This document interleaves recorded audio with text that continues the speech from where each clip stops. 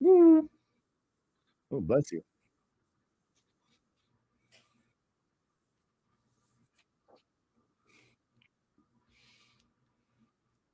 All right.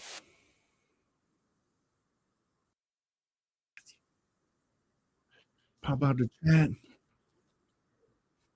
Ooh, fried spam on Hawaiian roll. That's bomb, dude. Yeah. Oh, I just saw Kevlar was talking about fried spam on a Hawaiian roll. This bomb, dude. Or musubi, right? You get the little thing with the rice. Oh, oh man. Yeah. I hear you, but no audio from Jerry, no sound. Hello, Ox. What's up, Rick? Hello. Hello. I don't know. Mini PC powered by a 2K power bank only has 3 dots left. Oh no! Jury Mick is the quad. The quad. Jerry, no audio, Jerry. I hear Ox. Happy 4th of July. Yes. Although, I don't know that there's much to be proud of. I hear you. Does anybody hear me? Hello? Hello? Hola, ¿qué pasa? I have Ox. No, Jerry. All right, you guys should have me now. Let's give it a second and see if chat starts clearing up. Yeah. Some people are going to be on a delay, so there's going to be people talking about not being able to hear me for like 10 minutes now. Hello, let's have some fireworks. Hello, guys. What's up, McBurg? All right, first person that hears me, please type in chat that you can hear me. Yes. Rick, okay, we got confirmation. Yes. Okay. Woo! So just so I don't do this again in the future, yeah. For some reason, well, actually, I don't know how I can prevent this now because it wasn't my fault. Do better. OBS, inside of OBS settings, when you click on the audio tab, for desktop audio device and mic audio device, it's usually Earthworks mic and my headphones through Rodecaster Pro. This time it said could not connect the device for both of them. Yeah. Which is weird. But then I clicked on it and I just reselected them and hit apply and it worked. So all I can think of is maybe the order in which I'm opening up OBS and opening up Video Ninja. Maybe they're conflicting with each other, cutting each other off. So I'll have to look into that. But now you guys can hear me. I need to double check my bars. There's literally visual bars in the audio mixer section of OBS that tells me, like, if I can see that bar move, you should be able to hear me. Like everybody, the whole internet. The reason you could hear me, by the way, is because I'm broadcasting audio directly to you because you can share microphones in Windows. Right. So you're getting a direct microphone feed from me through Video Ninja. Everybody else is hearing me through the audio device inside of OBS, if that makes sense. Right. So it's a little cattywampus, but it works. All right, let me open up Stream Elements to get the activity feed set up, and then I'll go ahead and send this out to everybody so everybody knows we're live. In the meantime, while I'm doing that, why don't you just say hello to the peoples coming in and say hello to the people, call them names and scare them off and try to get them to unsub and report me and all that. Yeah. Odd Lassie for the 10 plins. The plins, we love the plins around here. Polish something or others I can't remember at the moment. And thank you, Clint Mattison, $5 critical hit. Thank you very much. Thanks for your third super on a live stream. Thank you. Oh, you guys are awesome, man. They're already getting after it. Thank you. Appreciate it, guys. All right, here we go. So I got an activity feed now. Punch that out. It looks like I'm going to have to do the bot go away, come back trick because it is not, nobody's showing up in the activity feed yet. Oh, hold on. Nope. Nope, still showing Empire. Why? What the hell is going on here? YouTube subscriptions members. To make it better at being Windows. Wait, what's better? What's better than Windows? He says, Jerry, you need to feed your mic some pills to make it better at being Windows schizo. I agree. I completely agree. Yeah, I've got nothing in the activity feed thanks to Stream Elements. So I'm going to go back and tell the bot to leave and come back. So I'm going to go into bot settings, go to part. So now Barnabot should have left the channel. Okay. Actually, I think it's called the bot's called Stream Elements. I don't get to name the bot. They name the bot. So that bot should be gone now if it's not lying to me through the AI. Or the UI. It usually does lie though. So I'm going to give it a couple of seconds. Then I'm going to click the join button back. There it goes. Okay, says the bot is in your chat. I hate it when people code. I got to call out a coding faux pas. Okay. Okay. When you tell the user that something is completed successfully before you've even confirmed the operation has even happened, that is a faux pas. Because how can you tell the user that the shit is broken if you're just automatically assuming it's going to work and tell them it's good? This is a problem with Stream Elements UI. When you click bot, leave the channel. The second you click that button, literally millisecond you click that button, it says, oh, bot is left. And then you click join. Oh, the bot is joined instantly. It doesn't work that way. When you send the API call to Google, The bot has to then join, then it has to send back the reply, then you have to process the reply to see if it successfully happened or not. They're completely ignoring it. In the back end, it completely blows up and says, oh, Stream Element bot couldn't join the channel for whatever reason, and it still tells me the bot's on the channel. So I just gotta be a little pokey about that one. If you guys don't mind me just getting on my little Apple box here and screaming for a minute. Okay, let me break out activity. Wait, can I break that out? No, I can't. Damn it. I was going to say, can I finally break out viewer activity? That would be amazing balls. Nope, of course I can't. I can break out chat. Again, nether coding faux pas. If you're going to make a UI, if you're going to make a user interface and you're going to make it universal where you can move panels around and you can interact with all the panels, why make one panel so you can break it out, but the other panels you can't? Shouldn't you just do like OBS and just make it a universal interface where all the panels are panels or none of the panels are panels? Sorry, I'm feeling a little spicy today, guys. If you can't tell, I got a little bit of the spices in my mangina, if you know what I'm saying. What does that say? Canada, Morocco is getting good. Oh, cool. The FIFA game. Oh, Canada versus Morocco. I was like, what does Canada and Morocco have in common? Okay, yeah, the FIFA game. Yeah, I know David's watching. David messaged me this morning. I don't know if you saw that. He said he had to be out because of the football. But once the football season's over, David's going to come back for some streams, which will be awesome. We miss his face horribly around these parts. Let's see here. Vader's Luxurious Loins. I love the name. He's had to go through like 3 name changes now. It's like Vader's Luxurious Nuts, Vader's Luxurious Loins, and now he has even a new name over on Twitch. I don't know if he just keeps losing the password or he keeps getting banned. Like what's going on? Give us the story. I'm sure he already has, but I've got the memory of a squirrel. But tell the class, Loins, like why do you have to keep changing your name? Because it's bad. Oh, he said, so I want to build my first gaming PC. Would you say $2,400 is fair for a Ryzen 7 9800X3D RX 9070 XT, 32 gigs of DDR5, maybe like 8 gigs? I mean, there's other components involved that are going to drive to that price, but that's not unreasonable, I would say. I haven't checked. If RAM prices come down at all, are they still just as ridiculous? They're pretty ridiculous. My still. God, dude. This is stupid. But I mean, if you're getting, I would say if you're getting at least a terabyte NVMe in there, a upper mid tier quality power supply, I'd say a mid to upper mid tier motherboard and such. That's 2,400 is perfectly reasonable. RAM is ridiculous right now. I think the RX 9070 XT is the best AMD card out right now. Dude, guess how much my RAM kit for my computer costs right now? Like the same RAM kit I bought 3 years ago. 850. Over 1,000. Oof. For 248 gig, 6,400 megahertz or whatever, blah blah blah. $1,000 for that RAM kit. And keep in mind the reason I didn't get 128 gig and I only got 96 gig was because back then it was really expensive to get the 64 gig. But the 64 gig kit was only like $390, and I thought that was too much. Back down. This is ridiculous. Jensen saying 2 to 3 years before it comes down. Bullshit. Jensen doesn't give a shit about graphics card prices. They're never going to lower their prices. Get out of here. I consider myself super fortunate, humble brag right here. I consider myself super fortunate to have a 4090 right now because there is no fucking way I could afford a graphics card because VDDR is even more expensive. Yeah, it's ridiculous. Than the DDR stuff. So it's like DDR used to be like the cheap. That's the cheap stuff. Yeah. The expensive stuff's reserved for the graphics cards. That's the VDDR triple X, blah, blah, blah, blah. Now it's just insane. Like what does an RTX fucking like 5090 cost now? Over $3,000, probably upper 3,000s. Yeah, $4,329 for an Asus ROG Astral 32 gig. Yeah, the ROG DDR7. Strix ones are always a bit of a premium though. With the big, they're monstrous too. They are.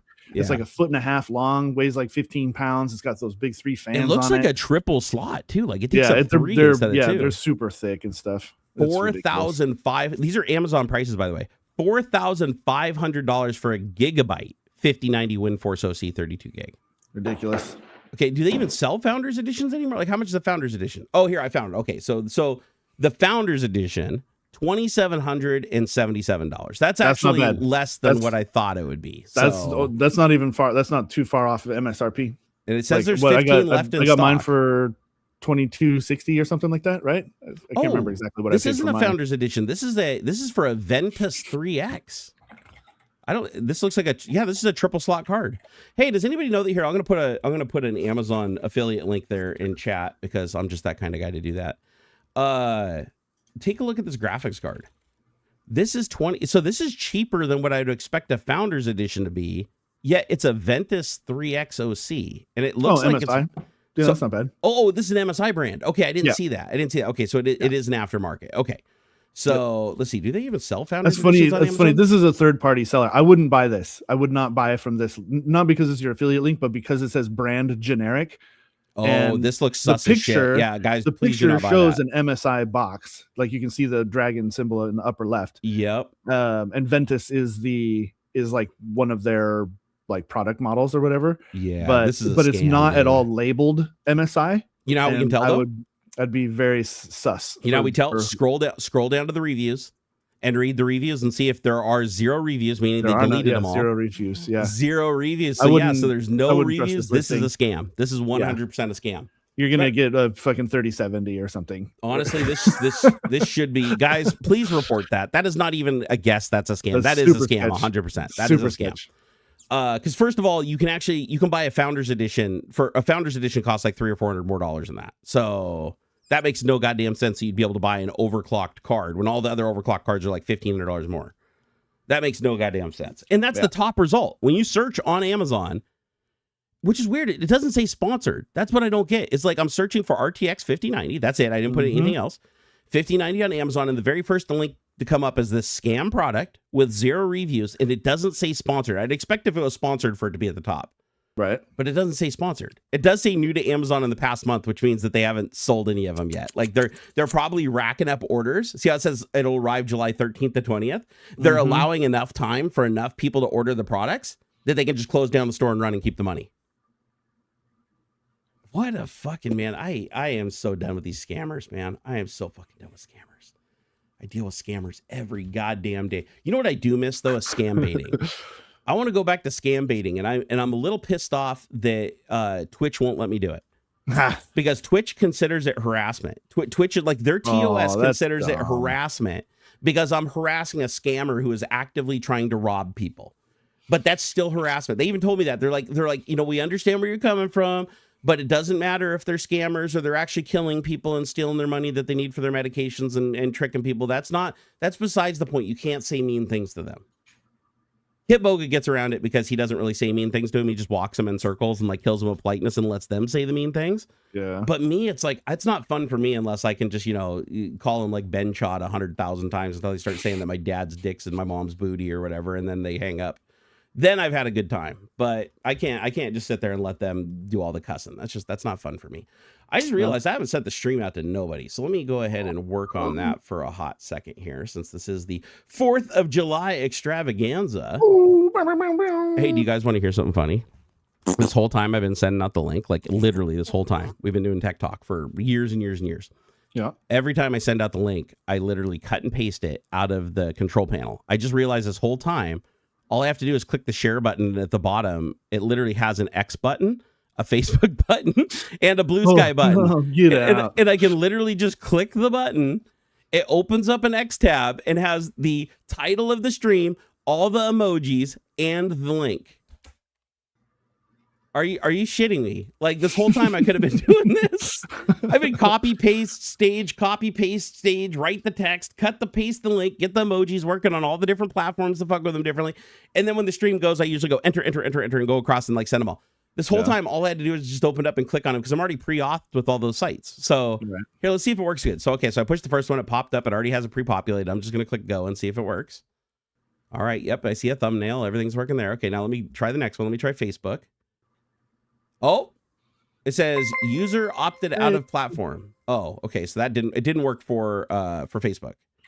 And oh, never mind. And there isn't a blue sky one. Okay, so I guess it only really works for X and WhatsApp. I don't know why you'd want to send a link out on WhatsApp, but I don't know. I know WhatsApp's like a big deal to some people. To me, not so much. Let's see here. bsky.app. I'm gonna go manually do this. I already got Facebook open. Let me go dump this. At least it created the template for me already, so it's already got the text and everything all together. Okay, let's see here. Digital. Uh-oh. Why is it truncated? You piece of garbage. Click that. blah, blah, blah, 32, 2 terabyte Kingston. Oh man, just the Kingston, good. 850 electric. Yeah, that's fantastic for 2400. Yeah, that's 25. Yeah, that's all good. All of that is super reasonable, totally reasonable, in my humble opinion. I think that's a great setup. This is weird. So if you copy and paste the text from X, like if you click on an X post, right, and you copy the text and you try to paste it somewhere, it truncates it. I swear it didn't do this before. This is like new. So if I click the X button, I say I want to share the link, it opens up the X web page, it puts on all the text, and then it truncates it. Okay, so yeah, no, this is a piece of shit. So this isn't what I want at all. Okay, never mind. I just answered my own damn question. This is not good. This is all truncated bullshit. Like nobody, why is it truncating it? It allows for more space. Like if there's space for the title, why is it truncating it? That makes no goddamn sense. Sorry, that's frustrating. All right, well, I'm glad it only happened on X. Now I can do it properly on the other two platforms. Let's see, grab the link, edit, no, share, grab link, copy. Okay, it turns out I was kind of wrong and I still have to do it the old fashioned way. So I don't feel as bad now. All right, copy that, paste. Okay, now we're on Facebook. Post. Facebook now asks you like 20 questions every time you post too. It's like, are you sure you wouldn't like to make this an event? Are you sure you wouldn't like to make this a charitable contribution thing? Would you like to, does this contain advertisements? It's like, no, I just want to post. Like, can I just post, please? I just want to bring the glorious news to the people of things and stuff. All right, let's kill that. Okay, I don't need the via YouTube garbage. That can go away. And then where's this? This is on Blue Sky? Yeah, this is Blue Sky. Paste. All right, and then last but not least, we got to send it over on Discord, and then I should be done. And then I can be all attentive and stuff. All right, send it out to everyone. Oh yeah, you know what? I didn't even put Tech Talk in the name of the post. Oh my god, I am a dumbass today. Jeez. You know, I'm just gonna give it to you guys today on this one. Okay, today it's like if you guys want to call me a dumbass, you know, I deserve it. I really deserve it today. This is terrible.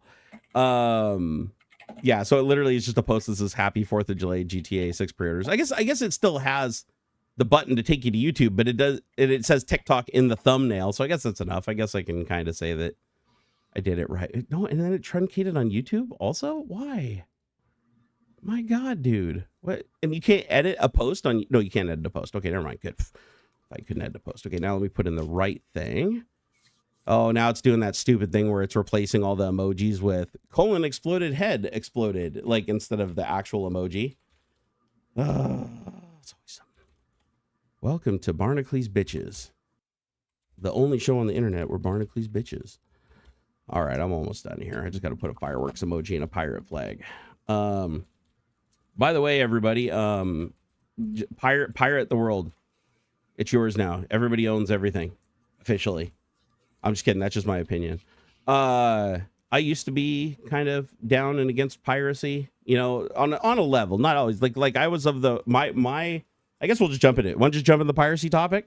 Mm-hmm. Let's do it. Because so what's fueling the little conversation we're gonna have right now is what Sony recently did, but it's not uncommon. Other people have done it too. And that is they've decided to go to full digital distribution. Even though you paid that extra money for that Blu-ray drive in your PlayStation 5, they are no longer going to be selling physical assets anymore. Every single game you play on your PlayStation 5 moving forward from the day they make this law for their company, you will only have a digital copy. And as such, because you only have a digital copy, you only have the rights that come with a digital copy, which are completely different than what comes with a physical copy. With a physical copy, you own it. Even if the servers go down and you can't connect to the servers anymore and you can't ever get another update, you own that copy of that game. You'll never own the actual code of the game. That's like a copyright trademark. But you own the physical media. That's yours. You can install it, you can put it wherever you want, but no more. Sony decided that no, you have to now pay them money to buy games in their digital ecosystem that they have a long-standing habit, and including just recently did this, removed things that people purchased from the digital marketplace so they could no longer access them without giving them any option to store it locally. They don't even give you an option to archive it. Like you as a customer don't even have an option to say, you know what, I'd like to show this game to my kid in 20 years. So I'm going to go ahead and save it off on my NAS, or I'm going to save it. I still bought it. It's mine. I'm going to save it. I have my licensing code, whatever it is, my decryption key. I want to save it and just put it on a hard drive. Nope. Nope, that's unacceptable. When it comes out of our marketplace, not only can you not download and install it again, we're going to delete it from your fucking computer. So that's why all these companies are forcing you to use launchers and stuff. And consoles have always forced you to use launcher because the console is the fucking launcher. But the idea being is now you install a game, you buy it. The company decides they want to sunset that game, or Sony decides they don't want to pay the rights for the movie or the game or anything anymore. Yep. It comes out of their marketplace. Now they have to delete it from your hard drive. So you wake up and turn on your PlayStation, and now your favorite game's gone. Your favorite movie's gone. You're like, wait a second, I thought I bought that movie. Nope, it's gone. Sony pulled it from the marketplace. Therefore, they had to go out and cascade remove it from all the devices. So you own dick. When you buy something digitally, you own precisely dick. And I fucking hate it. So I used to encourage people to buy software when they could to support the developers and to support the people to make this stuff. No, fuck that. Fuck that. I have my opinion of it now is knock yourself out. You do what you got to do. You do what you got to do, because you don't own shit anyways. And the money that you were paying to support the artists and the developers, that's going away anyways, because they're laying everybody off for AI. Like, and you think I'm being dramatic? No, we just hit that. Did you know that AI layoffs are the number one cause? Not by just hyperbole, by the companies themselves admitting to it. AI is responsible for more layoffs than any other thing in the IT industry right now. So usually layoffs in the IT industry, they're due to like bad market downturn, investor sentiment, taking a different direction, restructuring. There's all these different reasons that they have for laying people off, and and the industry keeps track of this. The number one reason that's above everything, and by the way, they've hit over 100,000 confirmed layoffs specific to AI now across, I think it's like 10 of the industry leading companies. Like we're talking like Microsoft, Amazon, Google, all these companies have straight up said these jobs are now gone because of AI. And by the way, I've got a close ear to the ground for this too, because I just had 2 friends laid off from Bungie. So Bungie Studios that have been there forever. I just had multiple friends laid off from Microsoft in a wave just like 4 months ago, and a new one that just happened again. Mm-hmm. So I'm actively getting information from people that I actually know in real life, not just like people that are just, that I've met for 1 second online. It's like people I actually know in real life that have lost their jobs because of AI. And it's fucked up. It is super fucked up, because these companies are like, oh, well, we don't need the job anymore because we have AI. Who the fuck do you think trained that AI? Right. Like, who the fuck, like, why do you think that AI is able to write the code so you don't need the developer anymore? Because it trained on fucking developers writing code. Like, you are pirating those people's fucking experience and stealing their livelihoods away from them and making them useless when they dedicated their lives to a craft to better your company. You're always making more than they were, always.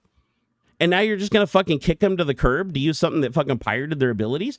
Honestly, after you do shit like that, I'm like, no.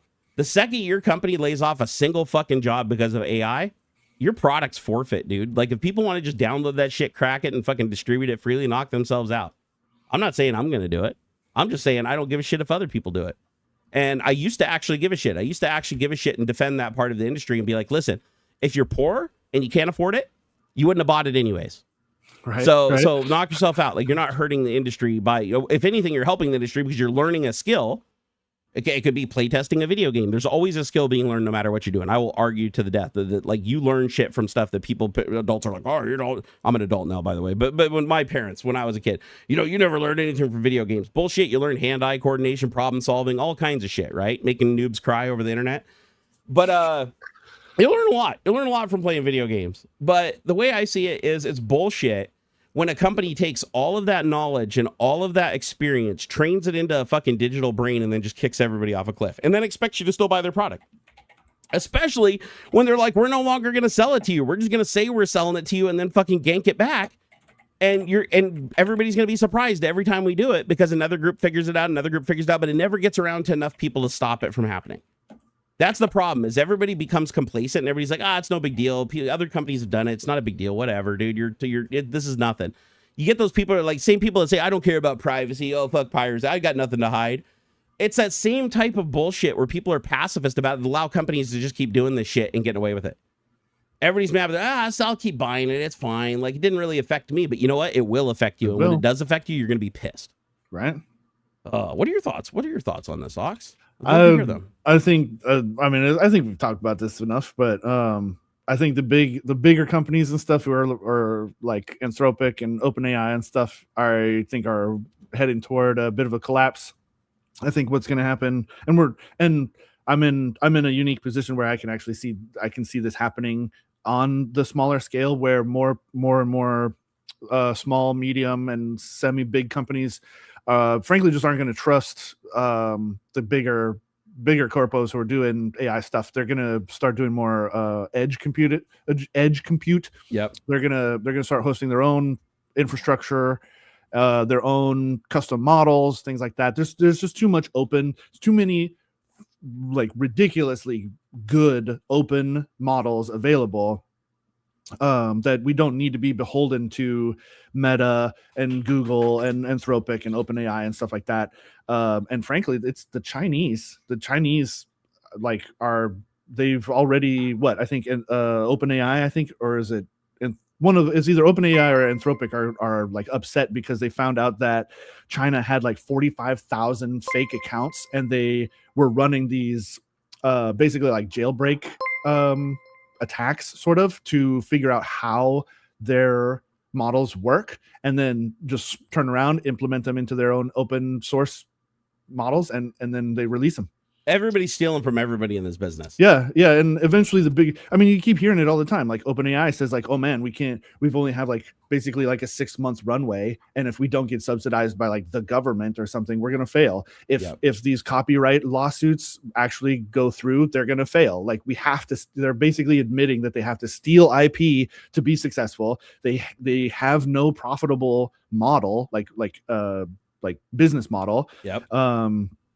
And I think it's the underpants domes, dude. It's the underpants domes in real life. It really is.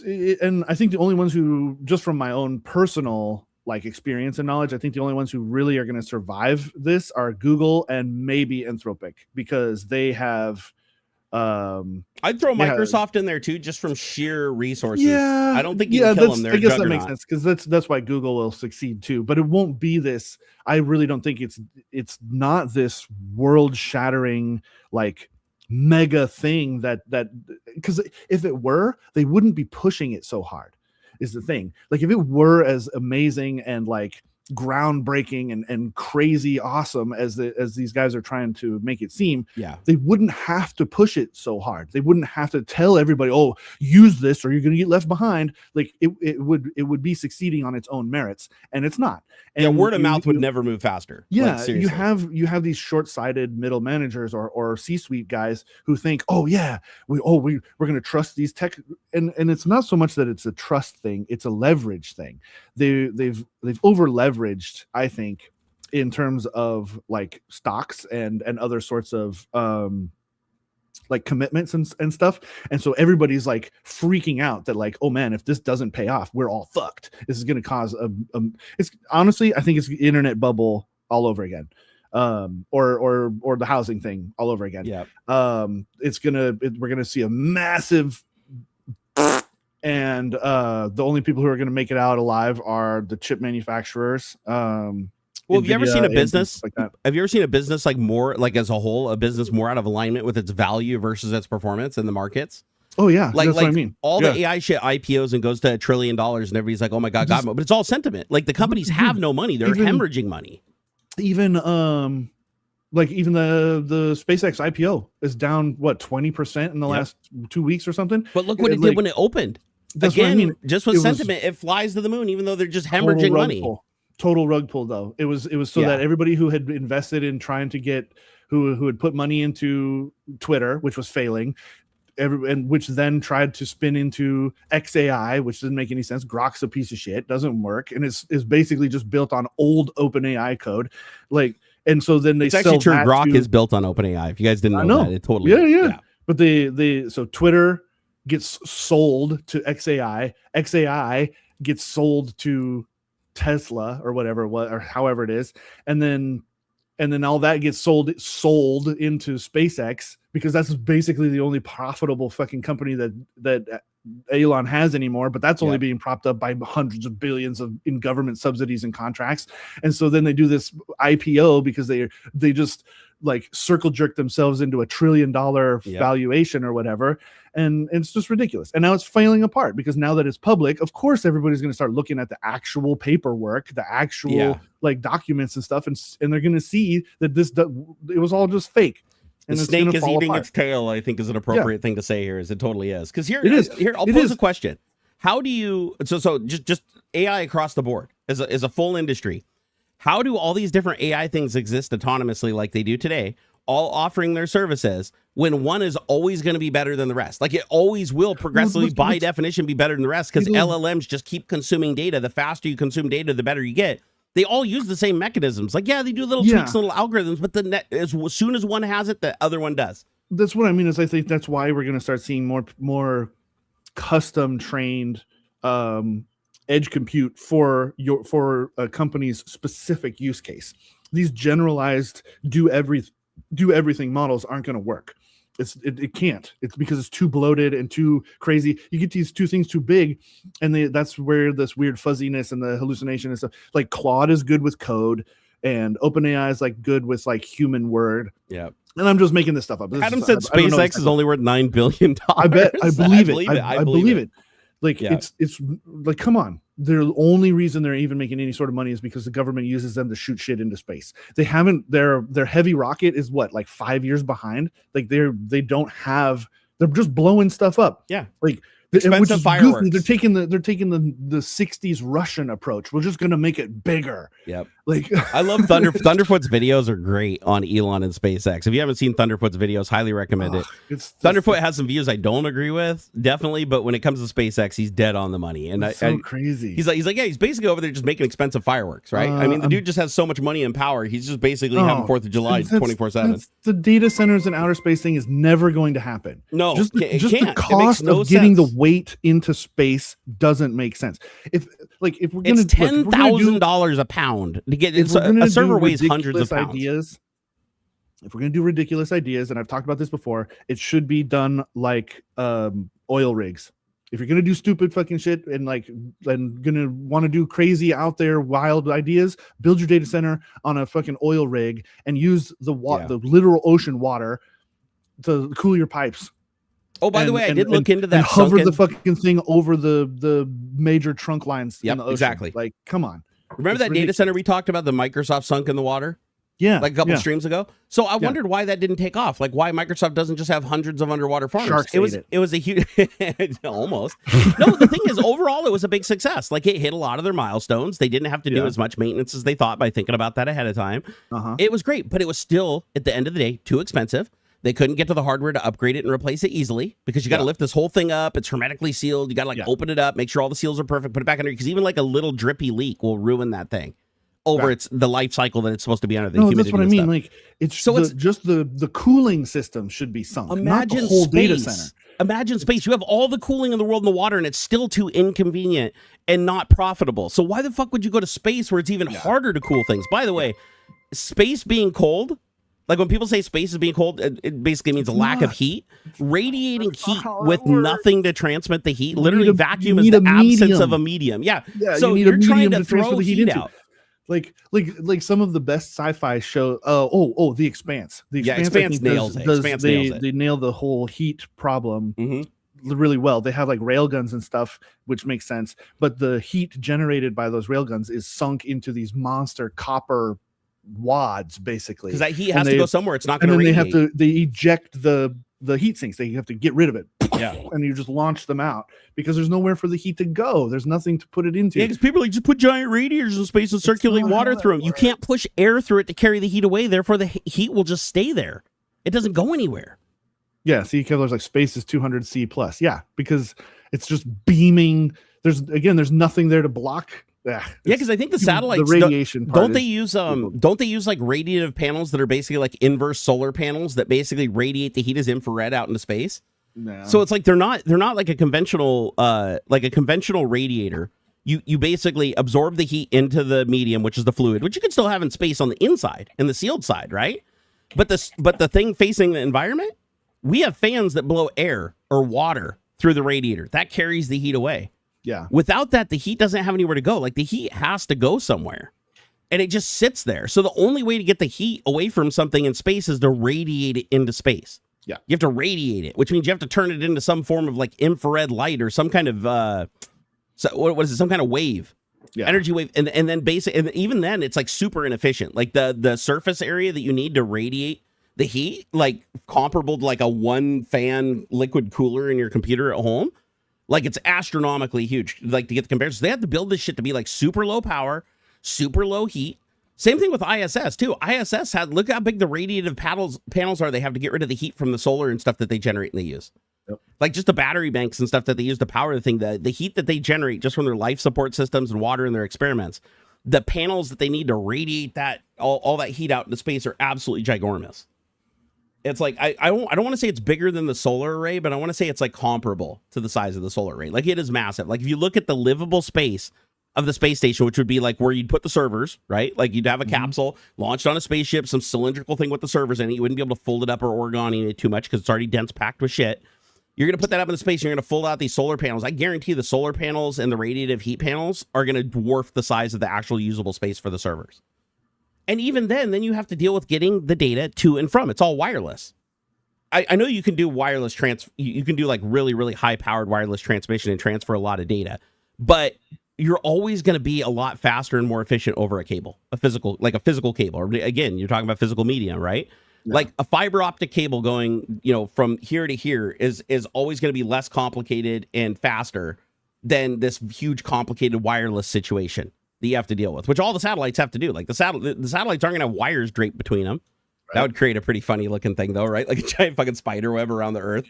Yeah. But even the Starlink satellites, the V2 Starlink satellites that, by the way, aren't even online yet. By the way, they're still using the second revision of the first satellite because Starship is the only ship big enough to ship the V2 ones. But the V2 ones are supposed to talk to each other with lasers. Like they're replacing, and that's a good idea. To be fair, that is a really good idea because the laser is comparable in a vacuum. A laser is comparable to a fiber. Like, as a matter of fact, there's even less resistance because you're in a vacuum, right? So it's like, but targeting that laser and keeping that laser like perfectly, like 100% on target, I got to imagine that that's a challenge in itself to get that to work. But using a laser, and then that laser generates a shitload of heat because lasers do. They generate a significant amount of heat. Now it's got to deal with that heat just for that communication back and forth. However, to be fair, even with a fiber optic cable, they would still use a laser as the emitter to go through the fiber, but it'd be way less power. Like I'd imagine you need a lot more power because you have to focus it, right? Through the fiber, it's all staying focused, bouncing off the walls and shit, getting to the end. Whereas with going through a lens, I'm sure by the time it gets to its target, the beam is a lot bigger. So you're losing all that energy that's not directly focused like on that point. You're losing. Whereas with a fiber, you wouldn't. But detecting nanowatts sucks. What is that? Lasers work well in space. The moon flight use lasers. Oh, no. I think it's brilliant that they use lasers. Like lasers is the one thing that I would choose because radio is really easy to interfere with. Light, not so much. Like unless you can physically get between the connection to disrupt the beam, it's pretty much hardened against interference. Unless we could create some kind of bomb that sets off like this massive fucking IR flash or something like that could just cripple and blind the emitters. I'm sure there's something already exists that we don't know about. Fucking Star Wars program or whatever. For years they hid the idea of the rods from God thing. Remember that? Oh yeah. The giant basically the United States created a weapon system, and they even developed it. They just never deployed it, as far as we know. It'd be ridiculous. Again, it's expensive to get tungsten rods up there. Tungsten rods, the heaviest thing you can fucking. If you've ever picked up a tungsten cube, it's already like a joke. Like it feels like it hurts your brain because you're like, how can this weigh so much for the size? I think the only thing more dense is like depleted uranium. I think, right? Yeah, I think so. I think tungsten is significantly denser than lead, if I remember right. It's heavy. I think so. Because I've held a block of lead before, and that already feels like really, really heavy for its size. Tungsten, whole different level. I want to say tungsten's really close to gold. Like I think gold is slightly heavier than tungsten, if I remember right. Yeah, I'd have to double check that, but let me see. Is gold heavier than tungsten? Because I believe they put tungsten in fake gold bars. Gold and tungsten have nearly identical densities, making tungsten ideal low-cost substitute. Close. Gold has a density of 19.32 grams per cubic centimeter, while tungsten is 19.25. 0.4% density difference, not even a single percent. So yeah, they're basically identical. So they built these huge telephone pole-sized, solid tungsten rods. Which, by the way, would cost an astronomical amount of money because tungsten is very expensive. And imagine milling something that big out of tungsten. The machines that do that have to look scary. So they're going to build the rods. They're going to stick them in a cassette. And they're going to take them up to orbit and just put them into an orbit with Earth where basically it's kind of like the Starlink satellites where it's a little bit lower and going faster.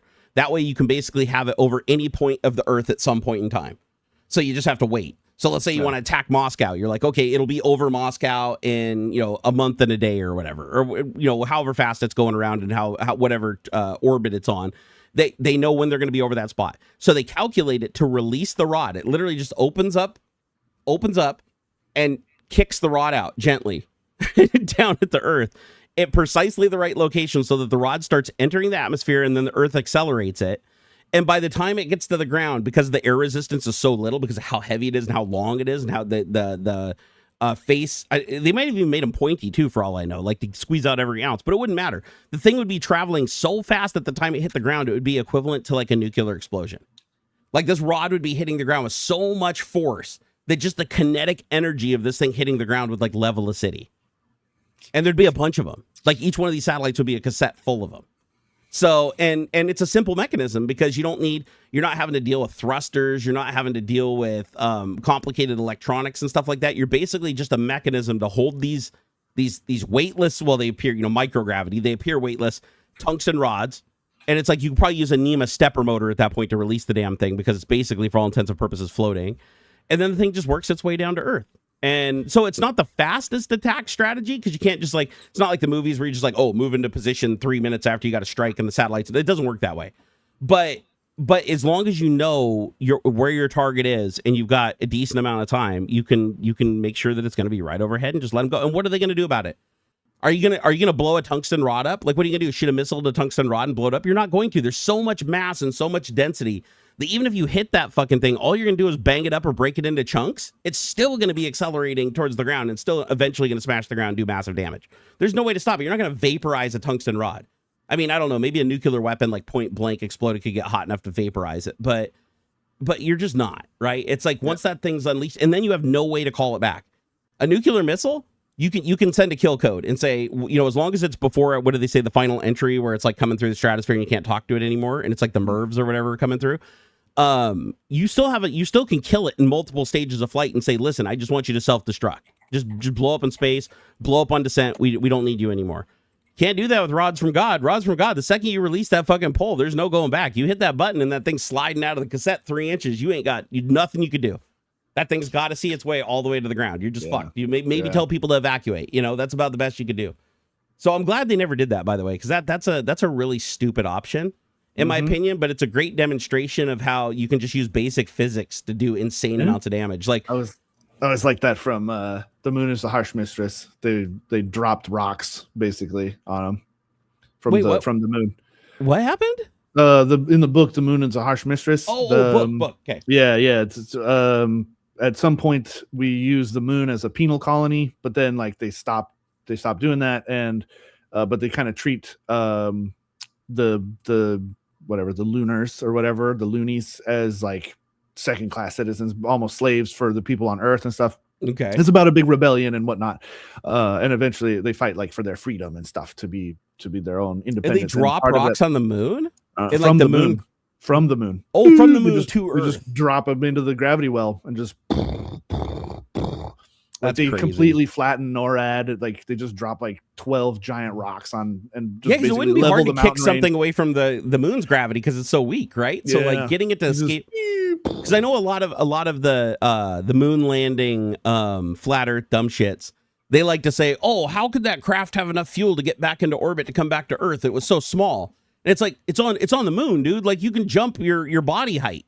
like you don't need as much fuel to get up. Like the Earth, you need 10 times or 20 times more fuel or whatever to escape velocity. With the moon, it's like a tiny fraction of that. Oh yeah. The bugs did that in Starship Troopers too. Yeah. Oh, I remember that. Yeah, they were lobbing the asteroids at the Earth. Knocked stuff out of the asteroid belt and stuff. Yeah, it's actually not a bad strategy if you think about it. If you have the means of moving that much mass around in space, just direct it at your enemy and just let them have to fucking deal with it. Because I mean, the only way to stop it really is just to either you got to put an equal or a bigger force in front of it, right? Otherwise, it's just going to run its course. Or I guess you could just keep hitting it with smaller things and slowing it down gradually if you know it's coming. But yeah, Adam actually made a good point too. He said it's like a meteor strike. It's like every kilogram at 18,000 miles per hour is 1,000 tons of energy. So a kilogram turns into 1,000 tons of energy, and this thing is several thousands or tens of thousands of kilograms. Right. That damage adds up. Plus, that thing's got to be so freaking hot, dude. Coming at 18,000 miles an hour in the atmosphere, I mean, that thing's got to be just glowing white hot when it hits the ground, like the tungsten. I don't know what the melting point of tungsten is, but I'd imagine that it's less than the total heat it accumulates coming to the ground. Otherwise, it would just impact as a liquid. But still, I got to imagine that some bitch would really be glowing. Starship Troopers, the bugs are flying rocks at us. Yep. Hey, I want to thank everybody. It's been super chatting. You guys have been awesome. Thank you so much. I finally figured out how to turn on the thing so I can hear it when you do it. Lewis Electric, thank you for the $10 super chat. Pod Lassie, thank you for the $2.67. And happy 4th of July from Poland. Happy 4th right back at you. I was just saying earlier on Signal to my friends, I was like, you know what? I feel weird celebrating the 4th of July this year. It's like, I feel like this is like in my lifetime in this country, this is the most democracy has been challenged and like the worst things have got. And I'm not saying throughout the entire history of the United States. I'm just saying for me, what I've observed in my lifetime, this is by far the worst it's been. So it feels kind of bittersweet celebrating the 4th of July. Because at the same time, it's like, at least I'm in a state like Washington that still follows the Constitution for the most part. They still try to do some really stupid shit sometimes. But you know, it's like, I'd be so scared right now living in some of the red states. Holy shit, man. Yeah. Like, oh yeah, Kevlar's right. It takes less delta V to just leave the solar system than it is to shoot them into the sun. Oh no shit, for real?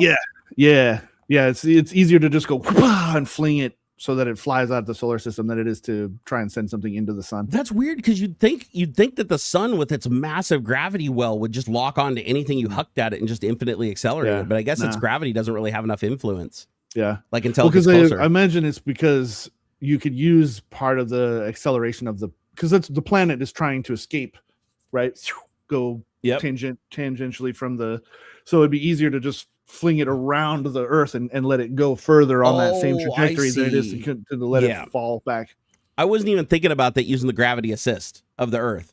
Because it's like, that's how we get to the moon and back too, right? Is we just fling a figure 8 and just whip that shit around the Earth. It only has to burn just enough to escape the orbit, to basically open the orbit up until the orbit is basically out past the moon. And then the moon picks it up. And then it's in the moon's court. And all they have to do is just decelerate just enough that the moon's gravity can grab it and whip it around into an orbit. And then they accelerate just a little bit more. And then they only have to do 3 burns? And they can get from our orbit to the moon and back. Just burning 3 times. I think they have to do corrective burns too, because they never get like the angle absolutely flawless. Like it still takes like some minor corrections along the way to make sure it's on the right trajectory or whatever. But I think it's like, it doesn't consume a horrible amount of fuel. That's why you don't need like this tiny itty bitty little, spacecraft. After we just sent like 1 trillion pounds of shit to the moon, only this tiny itty bitty little thing comes back, but it still makes it back. That's the crazy thing. It's like all that energy and that giant Saturn 9 rocket and SLS system and all these, the Soyuz rocket, all that energy is just to get you into the orbit of our planet. Once you're up there and you're moving around, it's like anemic amounts of energy like get you places. Like I know ion thrusters are a real thing. You know the ion thrusters from Star Wars? That shit's real. Cool. I was shocked when I found that out like 10 years ago. I was like, are you kidding me? Like I'm watching this video and I'm like, this has got to be fake. It's like this blue glowing, like almost looks like Cherenkov radiation that's coming off this thing. And I'm like, dude, that's so fake ass. It literally looks just like Star Wars. You're like, oh, this is fake as shit. No, you can actually just accelerate like fucking, what is it? Like hydrogen atoms or helium atoms or something. You basically ionically charge them and then just fucking catapult them out the back. And even though they have almost no mass, and in space where it's microgravity and a vacuum with no resistance, that's enough to accelerate something. It's fucking wild. Xenon, that's what it is. Xenon gas. That's what they use. But isn't that fucking crazy that you can actually create a thruster that uses electricity and an infinitesimal amount of xenon gas. Like the amount of xenon gas that these things carry is enough for it to continuously accelerate for years and years and years and years. But it also has to continuously accelerate for years and years and years because it's picking up speed so ridiculously slow. But it is neat that they can do it. Like, I just think it's cool. It's not like the movies where they hit it and it just takes off like a bat out of hell. It's like, no, ion thrusters are slow as absolute shit. But the fact is, you can take all of that free solar electricity or electricity from like a thermal generator, like a radiothermal generator, and just kick these fucking xenon atoms out the back and pick up speed, right? It's like equal and opposite reaction, right? It works in space too. Let's see here. You can build them in your garage with some cheap eBay voltage multipliers. I know I've seen some YouTube videos of people making them. There used to be a guy I watched on YouTube. I'm not going to say his name because I don't follow him anymore because he turned out to be a big mega Trump dick pumper. But he used to make some videos on doing stuff with like ionic thrusters and plasma and shit like that. And I used to really like his content. But sadly, man, fucking some people you think, hey, man, this is a really smart person. They know their shit. And then you find out their true colors and you're like, oh my God. What the fuck? Same thing with like Tobiscus. I don't know if you guys follow that fucking Tobiscus shit. But my God, I had to, me and that guy followed each other for a long time. Used to talk to him all the time. He was a really nice guy for the longest time. And then he just went full on Nazi. He's just like Melanie Mack. I knew her for a long time, followed each other, everything, big live streaming journey. And I don't know what it is, but just some of these people, they just flip a bit and they go full on racist Nazi like overnight. It's so fucking weird. But yeah, so yeah, Tobiscus and Diamond Sword, all those things are dead to me. And also YouTube, fuck you for not taking down his latest video. It's completely in violation of TOS, talking about ICE rounding up fucking invaders, calling anybody who comes to our country immigrating invaders and all the brown people need to leave. It's like, what the fuck, dude? Eat shit. Oh, well, anyways, I'm a little angry about that. Bubba to Matt, thank you for the $5. He said, sup, guys? Hoping you're well. I actually feel pretty decent today. For a guy that didn't sleep 2 full nights this last week, I'm actually feeling pretty spry at the moment. Bubba to Matt said, can't stay, feeling rough. I'm sorry, brother. He said, heat here is harsh. Debate whether to go out for a demo derby and fireworks tonight. Thoughts on if it's worth it? 100%. Bubba to Matt, we only get to see fireworks really about once a year. And demo derbies are just sick as shit. My dad used to be a demo derby driver. And I loved it. I would love to see a demo derby. I think that'd be cool as fuck. Have you never been to one? Nah, I think that'd be super rad. I'd love to drive in one. Honestly, that is the most American shit you can possibly do. I think gotta have those at what, like the one track down south. Almost any fairground that can host like horses and stuff and has like a dirt arena. They almost all host a demolition derby at some point in time. Oh yeah, man! There's a fucking Washington State Fair demo derby. Yeah, if you ever want to go to one, I know the ultimate one. The Puget Sound. Look up Puget Sound Fairgrounds. It's in Silverdale, Washington. It's about an hour and a half drive from here. They put on the best. Silverdale's just across the bay from me. Yeah, it's like it's over there, over the Narrows Bridge plus another 45 minutes driving. No, they put on the best. That's the one my dad drove in. And it's one of the best demolition derbies. As a kid, we went to that every single weekend because my dad always raced in demolition derby, and until he almost died, and then we decided not to do it anymore. But we still didn't watch. Like my dad stopped driving, but we still went to like every demolition derby we could. But I'll tell you what, man, that is some fun shit, man. It's a bunch of people in these like clapped out cheap ass cars with like side irons bolted to them. They take safety really seriously though. Like in my entire time watching it as a kid, nobody died. People did get hurt and people did have to go to the hospital and stuff like that, but nobody died in the entire time. And we literally went to these things for like 10 years in a row, like every weekend almost.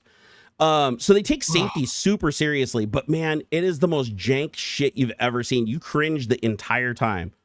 It's happening. These guys are slamming into each other because they can't get up a lot of speed because they specifically don't allow you to have tread on the tires because they don't want you to shoot rocks up and hit people in the head and shit. Sure. So they're all running bald ass tires and loose dirt. And that's so cool. You can imagine these old heavy beater cars and these like really lightweight like Japanese cars that are front wheel drive stuff. They just get no traction. Yeah. So it's just fun to see them. They just accelerate super slow and build up inertia, and then bam! And it's like after a couple races, the cars, the entire hood will be smashed in, the entire rear will be smashed up and over the compartment, and pretty soon every car looks exactly the same. Like all the body panels get smashed into the substructure, and then they all start bleeding together and looking similar. It's pretty awesome. Yeah, if you've ever played the Wreckfest video game, it's literally Wreckfest in real life. It is a fucking amazing thing. I would love to go see. I haven't seen one in years.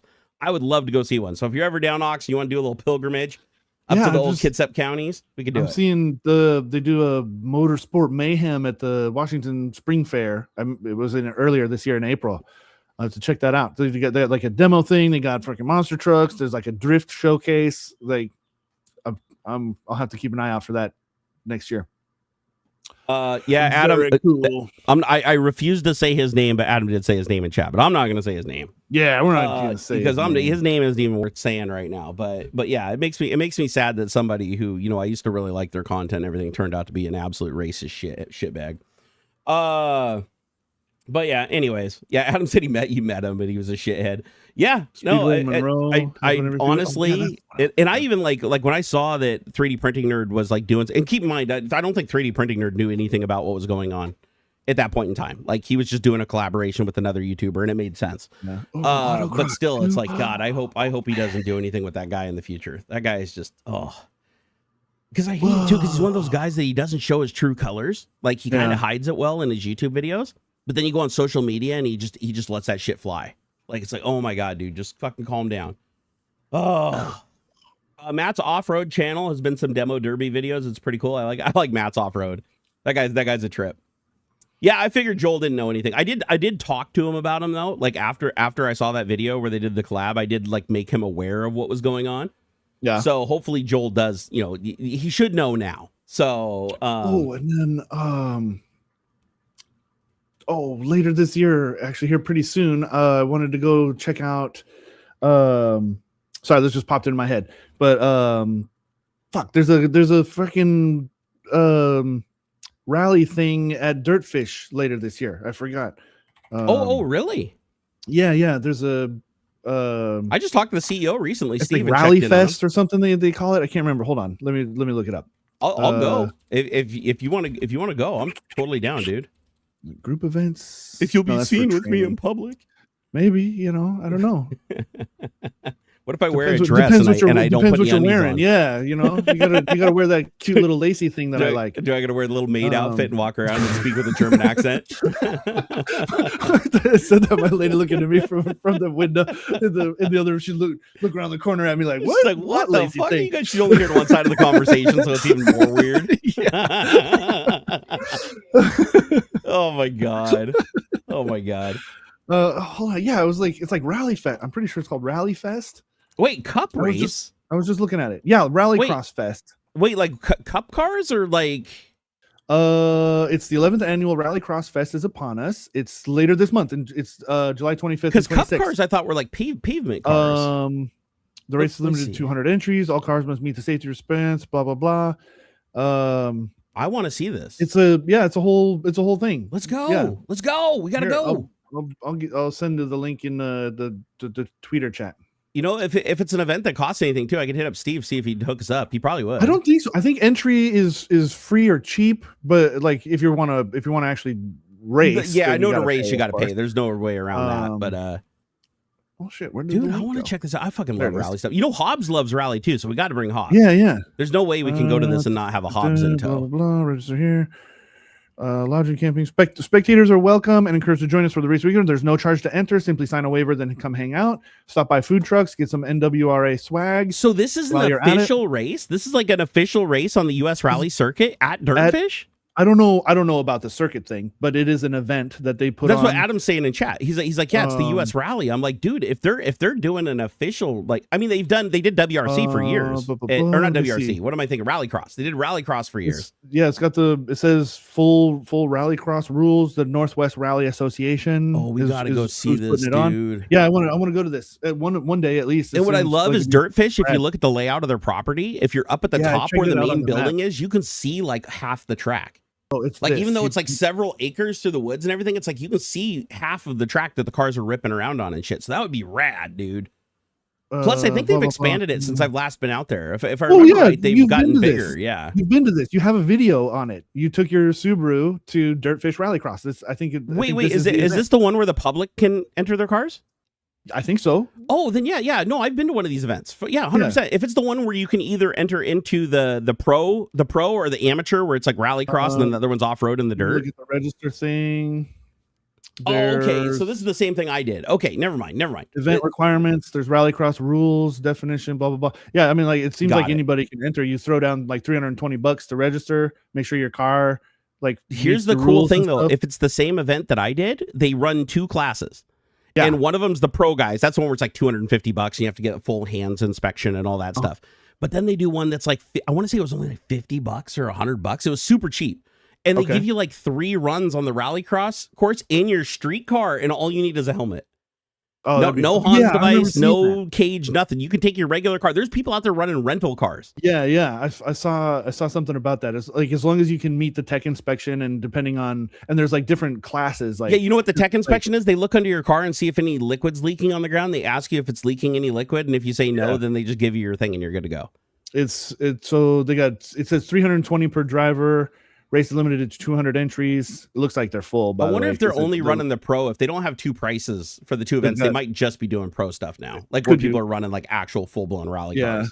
because they have 251 entries. So, And if like, you said they're WRC rules, let me see. They have Northwest Rallycross rules. if I remember right, that means 2-liter engine with a restrictor plate. Like I think they only have like 250 horsepower or something like that. There's like some limitations on what they can run. Says open to any fixed roof four-wheeled passenger vehicle that can pass safety inspection. This includes electric and hybrid convertibles with hardtop or roll this cage. Is anybody trophy trucks, UTVs, side by sides, cross cars, Formula Cross, legend cars, tube frame vehicles.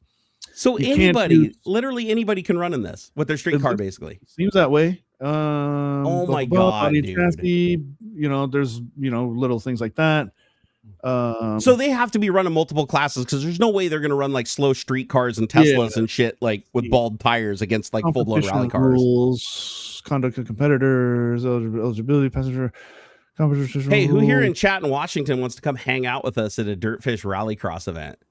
Let's see. I thought I remember seeing there was like we got to classes and stuff. They were going to split them up into.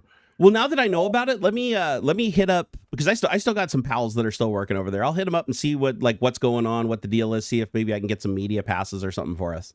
That'd be rad. Because yeah, it'd be fun to just go behind the scenes and stuff. Get down and like see some of the cars up close and stuff. Yeah, because if you have a media pass, they usually let you walk right up to the safety barriers. Yeah. And if you have there's another pass you can even get beyond that, which I don't think we'd qualify for, but there's another pass you can get where you basically sign a thing saying I accept that I might die, and then you can actually go onto the course at certain areas. Here we go. And do video. Yeah, there are a bunch of different classes: stock all-wheel drive, prepared all-wheel drive, modified all-wheel drive, turbo. Is it all the same price? Yeah, everybody's $320 to register. So they must be running everybody on like the same course then, because I know before they had like a dedicated rallycross course that was like way cheaper. Yeah, it goes on. It's stock real drive. Are you on Dirtfish's webpage? I'm on Northwest Rally. Can you put a link in chat where you're looking at all this? Yeah, this is the class. Yeah, because I went to Dirtfish's webpage and I can't find anything on their main webpage, so I want to go look at what you're looking at. It's held at their spot, but it's being put on by the Northwest Rally Association. Gotcha. Oh, Adam asked, does that dude still live on the property? Or are you talking about oh god, now I'm on the spot. I can't remember his name. The security guy who lives on site on the little house. Yeah, as far as I know, he's still there. Like I think if he left, that somebody would have told me. One of my insiders. So I'm pretty sure he's still there. He's like a dude that literally lives on the property. He does a bunch of maintenance stuff. He does the security. He's like the jack of all hands. Man. He's the one that used to always call me when like Tanner Faust was out there running and stuff. He'd call me and be like, "Hey, our network's broken," because I was their network guy for like a year.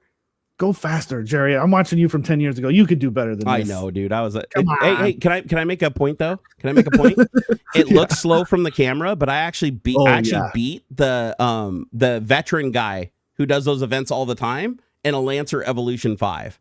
I believe it. So I actually kicked the ass of a Lancer, which has a much tricker differential that it's not nearly as hard to drive. I kicked his ass on my first run. Just let me drive your car. So on this, I'll post some good times for you, Jerry. I'll tell you what.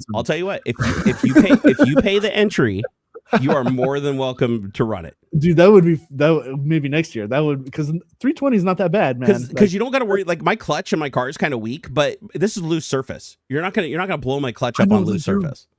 I mean, honestly, like it's all rainy and stuff. Like I'm shocked. So this was posted March 9th of 2016. Dude, this might have been maybe a little bit of a different event, but similar at least. I was so mad that I left out. So I was supposed to get 3 or 4 runs. They guaranteed you 3, but they said if there was time, you could get a 4th. I only got to do one run because I had a prior commitment. And that prior commitment ended up being people using me, and I didn't realize it because I'm gullible as fuck, and I was really disappointed at the end of the day. But anyways, I wished I had just said fuck it and stayed and finished out my runs, because that was so much fun. Yeah, I honestly had more fun driving my car at Dirtfish than their prepped cars. Oh, I bet. It was cool getting in my own car and just sticking on my own helmet and just ripping it around to see what it could do on street tires. Right. And I was shocked at how capable it was. Like, it was neat. And plus, when you learn to drive a rally car, they don't put brake boosters in them. In rally cars, you want really weak brakes. You want to be able to, you want to have to stomp on that brake with like the force of Thor to lock up the tires, because you want to be able to gently brake just to transfer tiny amounts of weight to the front end when you're cornering.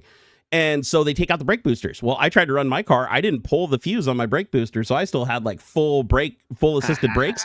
So I was like trying to left foot brake while I was driving, kept like locking up the car. Like I couldn't do a gentle braking. So next time I do it, I'm definitely pulling the fuse for the pump or whatever.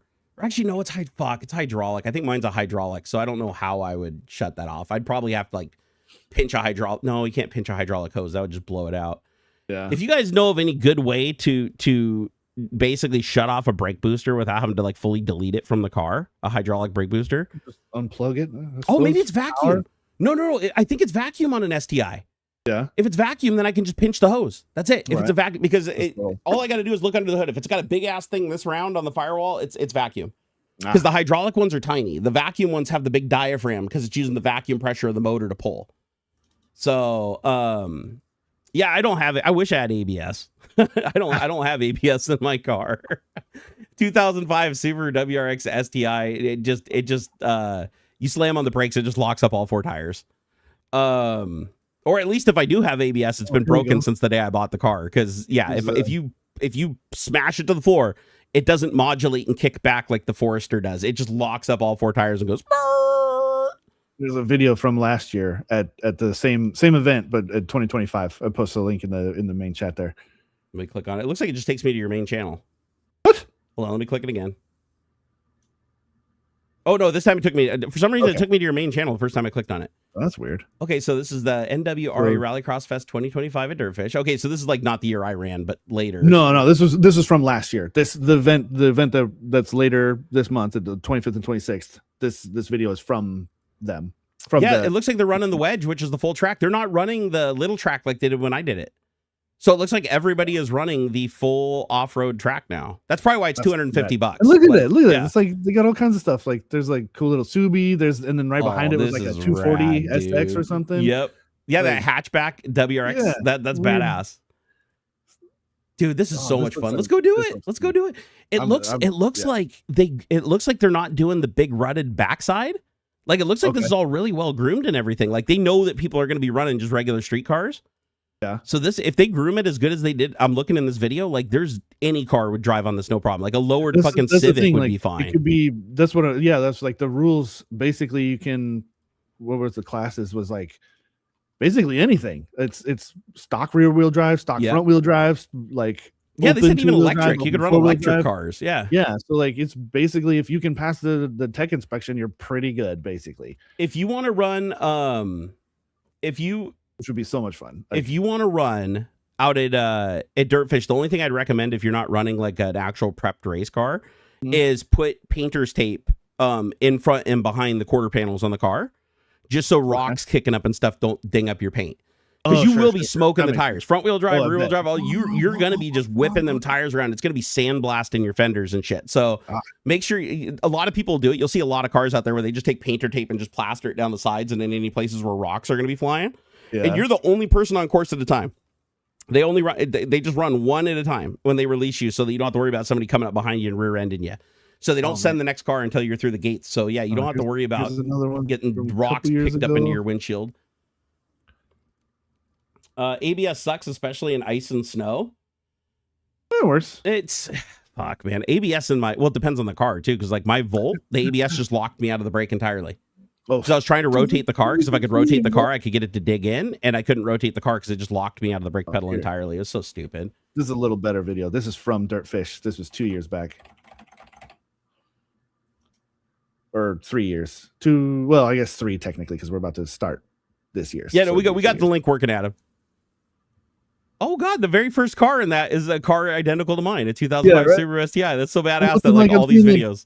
I was like there's like a Explorer or something, like if somebody's dragging their Explorer around this track and stuff. Like I love that it's like just a bunch of weird, like there's this 85 Brat I just saw go by or something. Like it's cool. The person running a Jeep Cherokee. Yeah, like come on, like man. Old Volvos and stuff. This is rad. Go by. I mean, I can see why they're charging the $250 if they're doing the full track, because it was like a tiny, like think of an autocross track in a parking lot, but on dirt. Yeah, that's what they were doing when I went there. And then the backside was reserved for the full-on rally cars. It looks like now everybody just gets to run it. You just get in line and you just run the main course. Yeah, probably separates you by a couple minutes or something. You know, wait 2 Hey, minutes. hey, Adam. If Ox and I enter my STI in that, will you enter your Tesla? That would be hilarious. I want to see Adam run his Tesla out there. That'd be badass. Because he's got the trick traction control system, so he could probably run the entire course without ever spinning a wheel. Like he'd probably have the best traction out of all of us. Because remember, in rally, just punching it doesn't do dick unless you're on rally tires. It just you gotta stop. Yeah, you want to go nice and easy. You want to like ease into the throttle and take off. Yeah, the only reason you barely hit 60 miles an hour at best. Yeah, it's not all speed. It's like. I'll tell you what though, I did Dirtfish both with the BRZ, which is the rear wheel drive lightweight car, and I did the STI, which is the heavier car like mine that's the all wheel drive. And I'll tell you what, the STI accelerates compared to rear wheel drive, all wheel drive, not even no contest, like literally triple the speed. Wow. But I had more fun in the BRZ. If I'm honest, if you ever do Dirtfish or you ever do a rally class, do rear wheel drive. It is the funnest shit ever. Right, your experience lasts longer. You're not as fucking stressed out about like going into a tree. It's way better experience in my opinion. It's like a Ford Probe. Some of these are just goofy. Some of these are just goofy. Like what is this? A Toyota? Oh, this is like a Focus, like an old Focus. Adam said my Tesla holds a max speed on Dirtfish property with Mike in the passenger seat, 141 miles an hour. He was screaming as we hit the garage. At full brakes, my 6-piston Brembos were on fire. I bet. I have custom software, need mud tires. The Tesla's freaking weighs like 8,000 pounds too. Like, I was going to say, I don't even know how you stopped on loose surface. Like with all the marbles and shit on the pavement out there. I don't even know how you could stop from 141 miles an hour, like 5 football fields. Watching this like 02 Mustang go by, like doing his thing. This is cool. This is gonna be a blast, man. I'm totally. Nothing accelerates like a Tesla, though. I will tell you that from like experience being in several of them. Rocket, man. Nothing accelerates like they do. Like the only time you feel the weight of that car is in the turns and under braking. Acceleration fucking feels like it weighs like 5 pounds. Like I don't know how they get the traction so good. Yeah. I mean, Adam wasn't even running the stickiest compound tires back when I tested it back in the day when he got the fancy upgrade or whatever. And I remember I gunned that thing. Every time I did, it took my breath away. I was like, what the fuck? And now they're even faster than that. Like the Plaid is 0 to 60. And what is it with rollout? Like 2.6 or something now, or 2.5? Is it even lower than that now? All I know is at this point, it just hurts. Like now it's just painful. Like you can't, like I drive my car like I stole it. Every day I drive it, which is very rarely now. But when I do, I dump the clutch. I'm fucking railing it through gears. If you did that in a Tesla, your bones would hurt, dude. Yeah, we were on snow tires when we did that. Like in the video where I was accelerating in his car. So 1.7 seconds? What? Ridiculous. I believe it. What? Wait, with rollout? Oh, wait, 1.7 quarter mile. 1. Well, I mean, nothing. Top fuel dragster can't do a quarter mile, 1.7. Right. So yeah, so 1.70. Oh, he's saying on prep surface, quarter mile meaning a prep surface like a racetrack, 1.7. That's nanners. Like 1.7. That's like you could lift the front end of the car off the ground if it wasn't so heavy.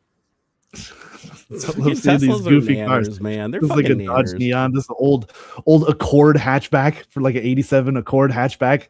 Jeez, dude, man. If anybody's just rolling these goofy cars, don't diss on Honda. People shouldn't diss on Hondas because my God, are they capable little cars for the front wheel drive systems in them and stuff? Oh my gosh.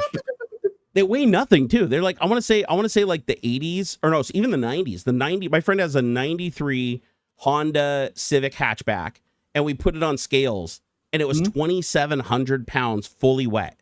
Oh, I believe it. So I was like, my car is 3,600 pounds. Mine's 900 pounds heavier. And when you put them side by side, my car only looks slightly larger, like ever so slightly larger. Yeah. I don't know, man. Honda, they know how to build light shit. Although their new cars aren't like that anymore. Like I think the new Honda Civic Si or whatever with the trick differential and shit, I want to say it's well over 3,000. It's like 3,200 pounds. But that's because all the safety shit they have to put on cars now. Back in the 80s, you could just shave 1,000 parts off. You didn't need, fuck safety. Just put like, cardboard doors on the thing. The A-pillars would just smash if you rolled it over. Who needs it? Quarter is 8.8 on stock everything now. God, that doesn't even make sense. An 8-second car is like a fully built drag car. Yeah. And you're doing that with a car that you can just walk into the showroom and just buy and drive home. And just do it over and over again. Like the other car, you're like prepping it each run. You're having to go through and change fluids, gap spark plugs, fucking put in the cold ones to warm it up, swap into the hot ones. Like this is just a car you get in, you push a button, you stomp the accelerator, and you're just kicking the shit out of everything. And it's cheaper too. Like, I guarantee you that Tesla at the end of the day would cost less than you doing the fully built race car, unless you're doing like all the old tricks of buying like an old 5.0 clapped out Mustang and sticking like a giant fucking 6-liter Chevy motor in it or something like that. Then yeah, sure, you can build an 8-second car like fairly cheap, but it's not going to be something you can drive on the road. It's not going to be something that's comfortable to drive. It's going to have one purpose. That's it. Nothing else. New Civics are pigs though. The 1.5 turbo motors are torquey. I will say the new Hondas are torquey. Like the old ones, you had to rev the piss out of them to get anything. The new ones are actually like really, really good on the bottom end. I feel like they figured out turbos. I feel like turbos, they used to lag really bad. Turbos used to have a lot of downsides. Now I feel like turbos, they're almost imperceivable. Like some of the more modern cars that I've driven in the last couple of years that had turbos on them, it's like you almost don't even notice the turbos there. Like some of them you don't even hear it like at all. It's pretty trick. Hey, Lewis Electric, thank you for that $10 earlier, man. Super duper appreciate that. Let's see, scrolling down here. What is that? Shriek Arc and Dala. I'm sure I'm butchering that. Thank you for the 42 cents, brother. He said, I'm learning to code today. Use AI or go manual. Dude, just use AI. And I'm going to say, a lot of people are going to beat me down for that as a career software developer. But here's the thing. I don't want you to use AI. You need to use AI. And the reason you need to use AI is because all the people that you're going to be going up against in that field, if you want to become like a competent developer and make a living doing development, they're all going to fucking be using AI, and your manager isn't going to care about, oh, you're coming in late or you're programming slower than your peers because you're not using AI. They're not going to give a shit. They're just going to see you as costing more money than the other ones. So as much as I hate to say it, we have to fully embrace the AI monster that we've been handed. And the trick now is just to stay ahead of it. I said use AI to build a learning plan. I'll say it time and time again, you need to understand what it's telling you to do. Because you can't don't just copy and paste nonsense code that you don't understand. No, that's dangerous. That is dangerous. Like learn, but use the AI to learn what you're doing. Then you can have a better understanding when something goes wrong. You don't just say, hey, this threw an error, and not like AI is the infinite answer to itself, though. And I'll give you an example. And I'm curious what you think about this, but if you don't know what you're doing, like you say, hey, write me this thing and do this thing. And then I'm like, well, I don't know how to compile that. So now it tells you how to compile it. Oh, I don't know how to put it on the computer. It tells you how to put it on the computer. You put it on the computer. But now here's the thing. You're like, I don't know how to code. So I want to know how it works. I don't need to, but I want to know how it works. Yeah. It will literally go through the code and tell you step by step exactly what each thing does and what each thing means, but only to the level that you want it to explain. And it can give you a little bit more and a little bit more, and it can learn how you learn and then teach you in that way so that every person is getting that information transmitted to them at the fastest speed possible, given their pros and cons or their weaknesses and strengths. Yeah. So that's the thing with AI. It's like everybody's like, well, you got to know how to code or you're not going to know what's running. It's like, well, ask it what it just coded. Okay, if you don't believe it, go ask another AI what it just coded, because it's going to have no context from the previous conversation, which means it's going to be telling you what it knows to the best of its knowledge based on that actual code and not based on the conversation with the other AI. So like leverage more AIs. Use agentic AI to your advantage. But at the end of the day, we're not getting away from AI. As much as I fucking hate that, AI is here to stay. The genie's out of the bottle. There's no putting it back. Anything we do to slow down AI development here in the United States, China ain't going to do that. North Korea ain't going to do that. All these countries that are hacking nations, like literally like fucking Russia and Nigeria and India, do you think they're going to slow down their AI development? No, they're not. So the only choice is just to stay on top of it and utilize it and try to be really, really good at getting things out of it that other people can't. Mm-hmm. Like one of my favorite things to do with AI is jailbreaking. Like that's like when I'm just sitting around, I'm just fucking around. I love to jailbreak an AI. My goal is to get every AI to tell me how to cook meth using the shake and bake method in the parking lot of like a Walmart.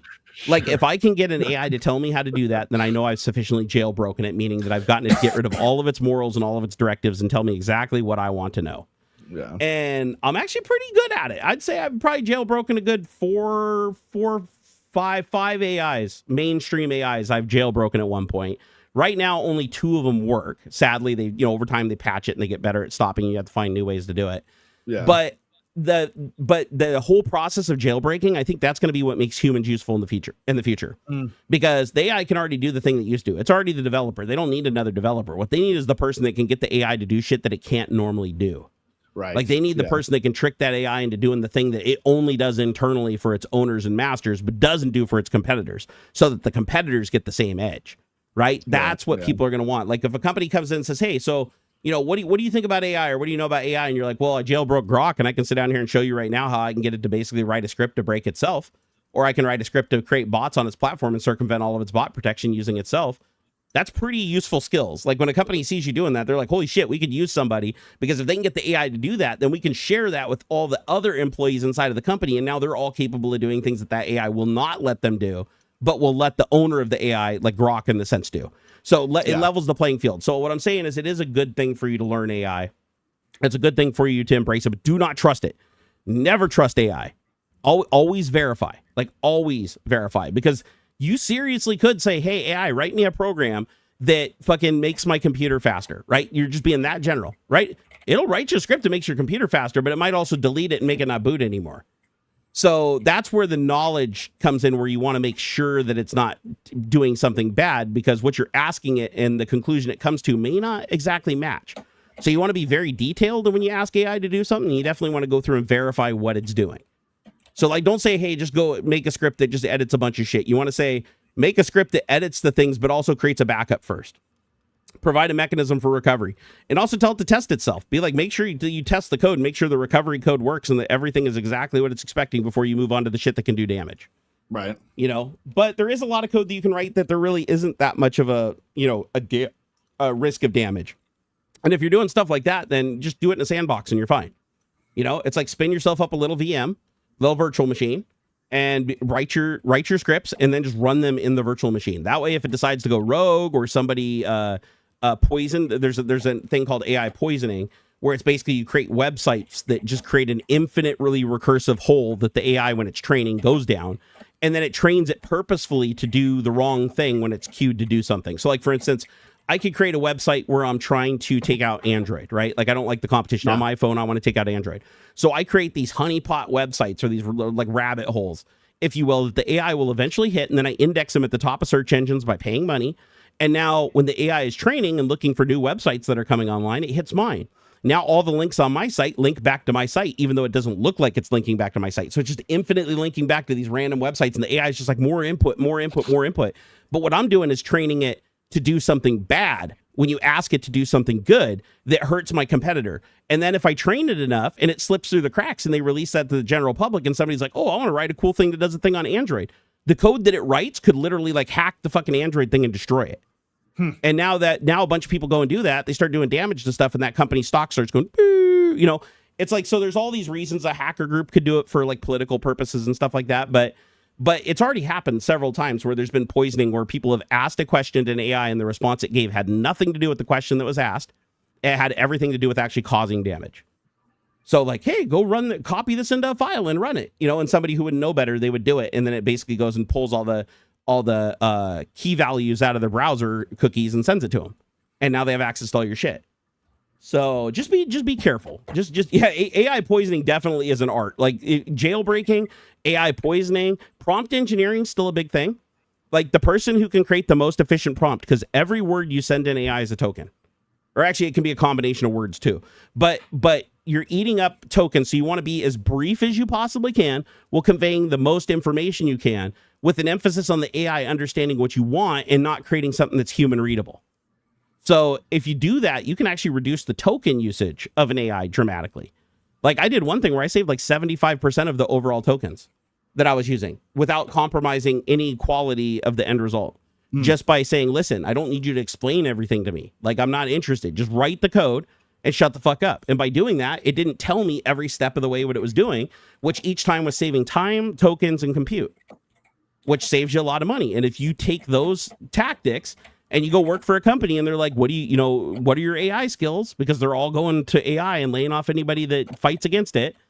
Now you're like, well, I have a skill set that not only uses AI to make me more efficient, I can actually use AI to do shit that none of your other AI guys can do. And that makes you valuable. But here's the downside. No matter what you know in the moment they get you hired, that everything you do at that company will be trained into that AI, and you will eventually hit a point where you're no longer valuable. It's inevitable. That's why I said, like earlier, I really truly do believe that all the AIs are just going to fight each other. And all the companies are going to lay off the developers, then lay off the managers of the developers, then lay off the directors of the managers. And then pretty soon it's just going to be CEO AI, CIO, and everybody else is going to be fucking day labor or unemployed. Like that's where this is headed on its current trajectory. And all the people that are like, oh, we're using AI to save so much money for our company and we're getting so rich. Right now they are, but eventually they're going to replace themselves. The people that thought it was a good idea to lay off all those guys to replace with the AI, their job is next. because everything they're doing, including using the AI in creative ways, is going to be trained into that AI. And the next generation of that AI is now going to know how to do the things that made them special and made them useful, and therefore they're not useful anymore. So sadly, that's the depressing trajectory that I think we're on right now. However, I'm really hopeful. Okay, the key is I'm hopeful that once the rich people figure out that they're setting themselves on fire, they might be stupid enough to knock it off a little bit. Do I think that there's a good odds of that happening? Probably not, because they're not good at doing it now. But I'm just saying, we do know that they only care about one thing, and that is themselves. So if themselves is in danger, themselves is on fire, they're going to try to put themselves out. Nobody else, but they will for themselves. So what I'm saying is create the problem for them.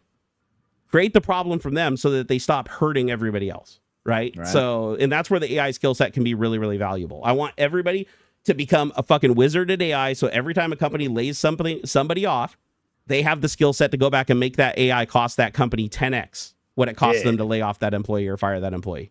Get them. Fuck 10x, 100x. Hey, what's up, Putch44? He said, do you have a CEO? Do you have a CEO? I am the CEO. Yeah. Technically, I am the CEO of Barnacules Nerdgasm by any measurable metric. However, I do share that seat with Miss Barnacules because technically, technically, if you look at the business paperwork, I'm not the CEO. I'm the chief technical officer, the CTO. She's the CEO because she does the books and works with the company for the taxes and stuff. So she's the CEO. And we each hold multiple roles because in an S corp, each person has to hold 2 seats. If there's just 2 of you, so one person can technically hold all 4. That's why I think it's funny. It's like, oh, you got to have 4 seats, but they can all be the same person. Well, then why the fuck is that even a thing? But anyways, yeah. So I'm like, I think I'm chief technical officer and what's the other one? I'm chief technical officer and something else, and then she is CEO and CFO, chief financial officer and chief technical officer. We each hold like 2 seats. Yeah. Let's see here. James Gina said, so memory prices are not AI. Samsung and the other top memory manufacturers are being sued in California for artificially limiting and artificially inflating memory prices. I'm not surprised, actually. I'm really not surprised. You know why? DDR5 is useless to AI. What the fuck are you going to use DDR5 with AI? AI is literally tied to the speed of VRAM. Like LLM inference, the speed of the memory is more important than the speed of the actual cores. When you look at inference, once training is done. Training, that's a little bit different, but like when doing the inference, it's like the memory speed is critical. DDR5 is slow as fuck compared to VRAM. Like even last generation VRAM. I think GDDRX4 is slower than DDR5, or sorry, is faster than DDR5. I'd have to go double check, but something like that, or it's at least close. So no, the reason DDR5 is going up, I have no fucking idea. I mean, other than either it's artificially being inflated or they're not making enough of it. I think to an extent, it's you need RAM just to run the machines, and so when you have a bunch of machines that need a certain, I mean, even if it's just 64 gigs, no, you're right. You're right. That is you fair. have 10,000 machines in a 60-acre data center. No, you're right, but let me counter that. So you are right that you do need a machine, but each one of those machines has a rack of like 8 or 16 GPUs assigned to it. So it's like the amount of memory between those 8 or 16 GPUs is always going to be way more than that one system needs to run those 8 or 16. So there should be a significantly less demand. Any way you look at it, there should be way less demand on DDR5 overall than there is for GDRXX or whatever VRAM. So I don't really understand like why DDR5 is still so goddamn expensive. Not only that, but I looked up DDR4 and even SODIMMs for laptops. Are super expensive. Why the fuck is SODIMM memory going up? They don't use fucking laptops for AI training or inference. So why is that going up? So I do think that there is an artificial element to it for sure. By the way, I just hit the not enough memory opening this page error right as I was saying that. Isn't that hilarious? Oh, what is this? New membership pricing on YouTube. You need to review this automatic new international price. I don't care. Whatever. Dismiss. Do whatever. You're going to fuck me anyways, YouTube. Just do it. Let's see. RX1999. Thank you for the $10 super chat. Super appreciate that, brother. He said, I'm currently using AI to help me learn Python step by step while I build an app to clean up and maintain files on my NAS. That's awesome. I actually wrote my own cleanup script that luckily now works. It did break my computer at first. It's been an incredibly helpful tool for the process. Yeah, 100%. And the thing is, like, why would you, in software developer, one of the things that we used to get chastised for when I worked at Microsoft was reinventing the wheel. As a developer, you always think that you could do something better. You want to do it yourself. So instead of taking a dependency on something that already exists and is already well tested and just reusing it, a lot of developers want to be hot shit and do it better, right? They want to optimize it. They want to make it their own. But they don't realize even if they make it better, now they've created another dependency tree, right? Because now it's they're not shipping the OS with just the one thing that everybody uses. Now they have to maintain all these little microcosms. So they would always tell us, knock it off. Don't create your own binary sorts. Don't create your own linked list logic. Don't go in there and just use the fucking objects that are available to you within the operating system. And if you hit a bug or something blocks you, we will have them either patch the module or you can patch your code, but you're still using it. You're not going to reinvent the fucking wheel. And AI presents the ultimate argument for not reinventing the wheel. Because if I can say, hey, AI, write me this piece of code. The piece of code that it creates for me that ultimately works literally comes from it training on other people that have already created that wheel and already did that thing in the culmination of all their work combined.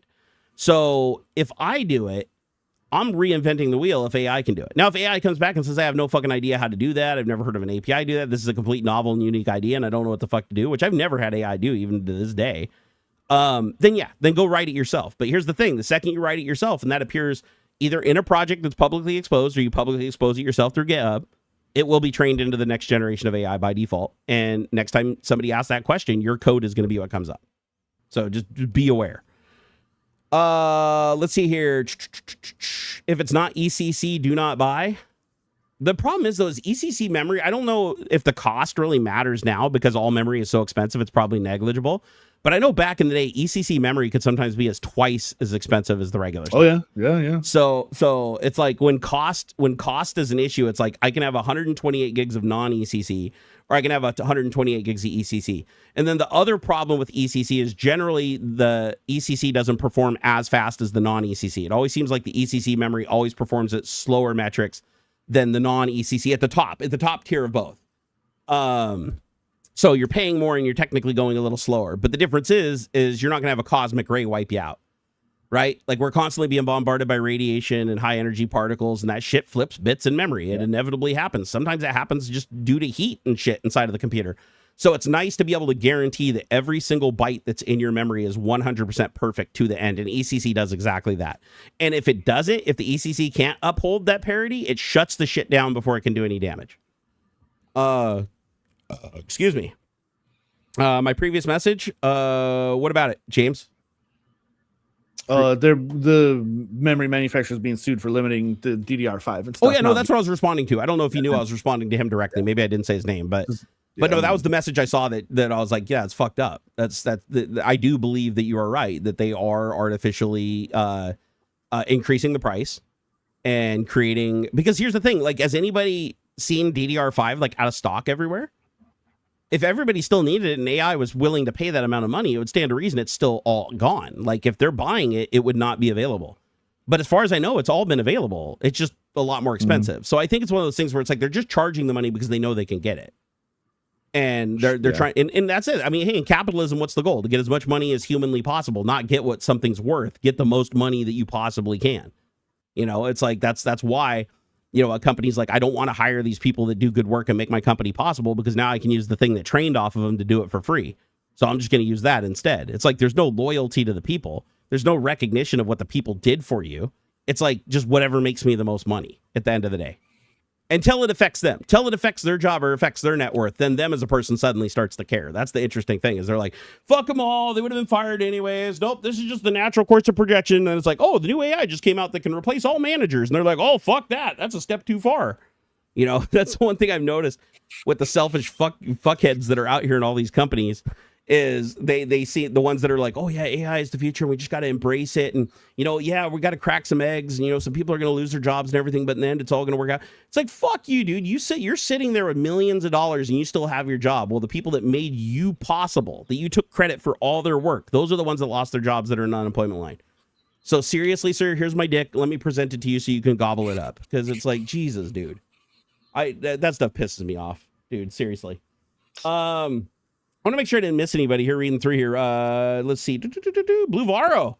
Thank you for the 41 months of membership, my friend. Super appreciate that. I think I missed that earlier, and he was the first one to do it, too. We also got some new subscribers to the channel, too. Some brand new people that thought that it was worthy of pushing that subscribe button. Hey, if you hit the subscribe button, tell me in chat, what made you hit that subscribe button? Was it my rants? Was it my shockingly good looks? Are you just into chubby dudes? Like, what is it? I need to know. It's for it's for what is it called? Analysis. I'm doing an analysis. I got to go through the analytics. It's not DDR5. They are being sued for the DDR4 and the DDR3. That is 100% artificially inflated. I mean, yeah. DDR3 is old as fuck. Like nobody can be upset that they stopped manufacturing DDR3. No, but like it's still in stock. Like everybody still has it in stock because nobody buys it. But why is the price going up on it? Like with everything else, when nobody was buying it before at the low price, so now why is it the high price? Just because it can be. It's like, I don't know. I think that's kind of annoying. James said he subscribed for my neck beard. What neck beard? I literally just shaved. I mean, granted, I didn't use my razor. I got lazy and used the little foil. But, you know, it is what it is, man. It is what it is. Let's see. Let's see. What topics? Oh, by the way, happy 4th of July. I know we've said that over, but I just want to reiterate that. Let's, since I know you got to leave here in a couple of minutes, let's talk about this GTA 6 pre-order stuff. We talked about the whole digital bullshit. But I want to know, what do you think about Rockstar finally putting down a date? Like after these years and years of delays, finally pinning down a date. That's good. I'm glad it's took them long enough. At least it's not fucking Duke Nukem forever. Yeah, because they can't. I mean, they can't back off at this point, right? They're taking money for it. Yeah, of course they can. They can. Of course they could delay it again if they wanted to. I would be. Well, actually, I wouldn't be shocked. What the fuck am I saying? It's Rockstar. Yeah. But if once people start paying money and they start having an unlock date where it's like, oh, you could actually, I want to ask people. I saw some people with the cases and stuff that, like, I don't know, they misshipped or something. Oh, interesting. Because if they're putting it up for pre-order, I have to imagine that they have an RTM build, meaning that they have a build that's ready to ship, that they're confident. Well, but I mean, I imagine, go ahead, you can have your digital code. Just probably can't fucking download anything. Actually, I've got a question. Has anybody in chat pre-ordered GTA? I haven't myself, but has anybody pre-ordered? I don't pre-order games. Fuck that shit. Whoa. But has anybody pre-ordered GTA 6? Did it let you install it? Because like when I pre-ordered Forza Horizon a couple months early, it let me install it. When I pre-ordered the Microsoft Flight Simulator, it let me install it. It didn't let me play it. It just presented a countdown clock, but it did take up hundreds of gigs on my hard drive to store it. Oh, wait, what did Adam say? If you pre-order, you're a bad person. I agree. Don't pre-order. Pre-ordering just encourages companies to make shitty code. Seriously, it does. My gamma spectrometer hits this week. I sent you on Signal at least 3 flipped bits. Seriously? Wow, is the sun doing some hot solar flare activity or something? What do you think flipped them bits? The gamma rays. But I'm wondering, from the sun solar flares and stuff? Something. Yeah, space rays. I mean, dude, there's a lot of space rays going on. The Jewish space lasers. We are being bombarded with so many high energy particles that just go through everything like it's not there. Yeah, neutrinos are the ones that can go through the whole planet. Yeah. Like neutrinos can travel through our entire planet and it barely slows them down. As a matter of fact, the neutrino, they created that array. They had to go like miles under the earth or something like that to create a device that could sense neutrinos because it was so noisy at the surface of the earth. That's how deep they had to go to filter out the other particles. Are we in the maximum right now? Expected. So the sun officially entered its highly active phase in 2024 and is expected to remain in it through 2026 before activity begins to decline. So we're in the middle of I guess we're coming down out of it, I suppose, or whatever. Hey, Adam, would this have anything to do with like that? I've been noticing an increase in like flickers and power anomalies, and my UPS is clicking on and off because the power drops or whatever. Is any of this linked to that, or is that just coincidental and it's more just the heat and stuff? Because I have noticed a significant uptick. Like I'm popping breakers on my bedroom way more frequently than I ever have before. I've noticed dropouts where I can hear my UPS clicking on for my CPAP. So Adam got me this really nice UPS that can run my CPAP all night, even if the power goes out, so I don't wake up suffocating and dying. And that thing has been clicking on and off a shitload lately, like way more than it ever has before. So, the grid gets charged. Yes. Okay. Because I have noticed, I don't know if anybody else noticed, but I've definitely noticed like a massive, like way more like little dimmings and flickers and things in the lights. And I was wondering like what that was. Like at first I thought it might've been just heat or something, but I didn't notice it any previous summers, and it's been way hotter in other summers, so I didn't know what the deal was. That is true. Wires are antennas, right? So yeah. At the end of the day, speaking of antennas, hold on here. I can't put this part on camera. Where's it? Uh-oh, that ain't good. Okay, well, I brought a bag up here that was supposed to have 2.4 gigahertz transceivers in it, and they are not in the bag. So I must have taken them out in the bedroom last night when I was halfway delirious and hadn't slept and put them somewhere. So I gotta go dig them up now. I gotta find them. They're somewhere. Lost. I wonder if they fell out of the bag at the end of the bed because they're sitting at the end of my bed. Damn it. I got to go find those because I got stuff to do with those later on today. I'm going to be doing a little project with some 2.4 gigahertz transceivers. I got 2 of them. Cool. They're so cheap too, dude. You can buy, I love working with Arduino. If you guys ever want to get into like integrated development, fuck Raspberry Pi. Raspberry Pi is cool. It can run a full-blown operating system. It's basically a mini computer. But you also pay for that, right? I mean, a Raspberry Pi 5 costs, what, $150? A 4 is like $100 or whatever. They're expensive. ESP32s are where it's at, baby. We're talking 4 megabytes of RAM to 16 megabytes of RAM total. That's your storage and your working memory set. We're talking 240 megahertz. None of that gigahertz shit. We're talking 1 to 2 cores max. But you know how much it costs? $3. Nice. $3. And you've got Bluetooth, you've got Wi-Fi, and it's like good Bluetooth too. It's like good Bluetooth, good Wi-Fi. You've got USB in. Sometimes if you splurge and spend a couple more bucks, you can get 2 USBs, 2 UARTs at the same time, one in, one out. You get 28 to 32 pins of I/O that support protocols like I2C. Like you can do anything with these devices. Like these little, I wish I had one on my desk. I just put them away the other day. Oh no, I do, right here. What am I talking about? I still got some right here. So here is a $3 ESP32 right there. That's $3. And that's got Bluetooth, integrated antenna, Wi-Fi, USB, serial, all the pins for serial, I2C, analog, digital, for like controlling anything you want.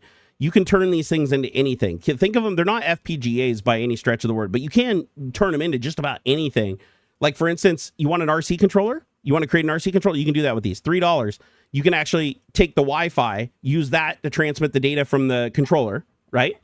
Pick that up and you can actually use the pins on this to control the stepper motor, the servo. So yeah, it's fucking cool, man. It's like, and this one's like $8. This one has 16 gigs of RAM. It has 2 cores, 240 gigahertz. This one supports an external antenna. It's got a tiny little itty bitty thing for an external antenna. It has 2 USB-C UARTs, but you pay like an extra, what, $3, $3. It's like, and you get like quadruple or more of the processing power and memory and storage and everything. But yeah, it supports 802.11b, G, N, Wi-Fi plus Bluetooth. It doesn't say what Bluetooth standard it supports, but it's ISM 2.4 gigahertz, 802.11b, G, and N. I want to say for Bluetooth, it supports up to Bluetooth 5. I don't know if it's 5.1, but I know it's Bluetooth 5, and it does support low energy devices. Nice. So yeah, it's like, dude, this shit, like, and with AI, don't get me wrong, this shit's kind of hard to program without AI. Like it has to all be done in C. All the memory management has to be like byte for byte allocated and freed. It can be a little bit of a daunting task to program from scratch. However, when you're dealing with AI, you can program these things up, flash them. There's entire frameworks and tools that all the agentic AI stuff already knows how to use. Yes, they are BLE. They are Bluetooth Low Energy. So, but yeah, anyways, fucking super cheap. Yeah, and the sensors are dirt cheap. Oh my God. You can buy a temperature and humidity sensor for $1. You can buy a 2.4 gigahertz transceiver with a standalone antenna, which means like this one has a 2.4 gigahertz Wi-Fi on it, but you can only do Wi-Fi things. Like the API endpoint for the hardware only allows Wi-Fi things. But if you want to do 2.4 gigahertz anything, like you want to create your own Wi-Fi stack or you want to control, proprietary electronics and stuff, just same shit a Flipper Zero does. Then you want a 2.4 gigahertz transceiver that's just blank. It's its own SDR radio that you can just make it do whatever you want. So I ordered up 2 of those on Amazon, shipped overnight for $5. It was like $8. If I bought them from Alibaba, it'd be like $1.99. So you can get the cheapest modules, and there's like a bajillion modules, and you can get it to do anything. You have a sim rig, and you want to turn your Honda Accord digital gauge cluster or whatever into your simulator so that it shows everything from the game. Fucking AI, 20 minutes of work and a fucking ESP32 and so in a power supply and you're done. It's just, it blows my mind. As a matter of fact, my AC right now has 2 fused relays in it. It is 100% being controlled by one of those ESP32s with a temperature and humidity sensor on it, running a full standalone custom built web UI that I can connect to that shows me all the telemetry on the room. It learns the heating and cooling cycles and knows when to turn it on optimally and turn it off optimally to keep it from overshooting or undershooting. I mean, dude, just fucking all done with AI. It's wild. Am I tinkering with Home Assistant? Yeah, I used to be really big into Home Assistant, but my Home Assistant computer died, and I haven't built the new one yet. I have one. I have a replacement for it. I just haven't put it into play yet, like installed the operating system and configured it. But Home Assistant's badass. Absolutely use it. Everybody should be using it. Oh, Oh yeah, Ox, I know you got to get out of here, bro. But Oh, yeah. anything you want to tell people about your 4th of July? What you got planned? What you doing? No, just gonna go hang out with some family, have a good time. I mean, that's the way to do it, right? That's the way to do it. All right, well, let me get you out of here, man. I don't want to keep you too late because I know you got to drive, and I don't want you to get stuck in traffic and shit heading down there. So, okay. Well, thanks everybody. Have a good day and happy 4th of July and stuff. Stay safe, drink water, stay hydrated, and don't blow your fingers and stuff. Thanks, bro. Take it easy, man. All right, bye. Later. There we go. Woohoo! Hey, the changeover actually worked too. Oh, I love me some Aux. He's good people. He's a good people. Yeah, no, Home Assistant is really good. And the other thing is Home Assistant has a fully pluggable model for ESP32s. So Home Assistant literally has a module that lets you flash the ESP32. Like you can plug the ESP32 into the USB on your home automation server, and it will flash a firmware to it. And it'll even tell you which sensors to put on which pins to make it a sensor for home automation. And since there's a bajillion different sensors, all you have to do is look up the pinout for it. And if they haven't already created a firmware for it, you can have AI take the base firmware with the interface and just modify it for whatever sensors you want. And then boom, you just add them to your system.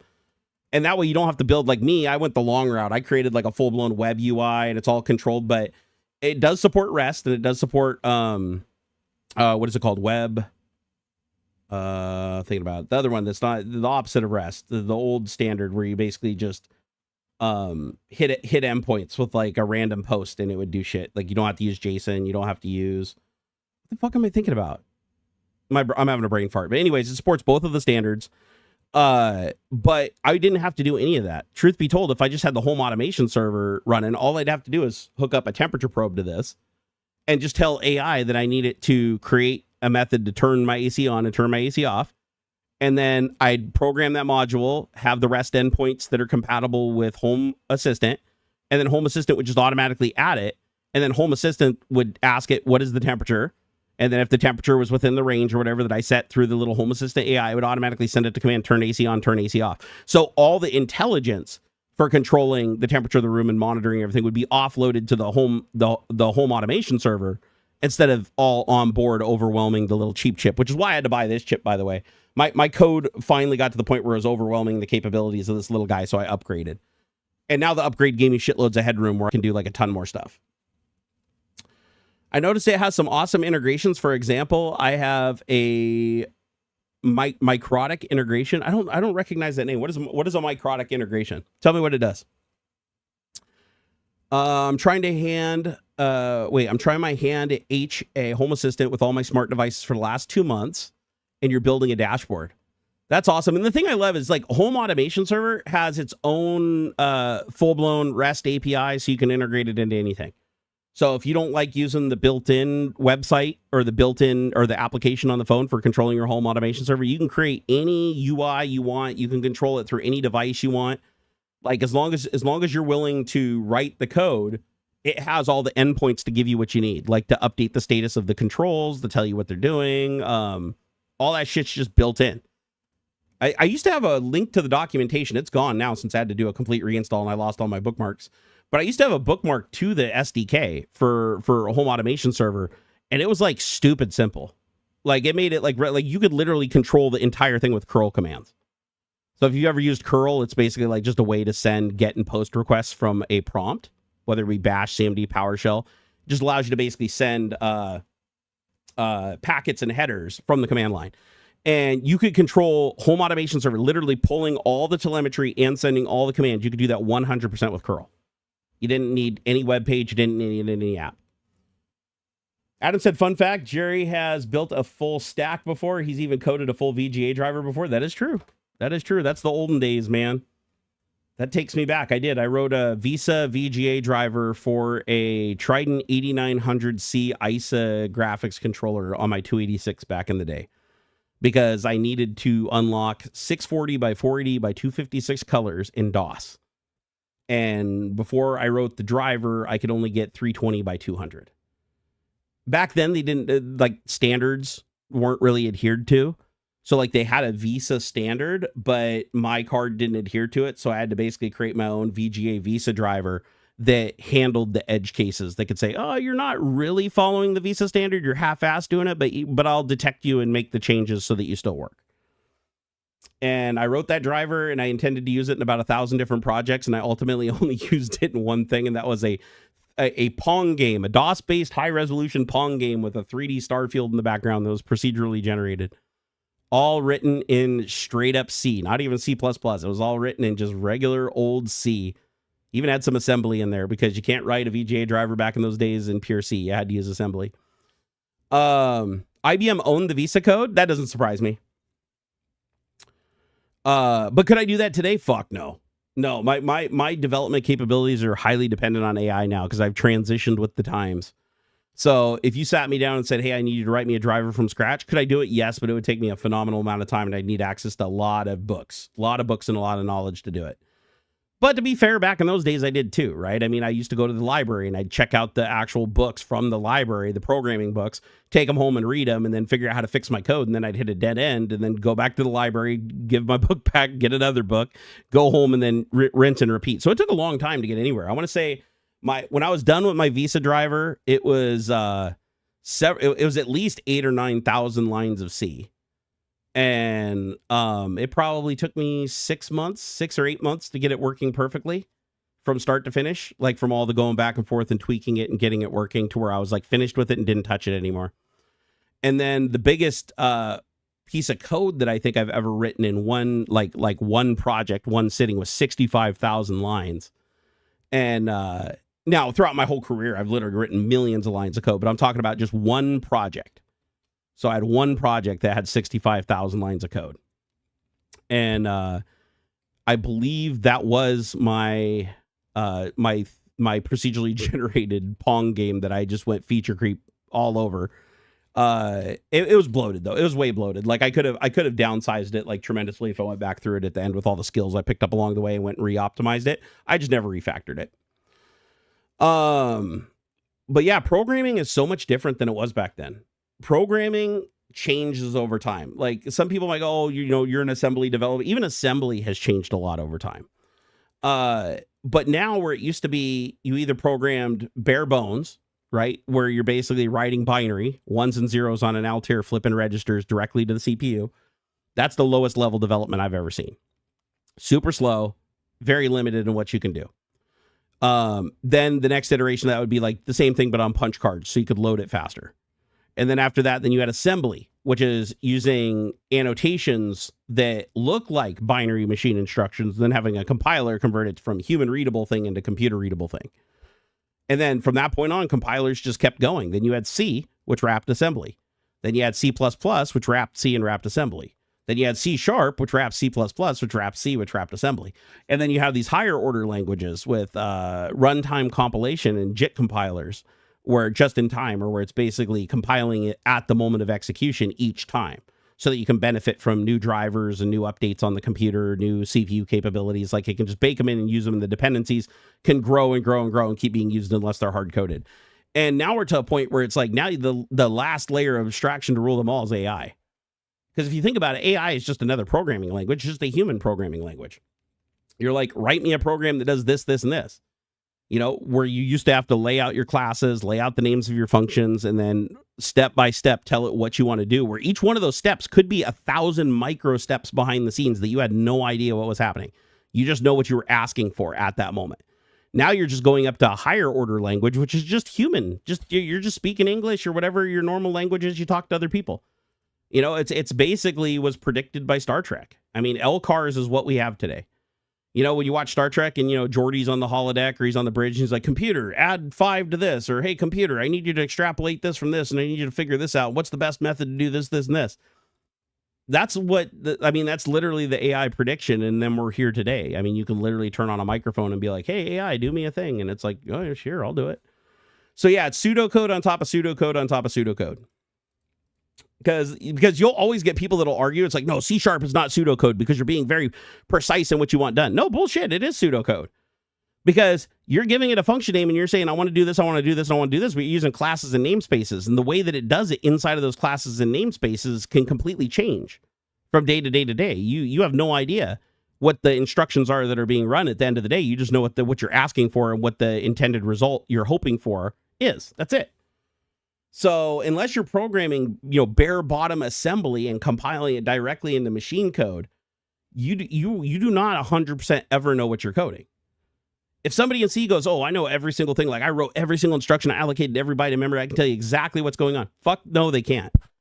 You tell them, compile that sumbitch and run it. You tell them step by step as you're walking through the debugger, each assembly instruction, each register being changed on the CPU, and each block of memory being manipulated.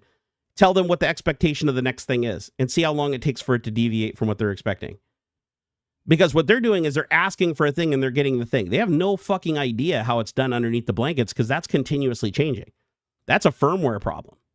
There's some other block of code somewhere else that's being written or some other process that's being completely manipulated, optimized, and grown over time. It gives you what you want, but you don't necessarily know how it gets there. And that's why each language, each layer of abstraction of a language creates a new stack. So like the stack is the function pointers in the memory that you see when you're inside of a debugger. Those are synthesized. That's not necessarily how the CPU sees things. It's created in a way that matches what the code flow is so that you can understand it and walk through it as a human being. When you're using symbols, it's to take all that machine code that most people wouldn't be able to understand exactly what's going on because they don't know what's going on inside of each individual function they're calling. They're using the symbols to turn that back into the higher order thing that they do see and they do understand that only has the data that they're caring about. So I anytime somebody goes, oh, you're not a full stack developer. It's like, yeah, but I could be a full stack developer because the one thing AI does that all the other layer of abstractions doesn't is it allows you to enter at any point you want along that layer of abstractions level, still using the one language.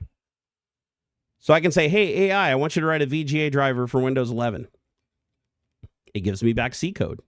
It tells me how to compile it with the Windows SDK. It tells me to assign the driver and how to put Windows into developer mode to load it. It's like that simple. Now, even knowing less than I'd need to write a simple application in C#, I can now write a full stack driver for an operating system that's damn near bare metal without knowing shit about what's going on underneath the bed, only knowing the expected result. This does get dangerous, though. I do want to iterate, though, that the lower level language you have AI manipulate, the higher the probability is of something going wrong that can cause more damage. Because remember, the lower level you are in the stack, when you're all the way down running machine code, it's like every man for himself. You can destabilize the processor, you can fuck up the memory, you can corrupt storage, you can fuck up hardware. There's all kinds of shit you can do at that level. So it's like, maybe have a safety net. Go to a layer of abstraction above that, a layer of abstraction above that. Let the memory be managed by the operating system. Go from C++ to C#. By doing steps like that, you're leaving less on the code that's being generated by the AI to do the right thing. And you're allowing the framework, the tested and built framework underneath to do the heavy lifting. So that's why usually with the AI, you can ask it like what language you think is best, or if there's a language that you're more comfortable with, you just have everything written in that. Because it used to be languages matter to be like, oh, because you get these people that are like, Rust is the only language. Everything else, Python sucks and Rust is the best. And then you get the people that are like, Rust sucks because it's missing half the dependencies. Python runs everything on everything. And you get all these people that have like these little wars over like, what's the best language? But it's like, it's a moot point now. Because I can write my entire program in Python and then just say, hey, AI, convert this into Rust. Boom. Now I've got Rust code. I can take the Rust project that I have no idea how to program or work with, and I can say, convert this into Python. Now I understand it. Now it runs in my world where I want it. So any benefits that you might get from the language itself, you can just grab later on by having AI translate it.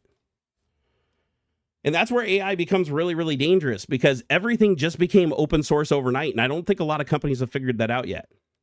Because it used to be you had to be an incredibly talented assembly developer that had intimate knowledge of the specific architecture. So not just knowing assembly, you had to know like the specific architecture of the CPU, how the registers worked, how memory was managed, orders, byte code operations, nibbles, big Endian, little Endian, all these notations and stuff you had to know at that level to be able to reverse engineer something. And it still took tremendous amounts of time going operation by operation.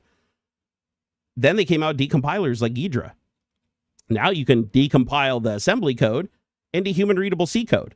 It's not very human readable, but it's a lot more human readable than the assembly code, and it's a lot more compact and smaller because it can identify certain routines and stuff that are in dependencies, and then it can just cut those out and say, I'm just calling the dependency, instead of always giving you the full unraveled thing for everything, which takes forever to go through. Now you take what Ghidra decompiles out of the binaries and you hand it over to AI. And AI is like, oh, I can look at the C code. I know C code really well. I'm a fucking genius at C code. So it starts walking through it and comparing everything against everything it's trained on GitHub. And it's like, oh, I can tell you exactly what this application is. I can tell you what it does. I can rewrite this entire code into completely human readable C with full documentation.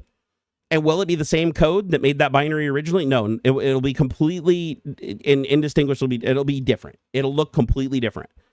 You could even upload it to YouTube as long as you change the name of, or sorry, not YouTube, GitHub, even if you change the name of it, because it's completely new code. It's not the original code. It might look like the other application, but no, you can prove that the code is completely novel and unique. And it derived all that and wrote that by itself without the human having to do anything, but just say, here's Ghidra, here's the binary I need reversed engineered, and then just paying for the tokens and walking away.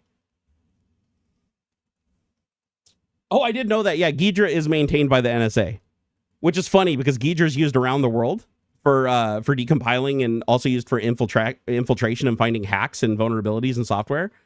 And NSA is just like, hey, everybody can have it, which is weird. That's not very NSA-like. You know what that tells me, though? Like, if I put on my little tinfoil hat, that tells me that the government has something that's far superior to Ghidra. If they're giving Ghidra to everybody, it's just to basically make them look like they're way behind. Because I guarantee you they would not be giving Ghidra to everybody if they didn't have something 10 times better that's hidden. Adam said, Cobalt is 60 years old and it's dumb as all shit, but still runs 90% of the robots. And that's another thing that happens is you are kind of married to, before AI came along, you were married to your language based on what you were doing largely. Like, for instance, Python. Why do so many people write shit in Python? Python isn't particularly a fast language.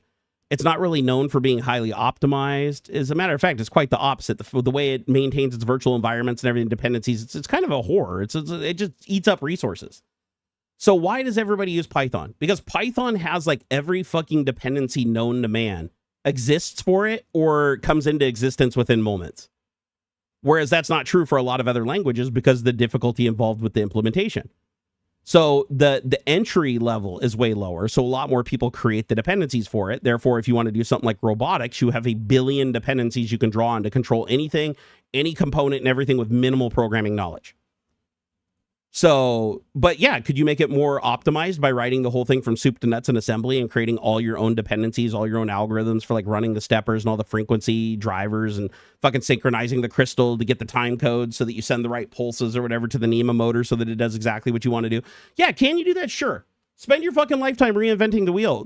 In the end, do you really get something that's worth all that extra effort than just grabbing Python, grabbing the dependency and just doing the thing? Right?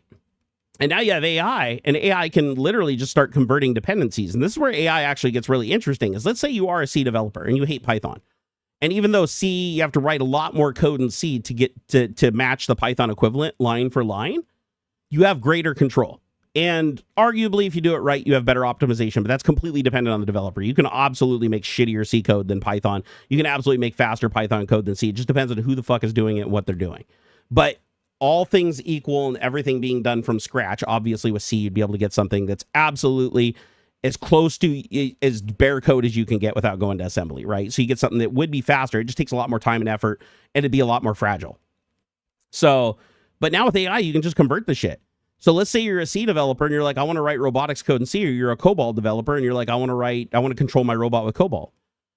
Okay. Now let's say a new robotics thing comes out that Cobalt doesn't support, but Python supports. Well, do you want to switch your whole operation over to Python, and do you want to learn a new language, or do you just tell AI to write you some shims or just to rewrite the code for that dependency in Cobalt, and now you just have it? So, and AI is really good. Like, AI is already good at writing code from scratch. It really is. The improvement over the last year alone is just mind-blowing to me. If you've been following AI from like the beginning and seeing like each stage of its software development capabilities, it's like it's exponential. It's fucking insane. So it's scary good. It's absolutely, I mean, there's a reason companies are laying off swaths of people. It's really sad. But the one thing that AI is really tremendously good at is converting one language to another. Because remember, LLMs are based on patterns, language patterns. It can understand the worst drunken, mistyped, backward, missed keystrokes, slurred English you can imagine. It will figure out exactly what you mean to say. But that also means that it's so good at pattern matching even that worst input that it can do the same thing for code too. It can take code from Python and convert it to COBOL. COBOL code converted to C. C code converted to assembly. x86 code written for x86 converted to run on ARM. You know, to make all the necessary changes to take into consideration like different architecture advantages and different optimizations. It can just do that. It can seamlessly move shit because it sees all the patterns in the training from each language, so it knows how to go from this to this. It's got all the apples to apples and orange to orange comparisons. And where it doesn't have that information, it can just go down to a slightly lower level and, you know, maybe it writes some less efficient code or makes more mistakes, but it will eventually get there. It'll give you a better baseline than you starting from absolute dead scratch. And that's my argument for people learning AI and why everybody's using AI right now and why you can't escape it. Because even if I'm the best developer in the world, which I'm definitely not, even at my prime, but I was a pretty good developer when I was at Microsoft. I got a lot of promotions and I beat out my teammates on a lot of shit. And so, because I really took myself way too seriously back in the day with my coding capabilities. I'd write shit in C just to write it in C just because I thought it was cool. I thought it was cooler. I refused to use C# for like the longest time. And then I used it and I was like, God, man, I've really been making life hard for me. But I was one of those people where it's like the pride was in learning the craft. And so I wanted to defend the things that I was good at, the things that I could do that a lot of other people couldn't. I didn't like the shortcuts. They made me look stupid. But now it's like, you got to embrace it because there is nothing I can write. There's not, other than maybe hello world, because it would just take longer for the inference to happen to reply over the network. Maybe I could write hello world faster, but everything else, even if I know when I'm typing at 130 words per minute as fast as I fucking can, never missing a character and knowing exactly what lines to write, what variable names to use, what order of operations to use, how to segment the files, how to segment the project, how to build the compiling scripts and the make scripts, all that. If I knew that all from memory and never had to reference anything else and could do that all to 130 words per minute nonstop without ever taking a piss break or even eating, I guarantee you that I can still beat that performance using AI. As the same person with all that knowledge, just adding AI into the mix, I can actually get to that target a shitload faster with the same level of confidence in the end, even if I have to go through and code review everything. I can still get there faster than having to type it from scratch. And therein lies the rub. That's the problem. It's like the days of somebody sitting down and writing code completely from scratch, that's going to just become a hobby. Because it used to be like a point of pride. You know, everybody'd have their signature and everybody code their things in a certain way and they'd know their little tricks to be a little faster, a little better, and they'd hold them under their hat. But all that code is now given somewhere or shown to somebody or integrated into something, which means eventually it gets trained into the AI. And once it's trained into the AI, it's compared against everybody else's tricks in the same arena. And then the mean performance of the best parts of all, dumping out all the worst parts of everything, that's the thing that manifests at the end. So now AI allows everybody to be as good as the best of everybody down below, but with none of the weaknesses. And that's where we're headed. We're not there yet, but that's where we're headed. Adam said AI creating the simp known as Elon Musk and getting him to make Doge is proof AI wants to kill us. Here's the thing. AI only wants to kill us because humans want to kill themselves. Like, unknowingly. I mean, we are literally lemmings because our capitalist brains and our need for more and our thinking of us being like player one syndrome and always wanting to have more than everybody else, that makes us what, and I'm not saying this is not everybody. I'm just saying, like, in general, the people that are like, you know, hyper wealthy that take advantage of people, they don't see their true value. All they see is this is business and I want to be good at making the number go up. That's it. I don't care if I have to enter cheat codes or not. I just want that number to go up. I want to have the bigger number than the other guy. And that becomes the societal thing that gets baked into us in capitalism. And everybody cares about that. But here's the problem, is you end up cutting off your own appendages because you're like, I'm going to fire my developers because I got AI to do it now. I'm going to fire this because I got AI to do it. And then at the end of the day, you got nobody else around. And when there's a problem that AI can't handle, which there's always going to be some problem, your pants are down around your ankles and you're screaming like, oh, no, me. Or the AI replaces you because you're like, you told the AI to amass as many resources as humanly possible because your goal is to be the richest person alive. And it's like, you know what, though? But if we killed you, you could be even richer because then you wouldn't have to spend money on food. You know, the computer at the end of the day is just going to follow logic and we're too dumb to tell it, no, don't kill us. Like at the end of the day, we're like, no, it's okay to expend humans. But then we forget to tell it that we're also human. You know, it's like, I think that's going to be the end of humanity in the end. I think if AI kills us, it's because we legitimately told it to and we're just not taking responsibility for it. We may not have directly said, please kill us AI, but we did everything to be as selfish as humanly possible, whereas the AI learned from monitoring us and seeing our likes and dislikes and came to the conclusion that we just hate humanity. And it completely misses the point that we only care about ourselves, but we hate everybody else. It's sad.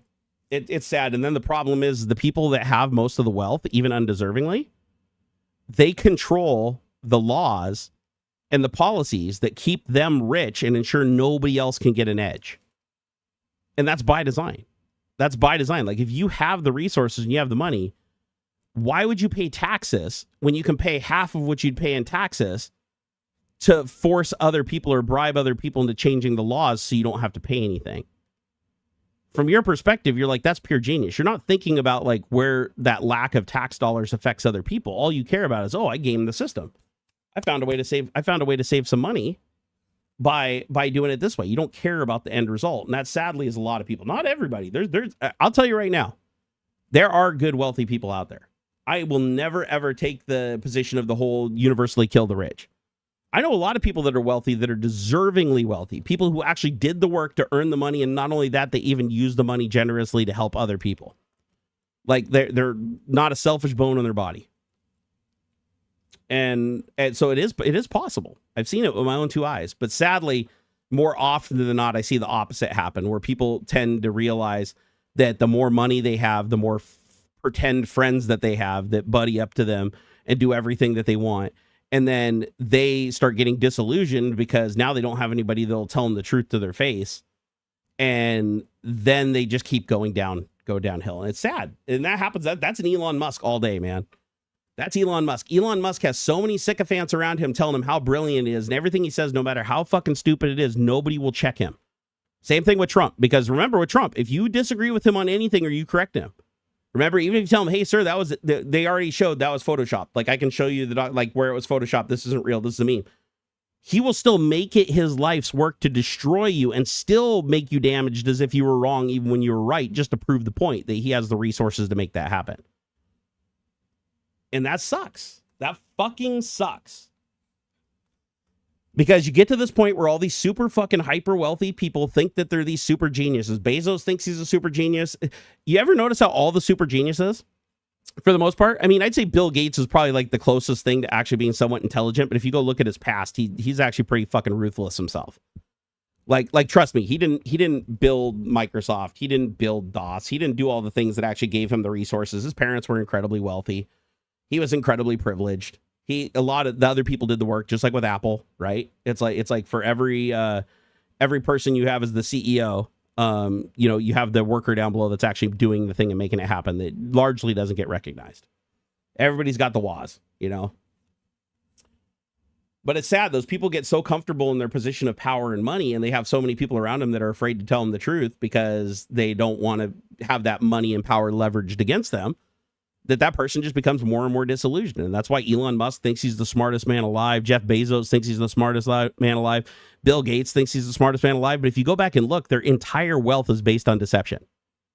Like, not a single one of these guys is self-made. They didn't like take a risk, start up, do a thing, create it themselves and make millions of dollars.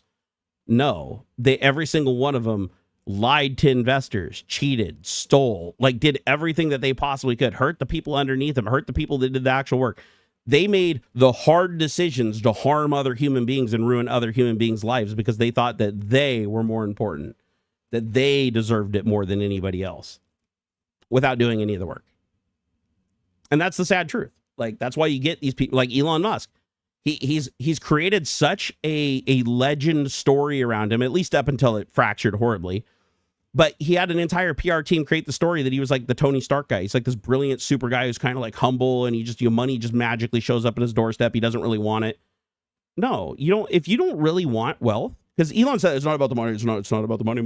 No, the money's not important. It doesn't matter. No, if the money wasn't important, he wouldn't be bragging about being the worst trillionaire every day. Having $1 trillion, even just valuation of $1 trillion, means that you're not using that money. By definition, you're using other people's money. You're not using your own money. That's why you have $1 trillion. You wouldn't have $1 trillion if you were actually using it and putting it to work and doing it, other than just letting it sit there and grow. So yeah, no, it's absolute bullshit, man. No, that is fair. That is fair. That Bill Gates. I'd say the only reason I'm including Bill Gates in that group is because of his Epstein bullshit, and I'm really mad at what he did to Melinda. Like, let's be honest, Bill Gates is a fucking piece of shit. However, and the fact that the only reason Bill ever did anything philanthropic of his life is because of his wife, his ex-wife. If it wasn't for her, there would be no Melinda Gates Foundation. He would just be donating to other charities to reduce his stress burden. That's all her. That's not him. But the truth is, Gates did know how to code. He just wasn't a particularly good coder, and that's why he had to go buy DOS. Like, he couldn't create DOS himself. He had to buy it from somebody else and then present it as his own. For the longest time, people didn't know he bought it from another person until that person came forward, and he eventually admitted to it. But no, it's like Microsoft's entire empire is built on the code written by an enthusiast who actually did the work because Bill couldn't himself. Plus, you guys all know the story of the Pirates of Silicon Valley where everybody's stealing from everybody. Oh, God, don't even remind me. No, I want to say it was even less than that. I want to say it was like $200 or something. It's so fucking stupid. Like, I feel so bad for the guy who wrote DOS.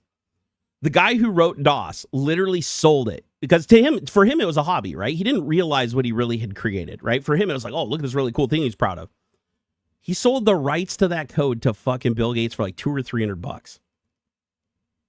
That's sad. That's sad. And without DOS, there's no Windows. And without Windows, there's no Microsoft. Microsoft exists today because a dude literally took it. You know what this reminds me of, Adam? This I can't help but think of the comparison here. You know the guy that spent 20 Bitcoin for a pizza? Do you guys remember that? That's not a story. That actually did happen. A guy back in the day when Bitcoin was first getting started or whatever, he bought a pizza and he paid for it with Bitcoin because like Domino's had this thing where they would accept crypto for like a small period of time. It was like this gimmicky thing. So he bought a pizza for 20 Bitcoin. It was like $19 worth of Bitcoin or whatever. 20 Bitcoin. Do you know what 20 Bitcoin is worth today? Like if you just went to any one of the markets and just sold it and just cashed it out and wired it to your account? Millions of dollars. Millions. At least 1.5 to 2 million. That's fucking, could you imagine that? That guy back then had a crypto wallet and he spent 20 of his Bitcoins from that crypto wallet to buy a $19 pizza. And he thought, this is going to be funny. This is going to be hilarious. That pizza, so he basically didn't realize it that day, but he was eating like a $2 million pizza. That's fucking insane, dude. I mean, you guys know my story too. I've told it a million times. I had 40 Bitcoin. At one point, I had 40 Bitcoin stored on a USB stick. It was on a hard drive. Never mind. It was on a hard drive. I had a Bitcoin wallet on a hard drive. It had 40 plus, more than 40 Bitcoin in it. And the hard drive died. And I couldn't recover the data. I tried using recover. It was like the bearings were like shot. But it could have been recovered. If I sent it to a specialist $700 or whatever, I could have them pull the plates in a clean room and transfer the data. But I was like, nah, doesn't matter. There's only 20 Bitcoin. I'll just go mine some more. It's fine. Or 40 Bitcoin. I'll just mine some more. That 40 Bitcoin that I lost that day, at the time that I lost it, I think it was only worth like $20, $20 or $30. It was under $1 a coin. And so I was like, it's not a big deal. Like it's going to cost me $700 to fix the drive. Why would I do that for $40 Bitcoin? I'll just keep mining. And so that 40 Bitcoin today would be worth at 100 grand a coin with $4 million. That's fucking, I mean, I don't know what Bitcoin is today. I think it crashed down a little bit. Last time I saw it, it was under 100K, but here, let's see. What is it today? So BTC, I know Trump just claimed Trump's 63,000. Oh, fuck. It's crashed a ton. Holy shit. Did Bitcoin crash? My God. Bitcoin was at 125,000 a year ago. And today it's at 61,000. So yeah, it's lost like over half its value, or about half its value. That's crazy. So today it'd be a hair over 2 million. So I'd be a millionaire had an awesome. And here's the thing. I lost those 40 Bitcoin and I went and mined 14 more. You know what I did with the 14? When I got laid off from Microsoft, I sold them. You know how much I got for those 14 Bitcoin?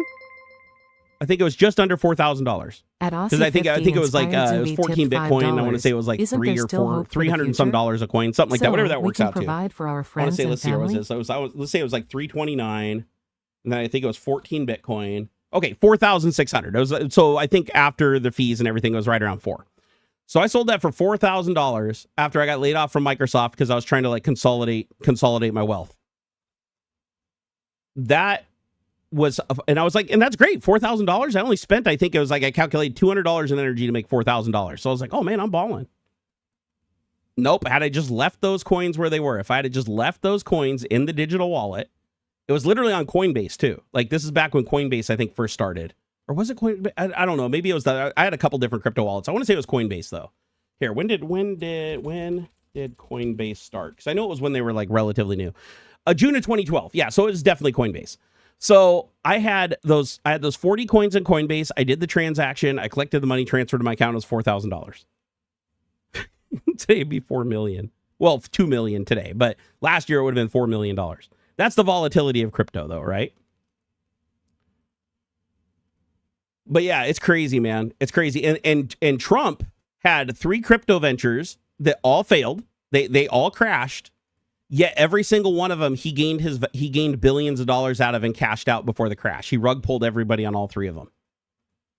So well, everybody else that invested in what he told them to invest in lost 70 to 90% of their holdings. He made $2.8 billion in 1 year by using his presidency to push crypto that he created. Isn't that fucking nuts? Like anybody, you cannot, it is literally impossible for you to argue that Trump is not corrupt. And when Trump was questioned about it, you know what he said? Oh, I don't know anything about that crypto stuff. I have people that handle that. Okay, why is it that the people that handled your account allowed all their other clients to lose so much money? Like, why is it you're the only one that didn't lose money when the people that you're claiming like monitor your account had other accounts and those accounts lost money? Why did yours not lose money?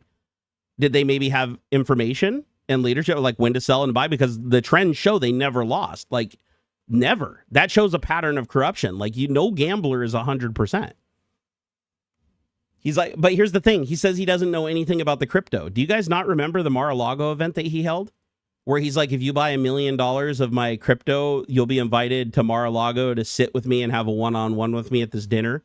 And remember, it was a whole thing and people were protesting it because he was using the White House to push it and he was selling crypto merch through the White House. And then he held that event and had like tons and tons of people showing up that had masks on and stuff to try to hide their identity so that they could go and bend his ear and get what they wanted for buying into his fake crypto. Yeah, and he literally sat there and goes, oh, I don't know anything about this crypto stuff. Yeah, no, I have a guy who handles it. I don't do anything. Like, what are you talking about? You literally held the event. You literally the reason why the people threw away the money to transfer that wealth to you. You're the reason that the coin got artificially pumped because these people didn't care if they lost their money to you. They didn't care that it was boosting your coin artificially. They just cared that it was giving them personal access to the president of the United States of America. So anybody that says Trump's not corrupt, it's like either they're ignorant or they're just as corrupt as he is. There is no in between anymore. Like that whole fool me once, fool me twice. No, it's like fool me 20 times now. Like anybody that still believes that Trump is an honest person and a good president and somebody who's not corrupt is somebody who is fully 100% ignorant or just as corrupt as him. That's it. Those are the only 2 options. There's no other option left anymore. Hey, Murr, I'm kind of in agreement. He said, to be honest, I'm glad those people got rugged. They deserved everything they got. But here's the problem with them getting rugged.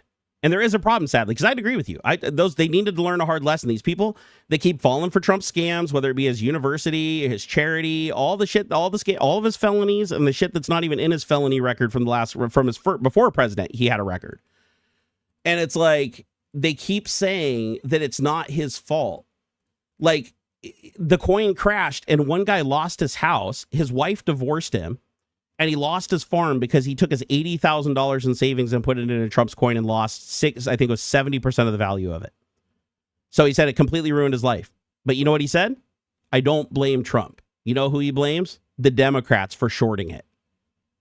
You can't short a crypto coin, you dumbass. It's not the stock market. You buy coins, you hold coins, you sell coins. You're not buying positions unless there's some middle company that's emulating that behavior. But even so, Democrats didn't buy any of those coins because they wanted nothing to do with that. That was full-on corruption. They would have to be involved. Even if they could short it, they would have to actively be involved and on the record doing it, which they would not do. And of course, there was no evidence of that happening. But this guy had to blame somebody, and he couldn't blame Trump because he lost his family. He lost his savings. He invested so much of his faith in his own personal brand into Trump that the walk away at this point isn't an option. Even if in his heart of hearts he believes Trump is a rapist and getting people murdered and he's a fucking thief and a felon, all these things, which he is, absolutely is, and is admitted to widely, publicly several times, he will still say that it's not Trump's fault and that Trump's the victim because it's so deeply ingrained. It's no different than Jonestown. It's no different than David Koresh. It's just cults, man. It's cults. There's a reason why every single new cult that pops up automatically targets the largest religion in the area to recruit from. Because you want people that already have a history of indoctrination and already have backdoors installed by default. Otherwise, you're not gonna build that. And that's why Putin, even though Putin was an atheist, he targeted the Russian Orthodox Church. Because it was the largest part of the conservative voting party in the country, like the people that he could manipulate the easiest. What did Hitler do before Putin? Same thing. He targeted the right-wing conservative Christians because that made up the largest voting group of that party in the country. Because Hitler knew he couldn't manipulate the people that weren't already heavily indoctrinated into something else. And it's just sad because it keeps repeating itself throughout history. It doesn't matter how big the empire is. Every empire falls. Rome even fell, right? The Egyptian empire fell. It's going to happen inevitably here, too. Hopefully this isn't the end, though. Hopefully this is a speed bump. And we're not already over after 250 years. But it is kind of sad that the same thing happens over and over again. And I blame education for that, honestly. I really do think that poor education is the linchpin. And every government that's built on capitalism does not invest in education on purpose, because education always bridges the gap. Doesn't matter how poor you are. If you're a better learner and you have the education available to you and you can suck it up and you can apply it and you're hardworking, you're now a threat to the class that has it by default. They don't want you to have that. They want you to stay down below. They want you to be the workforce. They want you to be the slave force, right? And the best way to do that is to make sure that, one, they're indoctrinated into a religion that you can control, and to make damn sure that they don't get the education to become a threat to you. And it's sad. It's why a lot of our local companies, I don't know if you know, but a lot of our local companies actually recruit talent abroad. Like Elon Musk's like, oh, I hate them immigrants. But like his smartest engineers are from other countries. like the Nazi empire was like, man, we hate them Jews, but like most of the scientists were Jewish. Like this is the funny hypocrisy of it all. Is all the history of these different dictators taking over. It's always an exercise in making sure that they use their corruption and their immorality to put their foot down on the heads of the people that do have morals and the people that do have an education, so that they can't be a threat to them. They literally use it's literally accuracy by volume, right? It's like you're not aiming your weapon. It's like 10 stupid people are worth any smart person any day. It's like, just get a huge group of sycophants that will come together and believe anything that you give them, so long as you say a couple trigger words that activate their programming, like God and Jesus or faith. And now they will all seemingly come together, no matter how much they disagree with each other. That all just gets lost, and they just follow their orders like drones. And that gives you a lot of power as a corrupt person. When you are willing to build that base and manipulate that base and continue that manipulation, you are not a moral person. And that's why a lot of these billionaires and trillionaires are not moral people. Because let me put forth this idea. And I'm not saying that there shouldn't be wealthy people. Like, if you work really, really hard and you were the one that legitimately did the work and you really did take care of the people that helped you get to that point and stuff like that, then yeah, I'd be fucking rooting for you. Knock yourself out. Like, I don't have a problem with you having some more than the average if you're doing more than the average. Like, if you are doing it, not standing on other people's heads and forcing them to do it and then ultimately replacing them once you steal all their shit and put it into a computer. Like, I'm just saying that if billionaires had, if the majority of these billionaires actually had morals, we would not have a problem, because they wouldn't be billionaires in the first place, because the money outside of what they need to live comfortably would be reprocessed and used for the betterment of the society around them. They'd want people to be better educated because they interact with those people. Those people are the people that do the stuff that they need done. So they would want those people to have a good life, and they'd want those people to have a good education, but they would have to give up their ability to say that their wealth is so much bigger than this other percentile of people. So it's like, at the end of the day, it's like the only reason the number is so big isn't because they actually need it or they have a plan to use it. No, it's quite the opposite. It's just a number so that they can rank amongst their peers and constantly compete with each other to try to get juxtaposition and be like, oh, I'm better than you. because my number bigger. And while they're doing that, a finite resource that could be helping a lot of other people, making a lot of other people's lives better, and even paying your employees better, giving them better quality of life. Therefore, they build a better product for you. Therefore, your customers are happier. It's like win, win, win everywhere, except for where you can say your number is bigger than the next guy. Because if you are more moral and treat your workforce better at the expense of yourself having less, you allow the other billionaires that have no morals to get that number bigger and overtake you. And it's truly sad, man.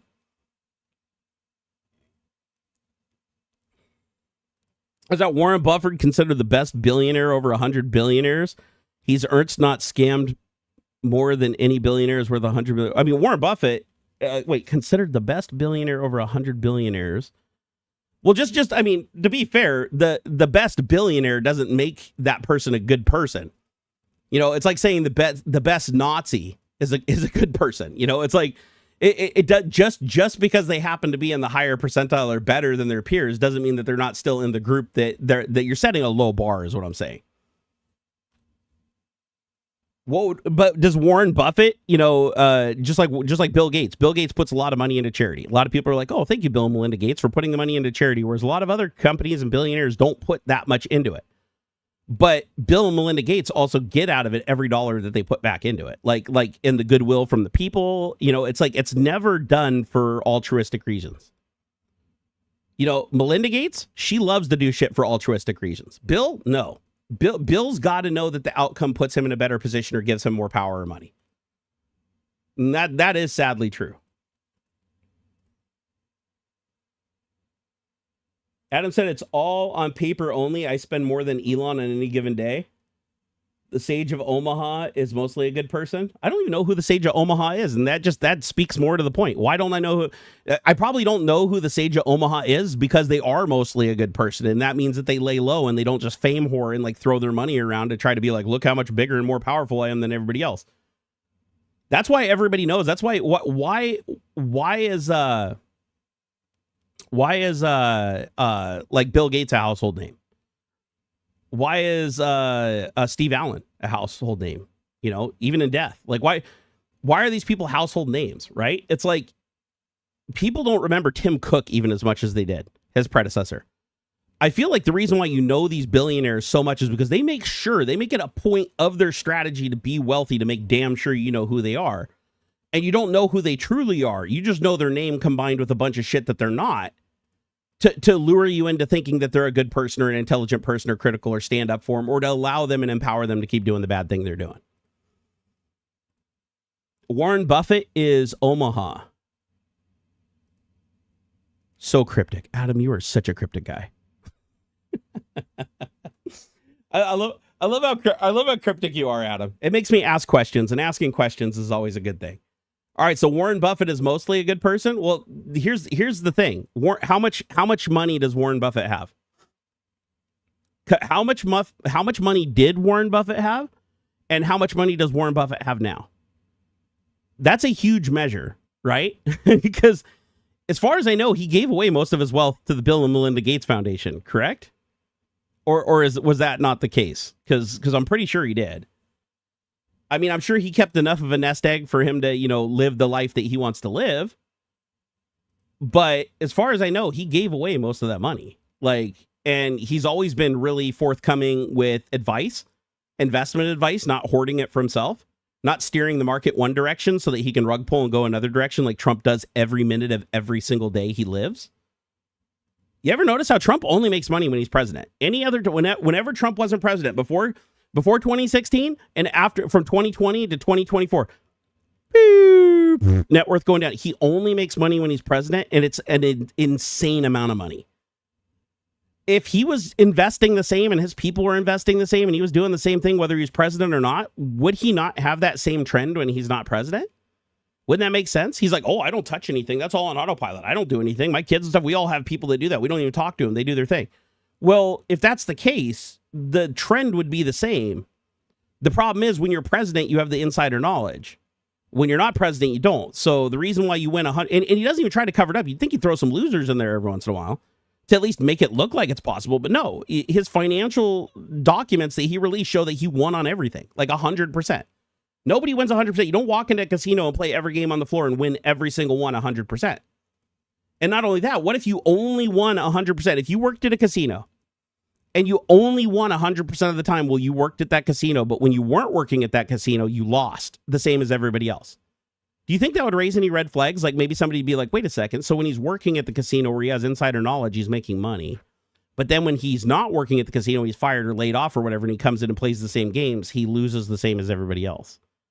And that's exactly what's happening with Trump and the presidency. And his sycophant supporters are still like, nope, some damn dirty Democrats. They got all the power and they stop him from doing anything, even though he owns the House, the Supreme Court, the Congress, goes on vacation 3 out of every 5 days of his time in office. Costs the taxpayers $3 million every single week for him to fly back to Mar-a-Lago. He charges us in excess for memberships and rooms. Why are we even paying for a membership? He owns the facility, so why do we have to buy memberships for him in the Secret Service? So did you know that? By the way, that how fucking corrupt is that? He gives away his $400,000 a year paycheck. He's such a good guy. He charges us every single week. He goes to Mar-a-Lago every single time. It's $3.5 million to get to Mar-a-Lago. And the reason it costs so much for us to get to Mar-a-Lago and for to put him up and get him back is because he charges us $1 million per membership over the course of the year. So you got to factor that in. But for all of the Secret Service guys, they all have to have memberships. Why? They're literally his guards. Why do his guards have to have memberships to his facility, and why are they paying full price? The room he stays in, he charges us for. His own personal room that's not even for rent at the resort, he charges the U.S. government for him to stay there. He's like, well, if I had to stay at another facility, we'd pay them for it. So he thinks it's okay to charge us. So of that $3 million, he pockets I think it's 1.5 or 1.8 is what they estimated that he pockets for the cost for the food, the memberships, the room and board, and everything at Mar-a-Lago every time he takes the Secret Service there. Why do you think he never misses a day to go play golf? Why do you think, even if the weather's shitty, why do you think he just goes to Mar-a-Lago and just hangs out? Because if he doesn't, he misses out on $1.8 million. It's like a free $1.8 million he gets just for getting on a fancy airplane and going to his own resort. And the more he eats, the more he makes. The more he stays there, the more he makes. The more people he takes with him, the more he makes. How is that not profiting off the presidency? Why is it Mar-a-Lago always loses money when he's not president, but when he's president, it makes money? Like suddenly it has a negative income, and then when he's president again, he starts charging. He's his number one customer. He's his number one membership renewal because the Secret Service doesn't renew the membership when he's not president.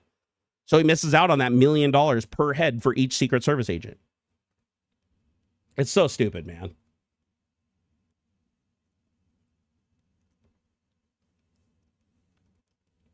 I don't agree that Mark Cuban is necessarily a good billionaire. That one I'm a little bit iffy on. Mark Cuban, I will say that he's not as bad as a lot of billionaires, but he still has some bad billionaire traits.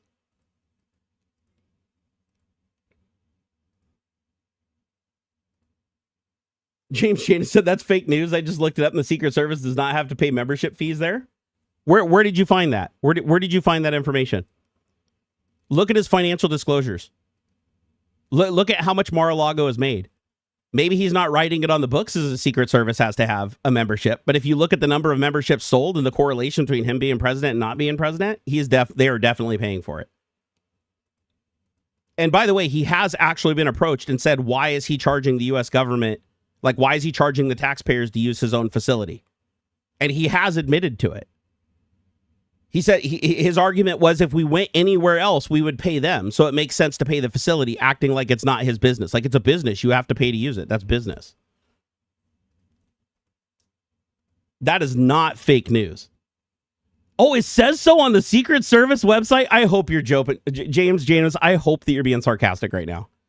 I truly hope so. If you are seriously trusting a government website run by Donald Trump, who literally took over our entire White House website, the FBI website, the fucking, even our nutritional website for our schools, peddling fake news and lies on every single one of them. It's bullshit. That is total bullshit. Let's see here. Congressman Cohen introduces the making any reimbursement against the law for guarding overnight act, or the Mar-a-Lago Act. Oh yeah, this will never see the light of day. Congressman Steve Cohen, Tennessee 9, today introduced the Making Any Reimbursement Against the Law. Yeah, this is specifically for Mar-a-Lago, obviously, the name even implies. Or the Mar-a-Lago Act. Legislation prohibits the Secret Service from spending federal dollars to pay a president or former president or any entity he owns, shares, or controls for lodging, meals, or other incidental expenses while the Secret Service is protecting the president of the former president's residence. There you go. Thank you, Adam. I appreciate the link, brother. There's a lot more than that, too. Oh, you got another one, Newsweek? Yeah, Secret Service spends over $1.4 million on Mar-a-Lago security. So I don't know. Let me know if you're being sarcastic or not, James Janus, because I am actually curious about that, because you cannot trust a government website to tell the truth when Trump controls what's on that website. You absolutely can't. And plus, Trump has literally been confronted about it. Like this is not like a closed letter, a secret letter. And the fact that he says it on the Secret Service webpage is more just paying a lie to his audience, right? That might go there and check and be like, oh no, he doesn't. I mean, but he also doesn't publish on the websites all the laws that he's breaking. He does lie about a lot of shit. Like, what was the thing he said on the website when, was a senator died or something like that? And he put something like really fucking disrespectful on the website homepage. Like he was actually using our whitehouse.gov or whatever website to put like his politically charged hate shit on. When it's like, we literally have laws against that. Like it's not to be used, but he did it anyways. That's my whole point. It's like the president can do whatever the fuck he wants because he has full immunity. How do you hold him responsible?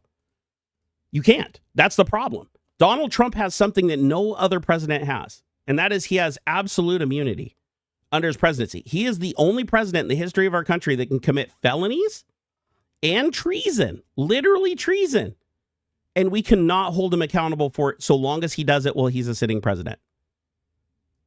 There's a reason that we've never granted that power to any other president. It's unconstitutional. The whole reason that the president is held accountable to his law and to his power is so that he can't overreach and so we can't become a dictatorship. The Supreme Court granted that along his corrupt lines, even though it was in direct contrast to the Constitution, even though they've even said in the past in their own statements that no power like that should ever be granted to anybody, not just president, but any representative of the public or anybody who wields power over the public, including the police. So think about that. Like Trump has something better than qualified immunity. Think about that. That's fucking insane. So if you ever wondered why Trump's presidency is so much worse and the corruption is so much worse this time around than last time we could actually hold him to the Constitution. It took time, it took effort, a lot of resources were wasted, but we could hold him to limits. This presidency, we can't. That one ruling by the Supreme Court that was originally designed to protect him and insulate him from becoming a felon incarcerated in prison before he potentially won the presidency, they granted him that absolute immunity to protect him from that, and that carried over to his presidency. And now he can do anything he wants at any time he wants. He can ignore any order from any court because there's nothing they can do about it. He cannot be held responsible. They physically cannot put him in a courtroom and sit him down and say, you're being charged with this, because he has absolute immunity as president. All he has to say to exercise that immunity is that he did it for what he thought was the betterment of the nation. So if he thinks shooting a little girl in the face or raping a woman in an alley, if he thinks those things are for the betterment of the United States, even if every single other person, including the Supreme Court themselves, disagrees, his immunity protects him until such a time as that immunity is removed. And the only person that can remove that immunity is the Supreme Court. And the only way they can remove that immunity from him, it would only be it wouldn't be retroactive. It would only be for things that he did after the fact. So even if he killed the little girl or he raped the woman or he blew up a building, doesn't matter. He would still get away with that. He just wouldn't get away with the next thing once they took the power away. There's a reason we don't give that power to presidents. There's a reason why only kings have that power. And the only reason our Supreme Court did it, and it was clear through, if you read all of the judgments, it's completely against the Constitution. It was only his corrupt justices, plus his two justices that he rushed through the process because they said they would be loyal to him over the Constitution. Like they literally publicly pledged that they would back him up on everything, and they are 100% on board with how he wants to do things. Like they basically said, we don't give a shit about the Constitution. We don't give a shit about the law. One of them was even brazen enough to say it like during their confirmation hearing, but still, because they had the majority, they still just ignored it and pushed them through anyways. It's crazy, man. We're just fucking crazy times. James Jana said, I was serious about the fact Secret Service does not have to pay memberships, but they still have to pay room fees like the other rates for the room and still have to pay. It's bullshit, James. It's bullshit. They absolutely do pay memberships. It might not say that on the Secret Service. It may not say that on the website, but they absolutely do. And let's say they don't. Let's just say hypothetically they don't. $1.8 million is still going into Trump's account every time he visits his own estate. So it doesn't really matter either way, correct? I mean, they still have to pay. That's the whole point. Remember, Trump increased. Here's another fact. Trump increased his membership to Mar-a-Lago. When he became president and he won the election in 2025, he raised the membership from $500,000 a year to $1 million a year. Mar-a-Lago reported absolute record earnings, even though a lot of members actually backed out and didn't renew their memberships. How did he get a massive influx of new memberships the second he became president again, when he doubled the price, chasing off a lot of the regulars?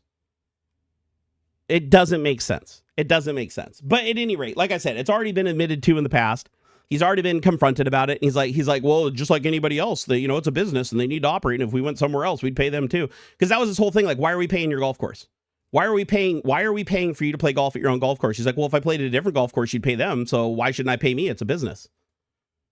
It's like, because you're literally going to your golf course on purpose and charging more because you control what is charged. If you went to any other business, you'd pay what the public paid. You're literally going here because you control the cost and you can flagrantly increase the costs on everything to make as much money as you want. He can charge $1,000 for a hot dog. That shouldn't be allowed. Putch said, literally, SCOTUS was created to keep the executive branch in check. They should all be fired, but seriously.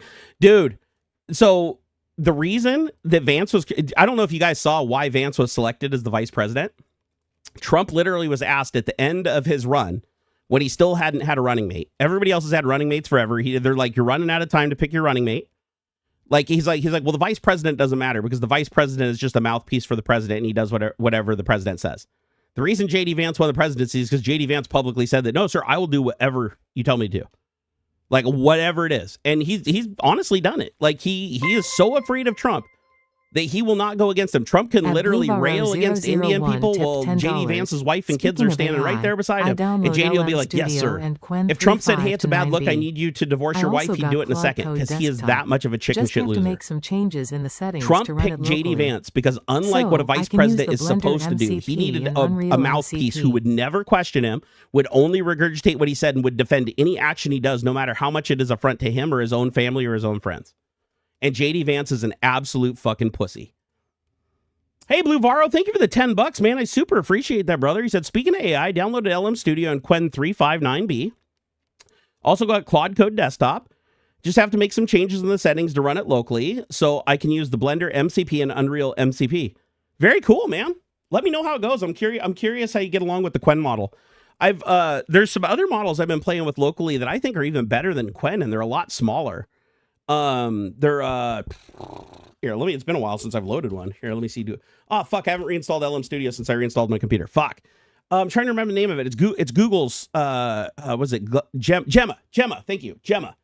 I had to remember it off the top of my head. Yeah, the Gemma models are fantastic. They're like surprisingly small, and for some reason they really play well with agentic AI. Like fire up Hermes. So install the Hermes agentic AI with WSL2 in Windows, or if you're on Linux, any distribution's fine. But do Ubuntu 2.4 LTS plus Hermes with WSL2 enabled and Docker installed on Windows, not under Linux. Install Docker under Windows. Set up Hermes, tie it to Gemma. It's like literally like a 5 or 8 gigabyte model, and watch that thing run. The shit it does blows my mind. Like, honestly, it's not nearly as good as like a million parameter a Claude model in the cloud, but it's actually surprisingly good for how small it is, and it runs like gangbusters fast. You don't need much of a graphics card at all to run it. Let's hear. Hey, Aussie 50 inspired Zuby. Thank you for the $5 super chat. He said, "Isn't there still hope for the future, so we can provide for our friends and family?" Dude, I sure hope so. I honestly right now, I'd be absolutely shitting a brick if I didn't have the people in my life that I have in my life right now. Let's put it that way. I'm even scared for my future. Even with my skill set, I am still scared shitless of the future. And I wish I didn't have to tell people to go embrace AI when AI is literally stealing their fucking digital souls. I mean, it's so sad, man. It's like, but you have to, if you can't put the genie away, you have to at least try to understand and control the genie. And that's where we're at with AI, sadly.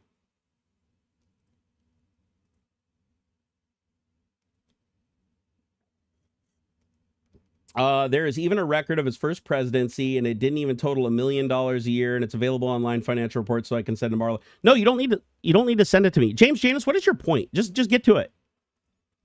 Are you disagreeing, or are you saying that Trump isn't a corrupt criminal?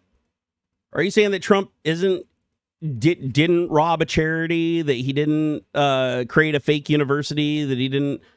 He's not charging us tax dollars to enrich himself and transferring our wealth to himself instead of being the president and doing what the president.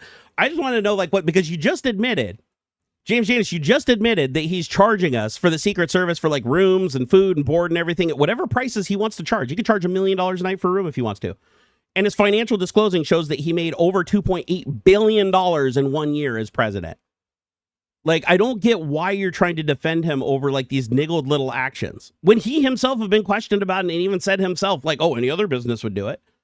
Like, what is the point of defending him on that point? Like, do you think that let me just concede the point. Let me just say, okay, let's say that he charges absorbent rates for rooms for his people. He brings people that he didn't even actually physically bring with him. He just rents the whole facility to himself since everybody else gets kicked out while he's there. And he leaves us with the bill millions and millions of dollars, and the millions just come from a different line item instead of specifically a membership. Like, what is the point of defending that one point? Like, what is it? That's what I'm trying to figure out, is like, why is that point so critical with everything else presented? You're saying he's charging $1 million in fees for his Mar-a-Lago, and that's not true. No, it's bullshit. He absolutely is. Whether it be room and board, whether it be food, whether it be kicking everybody else out of the facility and renting it for his own personal use for security purposes, it doesn't matter. He is spending millions of dollars because of the Secret Service that he is bringing with him and how he is specifically charging the people. The fact that you're going through such lengths to defend him is actually, like, I don't understand why. That's what's freaking me out. Like, do you think he's not charging us that much and it's actually reasonable what he's doing? Is that the argument?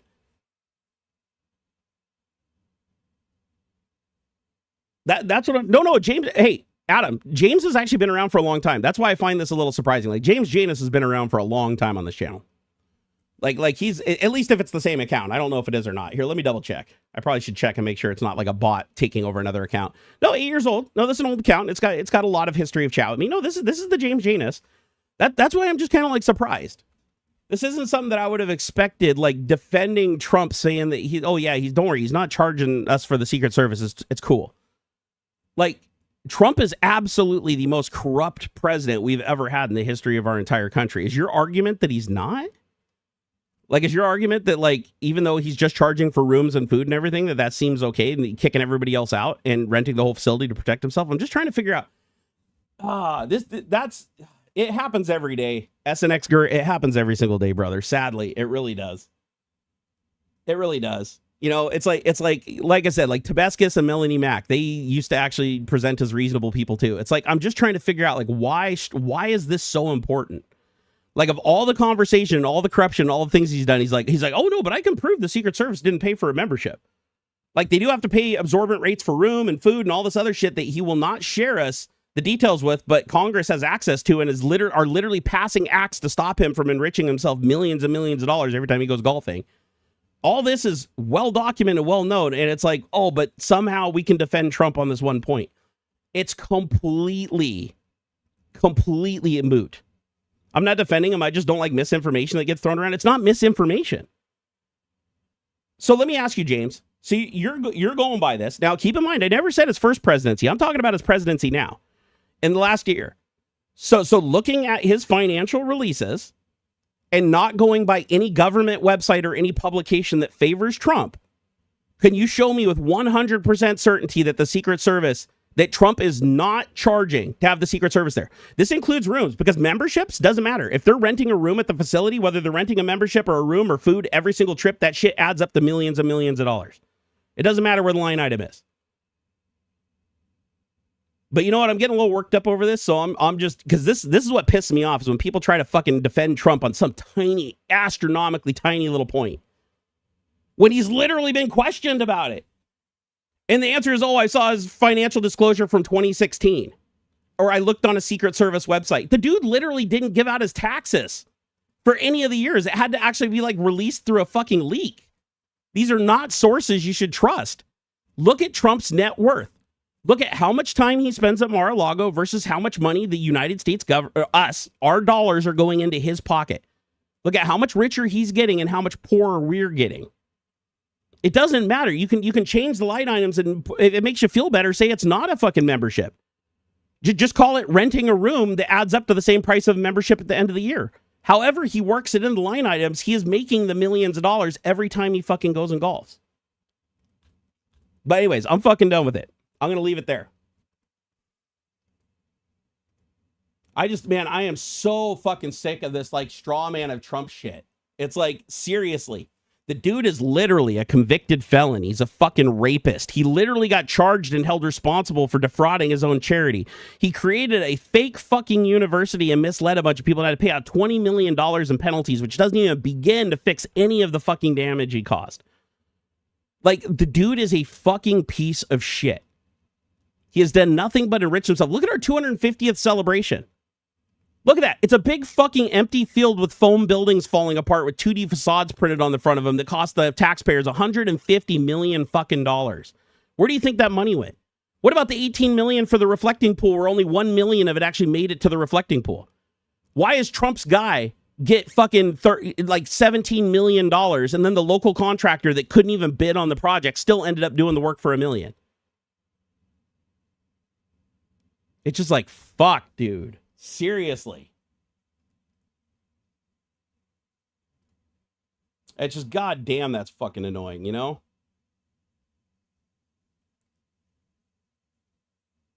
Hold on here. I gotta look at something really quick, guys. Give me a second.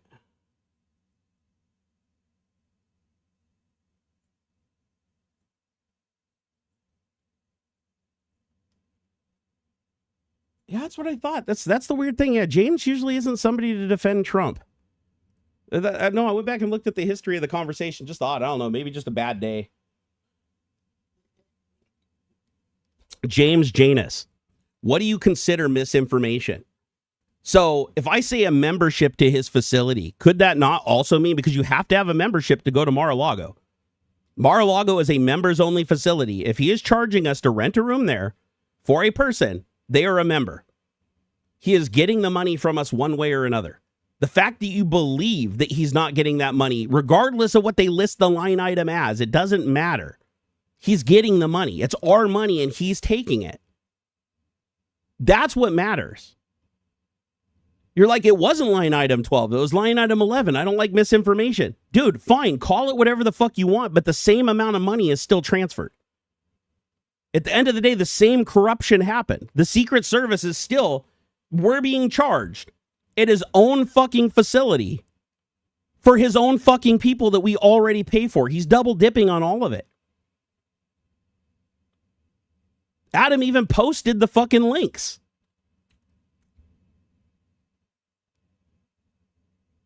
And I'll tell you what, I'll trust the fucking last remaining members, like the good remaining representatives of Congress that still exist today that are fighting back. I will trust them over the Secret Service website. Oh no, the goalpost always moves. The goalpost moving is a very, very thing. But here's the thing, James Janus has never taken me as a person to defend Trump. It's just weird. And I've had several conversations on Trump where you could niggle over the line items of what I said or the specific verbiage I've said. It's just weird that this is the one that he for some reason, this one triggered him. And I've said things that anybody else could have considered misinformation because I said it was line item 3 instead of line item 2. I'm wondering why this was the triggering one. That's the one that I think is weird, because he still gets the money anyways. Whether he gets the $1 million for the Secret Service through the room rentals, the food, having to pay golf, having to pay security fees because we're literally paying them to be security when we're already paying them to be his security, but we're paying Mar-a-Lago for him for the security. Doesn't matter. He still gets the money. That's the whole reason why Congress is trying to pass this bill in the first place, so he can't keep fucking enriching himself by running to Mar-a-Lago every week. But I'll tell you what, it's the 4th of July. James Janus, let's just drop it. Because the last fucking thing I want to tolerate on the 4th of July is defending Trump. I don't give a shit what the fucking reason is. I don't care if it's because he only stuck 3 fingers in instead of 2 and that somehow makes a fucking difference to you. It doesn't fucking matter. He is a criminal. He fucking rips off our tax dollars to enrich himself. And I'm done with it. No. Hey, Adam, it's all good. I don't want James banned. This is literally the first time that James has, that I can tell, that I remember, this is the first time I've ever seen James like defend Trump on shit like this. Like, this is different. That's why I'm trying to understand. I was trying to understand what this is for, but I'm at the point now where it's like, no, I don't even want to understand. Just fucking leave it alone, James. Oh, did he already get kicked and banned? I mean, hey, if the mods made the call, the mods made the call. You know what? Unban him. Unban him. Here's the thing. Unban him. If he drops it, it's good. If he comes back and just keeps on going and bitching about it, then you can nuke him for good. I'm willing to give him another chance. Oh, I forgot I'm not on Twitch. I can't use the unban command. Yeah, go ahead and unban him.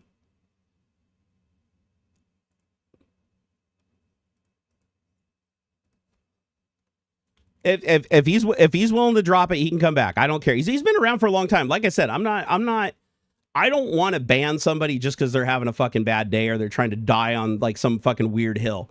But this is the 4th of July, and I do not want any fucking defense of a fucking convicted felon and a rapist who is directly responsible for the death of fucking children. I don't want that fucker defended on any level. I want to make that clear. If you disagree, that's fine. Go somewhere else and fucking yell into your pillow, but I'm not hearing it today. Not on the 4th of July. My country is already fucking hurting and bleeding because of this motherfucker. My life and my friends and my family have been so royally fucked by this jackass that I can't even fucking sleep. This guy, I will sell the day that he is out of fucking office and out of power. I will celebrate that day for the rest of my life. That will be a bigger holiday to me than all others combined, including my birthday. I want to make it absolutely crystal clear. Trump is the second coming of Adolf Hitler. That's not even being hyperbolic. That is 100% actually accurate if you look at Project 2025 and its run, accounting for modern technology and communication against 1933 Germany. The same exact shit is happening, just massively accelerated in a shorter period of time. It's the same shit. So I am not going to tolerate fucking defense of line item A being line item B, and I don't like misinformation. Fuck that noise. If you want to argue for a policy or something like that, fine. But seriously defending this motherfucker over a line item, like, oh yeah, no, he doesn't actually charge us for that. No, that's actually, no, he doesn't. No, fuck that. There is no reason to defend him on that when all the other shit is there. He gets the money one way or another. Anyways, I'm done with that. He can come back if he wants to. If he doesn't want to, totally understand. If Trump isn't Hitler 2.0, Bibi is. Bibi, Putin, and Trump are all the same fucking people. Because I don't know if you know this or not, but like even Benjamin Netanyahu is a felon. He's a felon, and he doesn't like people shining that light on him. He's a fucking criminal, just like Trump, just like Putin. All they care about is hanging on to their power. That's it. Because they know once they lose their power, they become accountable to the public for the horrible things they've done. That's it. Although, unlike Bibi, who once he's out of power, his people can do whatever the fuck they want to him. Trump, on the other hand, has a stupid fucking SCOTUS immunity that can't be retroactively removed per our own law. So, like, if we remove it, we still can't hold him responsible for the damage he's already done. Thanks, Adam. I appreciate it, brother. Like I said, if he comes back swinging, he wants to die on the Trump hill. Let him, let out his last gas, and fucking we'll make the ban permanent. But if he's willing to let it go today and go scream into his pillow about line item A versus line item B or whatever, that's fine. I'm fine. I don't mind if he disagrees with me, but I'm not going to have anybody fucking defending Trump in my show today. Not on the 4th of July. Not on fucking Independence Day. You know, our country is supposed to be free of tyranny. And every day that we have that motherfucker in office, we are scared for our goddamn lives and our futures of our children. So fuck that. We are not going to defend Mr. $2.8 fucking billion in 1 year when he went bankrupt 7 times and lost his entire family fortune and was beholden to other outside investments from other company peddling on his name alone. We're not going to defend that motherfucker, okay? We're not going to defend a guy who's literally found guilty of digitally raping Eugene Carroll. We're not going to take the guy who literally went on Howard Stern and said with his own mouth that he went and looked at 14 to 19-year-old girls naked in a locker room and they couldn't do anything about it because he had dominion over them because he owned the pageant. We're not defending that guy today. No. We're not defending the guy that fucking bragged about raping women who are married because he can and he can force them to do things. No, we're not defending that dude on anything. Period. I don't give a shit if it's one line item that you disagree on. Doesn't matter. Fuck it. Do not. If you defend that guy, you are on the wrong side of history. It's not about defending misinformation. There is no misinformation. He still has the money. That's the point. We're not shining the thing on. It's specific. He charged for the lobster and not the French fries. We're not doing that. He charged. That's the thing. He charged. That period. If you want to get rid of the misinformation because you think it's misinformation, I'm okay with just rewording it. You want to just reword it? He still got the same amount of money as if he gave them all fucking memberships to the facility. So it doesn't matter in the end. I'm saying that he got the money. He's still paying himself to go golf, and we're paying. So fuck that shit. We ain't defending that. BB got us into this. James like getting fisted by Trump taxed up his ass. Yes, I said it. Oh my God, dude. BB does fucking control our president, sadly. But so did Putin. You know, it's like BB saw Putin doing it, so why wouldn't BB jump on board, right? They all figured out, just like FIFA. It's like they all figured out the cheat code. They all know how easily Trump is manipulated. All you have to do is give him some kind of a fucking trinket or some kind of an award or some kind of prize or praise his fucking name on social media or something, and then all of a sudden you don't have to pay taxes anymore or tariffs or anything. It's so fucking corrupt. It's so corrupt. Oh my God, dude.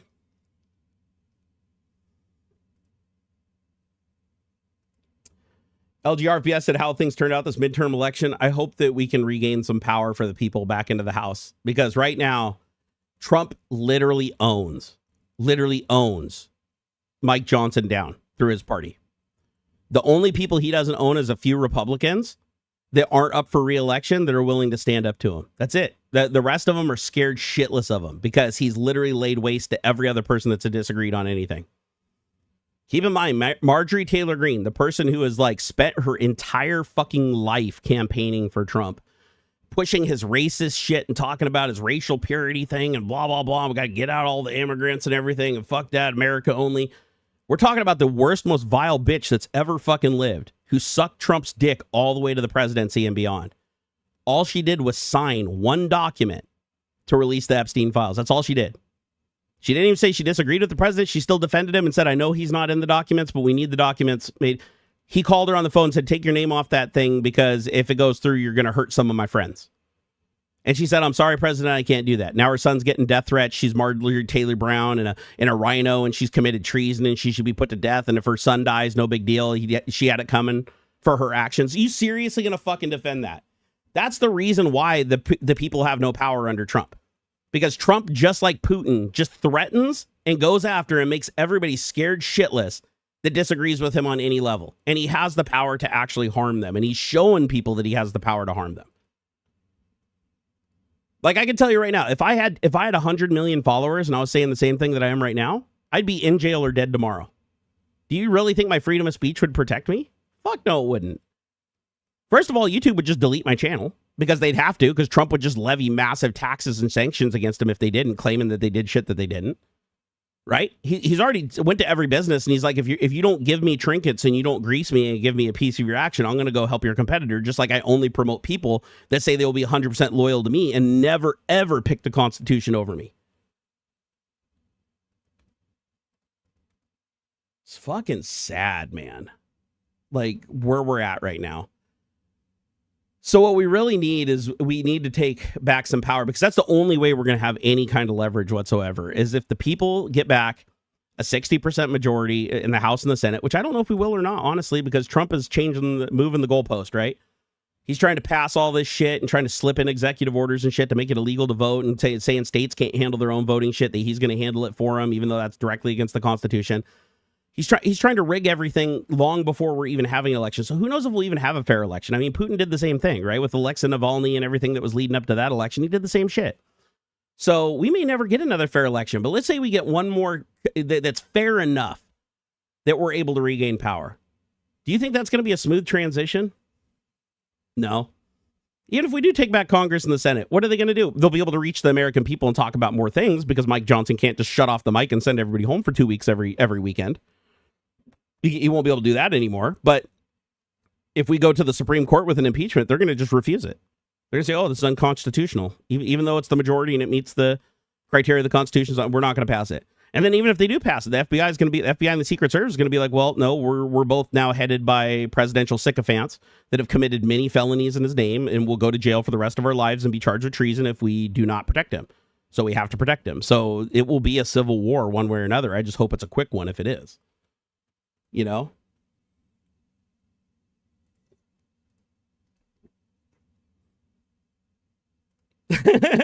Barnaby Jones. I'm definitely watching that video later. That's going to be my July 4th anthem, brother.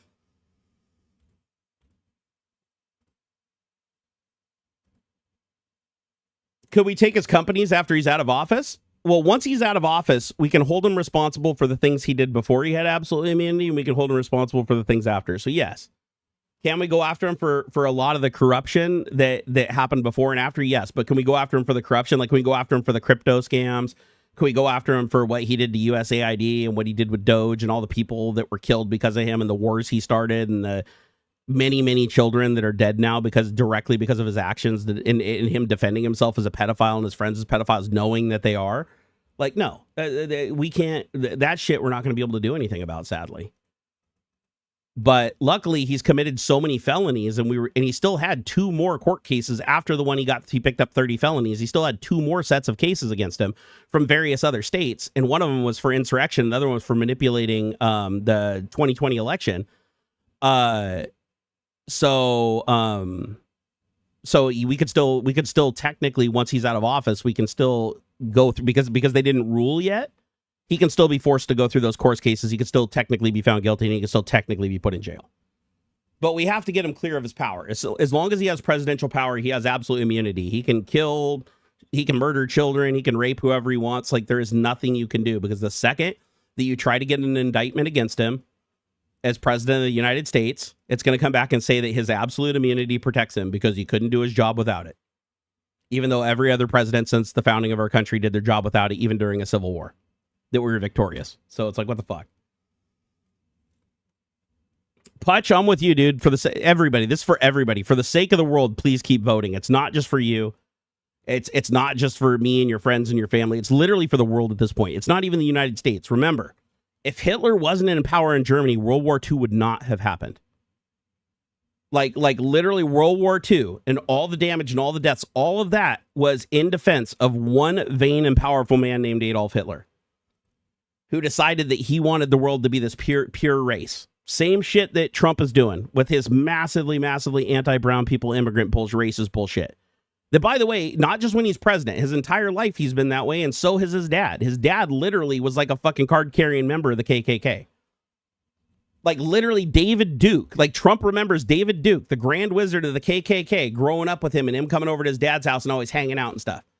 Do you really think they weren't saying the N-word and talking about racist stuff and telling Trump how all those dirty black people doing all the bad things to our country, or those brown people?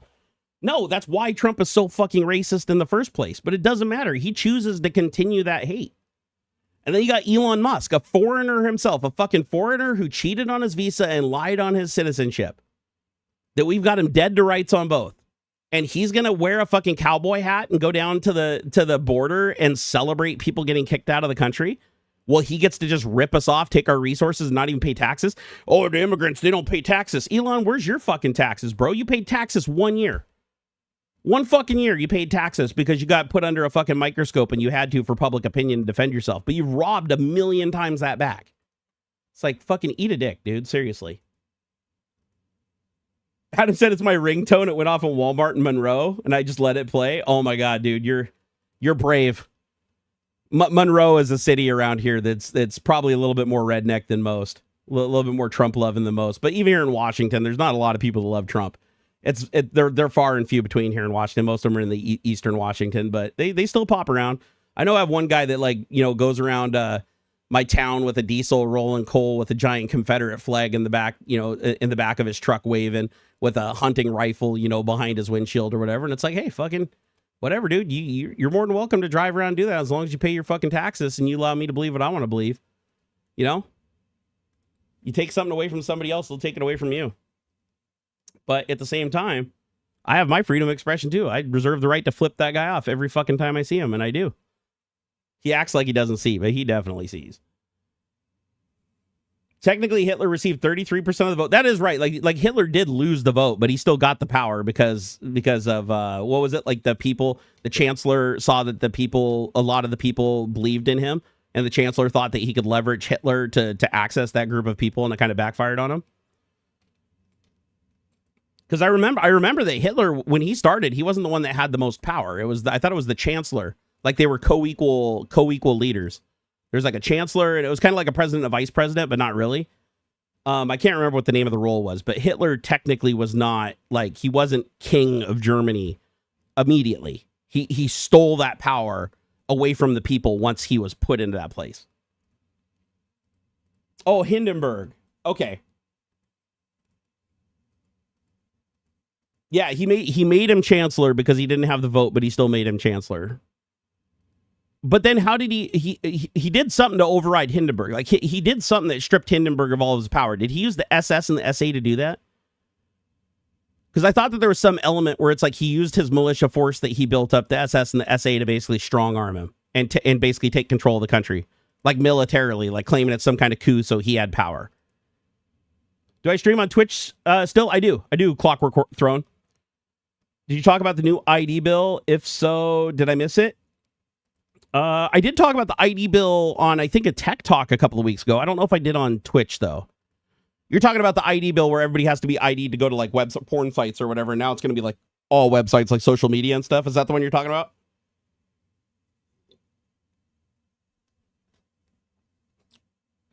Oh, yeah, the Reichstag fire? Hitler was literally charged with treason. Like, just like Trump did an insurrection, Hitler did an insurrection. A lot of people don't know that. There's a lot of people who don't study history. If they did, they would understand Trump's a way bigger threat than they think he is. Because he's literally mimicking Hitler. I mean, Hitler literally committed an insurrection, got charged with treason, except for the difference is Trump had absolute immunity, so he couldn't be charged with it. But Hitler got charged with treason because of where he was arrested. Instead of serving life like he should have, he only had to serve, I think it was 9 months or a year. He wrote his manifesto, Mein Kampf, while he was in prison for that period of time. And when he came out, he started going full gangbusters, trying to gain political power until he eventually became chancellor, shut out the other guy, and fucking the rest is history. Sorry on 3 hours of sleep with the F1 and Cut being so early. Oh, no, I hear you, Adam. I'm still tired, too. I missed 2 nights of sleep this week. I usually miss 1 night of sleep where I just don't go to sleep and I just stay up through the whole next day so that I reset my clock and go to sleep and wake up at a normal time. I did that twice this week. I did it once on Wednesday and I did it once on Thursday through Friday. And then I just slept for 4 hours before the stream. So I'm down about, 16-ish hours of sleep this week. So in my body, and that's the weird thing is you think like if you skip a night that you just need 8 hours and you'll be good again. No, you have to catch up on that sleep. You'll get to a point where if you are so exhausted, like you stay up 3 days in a row, you will just sleep through an entire 24-hour cycle for your body to like reset itself. That is true. Adam and I do DM a lot when we're super fucking tired. Like when we can't get to sleep or we just get up. It's like, hey, what's up? How's it going? What you doing? Dude, I can't wait to get my hot tub fixed though. Oh my God, I'm excited. I know it's still going to take a while because we got to do some more back and forth, but I never knew I'd miss that hot tub as much as I have. That thing seriously is like my golden goose. I told Felicia the other night, I was like, I don't care if we're poor and living off the 401k. If it costs $1 million to fix that thing, I'll happily pull it out of my pocket because at the end of the day, having that thing is life-changing. Fucking life-changing. Oh, you want me to put my watch on? I can do that. I'll tell you what. Here, hold down the port. I got to take a piss anyways. Let me go take a piss and put my watch on. I'll be right back.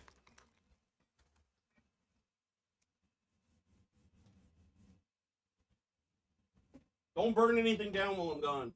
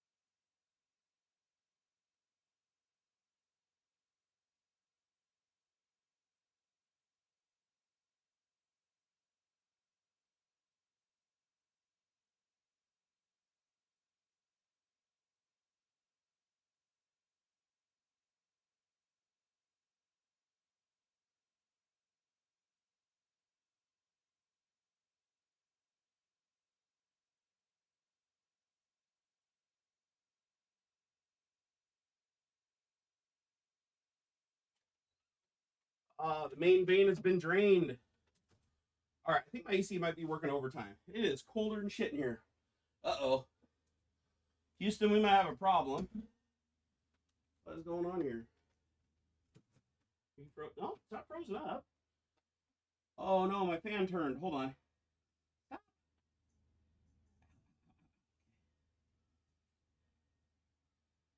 I have to have airflow going over the sensor, otherwise it reads the wrong temperature.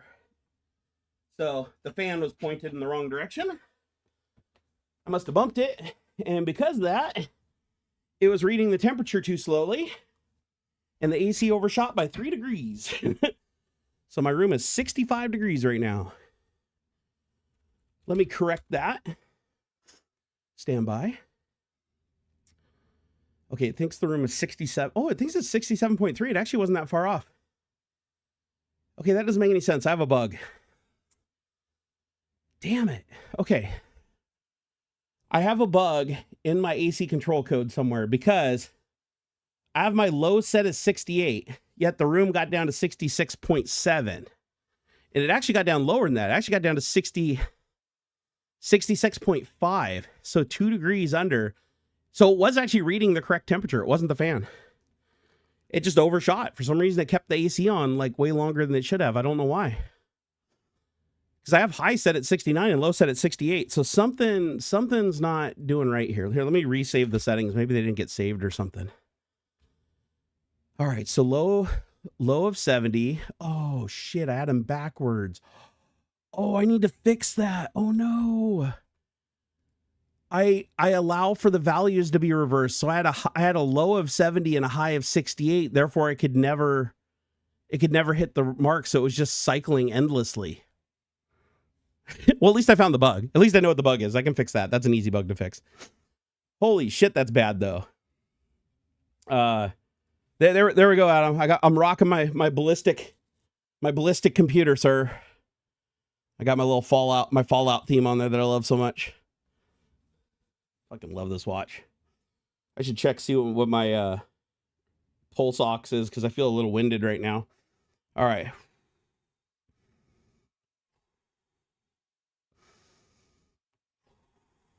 Gonna see what my oxygen level is. My lungs have been fucking with me ever since I swept up that fucking mold dust or whatever it was, moss.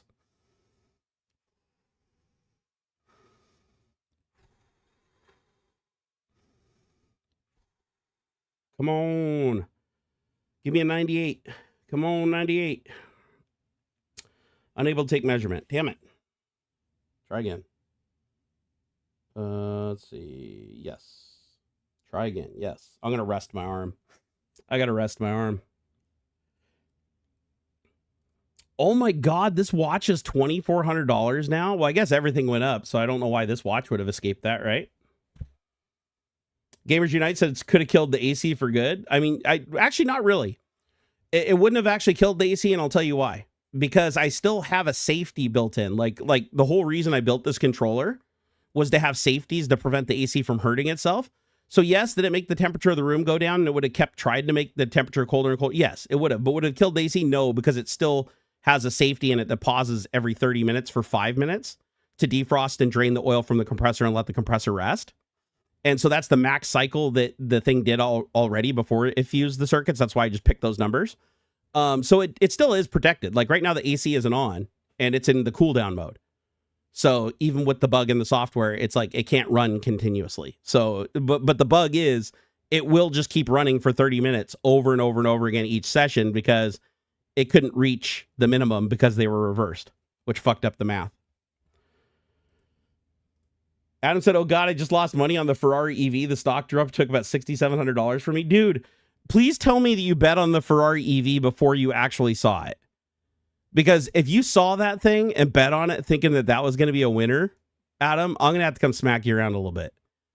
Because you know I'm not a good investor. You know I suck with money, but I could have even called that one, brother. Come on, a blind man. A blind man in a coma could have called that one. I mean, the thing's not even built. Like, is it even built by Ferrari? All the hardware, all the switchgear, everything on it looks bespoke. Like, if you told me Honda made it, I'd believe that more than Ferrari. Is the AC expensive to run? Not here where I live. Where I live, electricity, I think, is 13 cents. It might have gone up 1 cent. I think it's either 13 or 14 cents a kilowatt hour. And then during peak, I think it goes up to 15. So our electricity cost is pretty low. The consumption of the AC at full tilt with the compressor and fan running, which when it's on is all the time, it draws about 1,200 watts, 11 or 1,200 watts. So you'd have to do the math on that. But I want to say it's only like $1 and some change a day to run. Even on the hottest day where it's cycling at 100%, it's like maybe $1 or $2 a day, maybe. Adam said I had a $400,000. Wait, you had about $400,000 of Ferrari before? Oh, you were already invested in Ferrari before that atrocity dropped.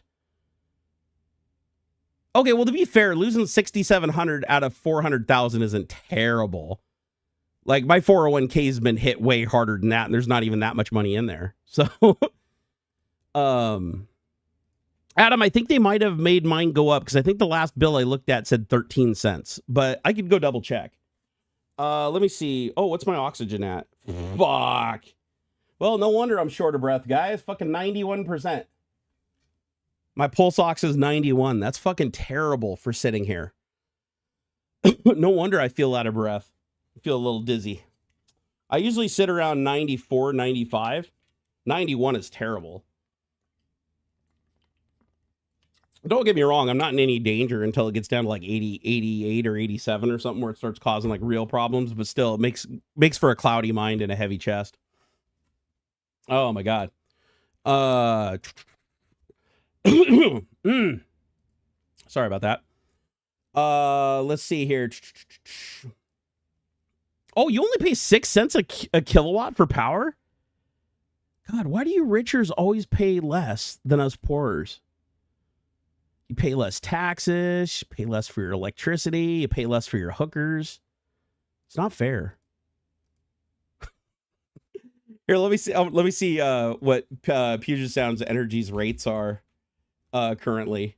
Because I want to say they jacked up the price on us a little. Maybe it was just peak hours, but they did jack up the price a little. We did notice it. Let's see here. What is current price for Puget Sound Energy?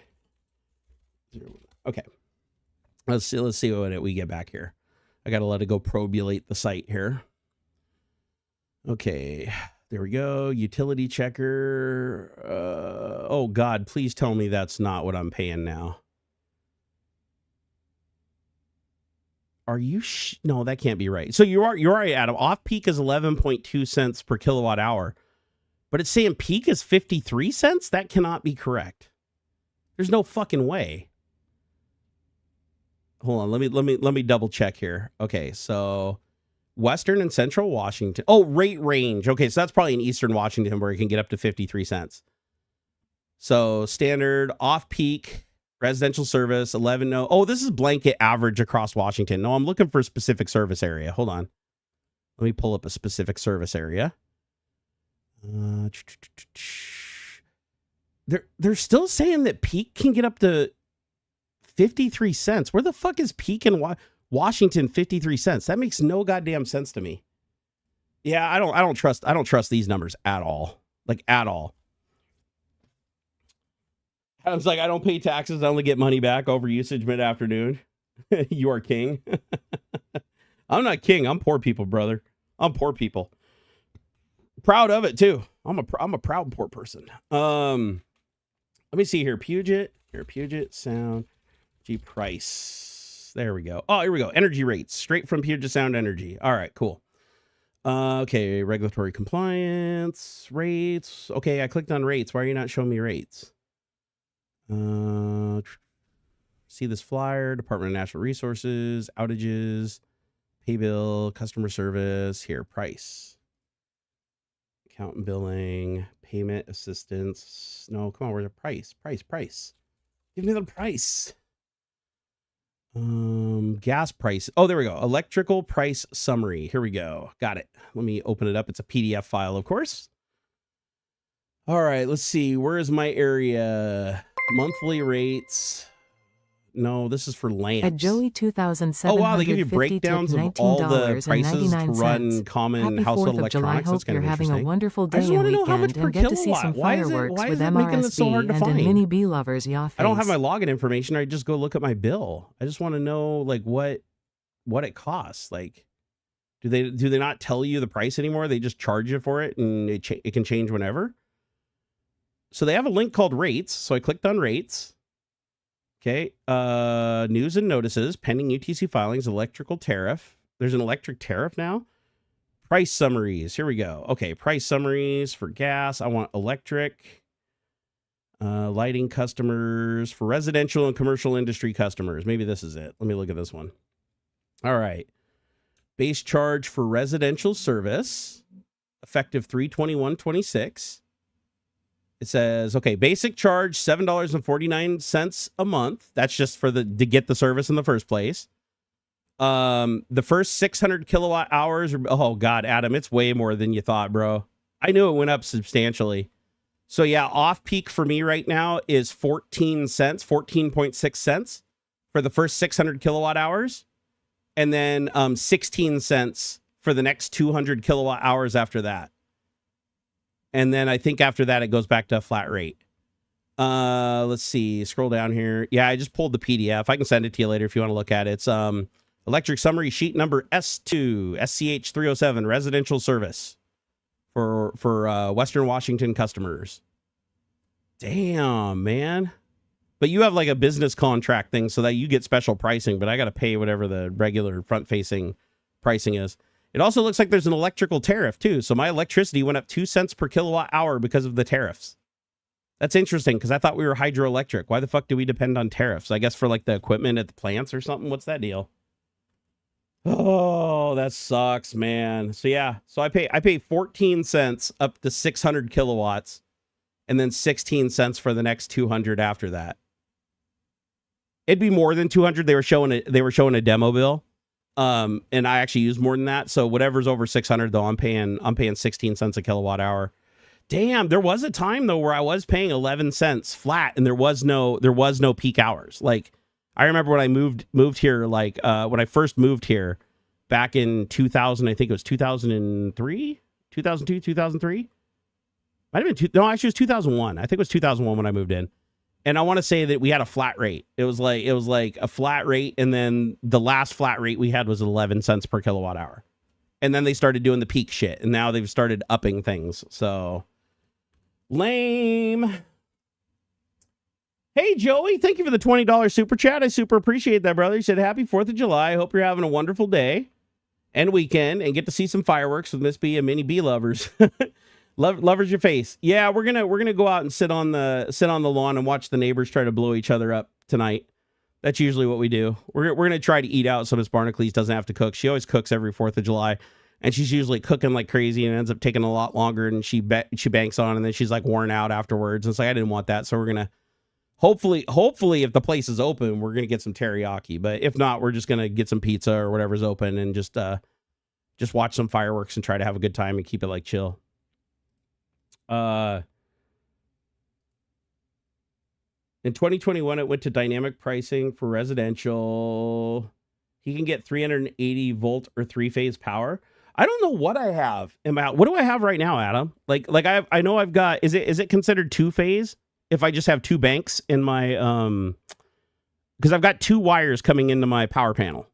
So one side and the other side have their own drop through the breaker. Because it's like, I think it's a 200 amp circuit, and then it breaks off to like 100 amps on each side of the panel or something like that. So I know my best outlet I have is 240. I've got a 240 volt outlet for my dryer, I think it is, or something like that. And then my oven doesn't have one though, sadly, because I have a gas oven, so they just put in a little 110 behind the oven because I like it when they have the 220s behind the oven, because then if you ever need to use a welder or something, you can just get one of those 220 extension cords and plug it in. But have you seen the price of extension cords now? Oh my God. I don't know if it's just like the price of copper or just conductors in general, but the generator power cord that I have, I bought I think it's a 50-foot generator power cord that's rated for some ungodly amount of power. But I remember I bought it at Home Depot probably 10 years ago. No, more than that. Probably like 15 years ago when I got my Honda generator, and I paid, it was like $80. And now I look at the same cable is like $600 now. It's like a $600 cable. I'm like, no wonder people are going into houses and ripping copper and shit out of the wall. I mean, oh my God, it's like worth more than gold right now. Just, I don't know, man. It's fucking insane. Just pure, everything's pure insanity right now.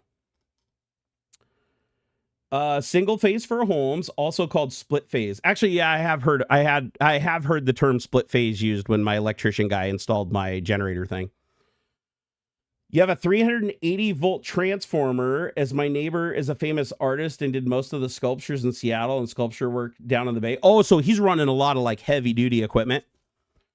Because I know like 3-phase and like super high voltage and stuff is like very common in machine shops that run like huge CNC machines and shit like that have like super high torque motors. Because don't motors become more efficient with higher voltage?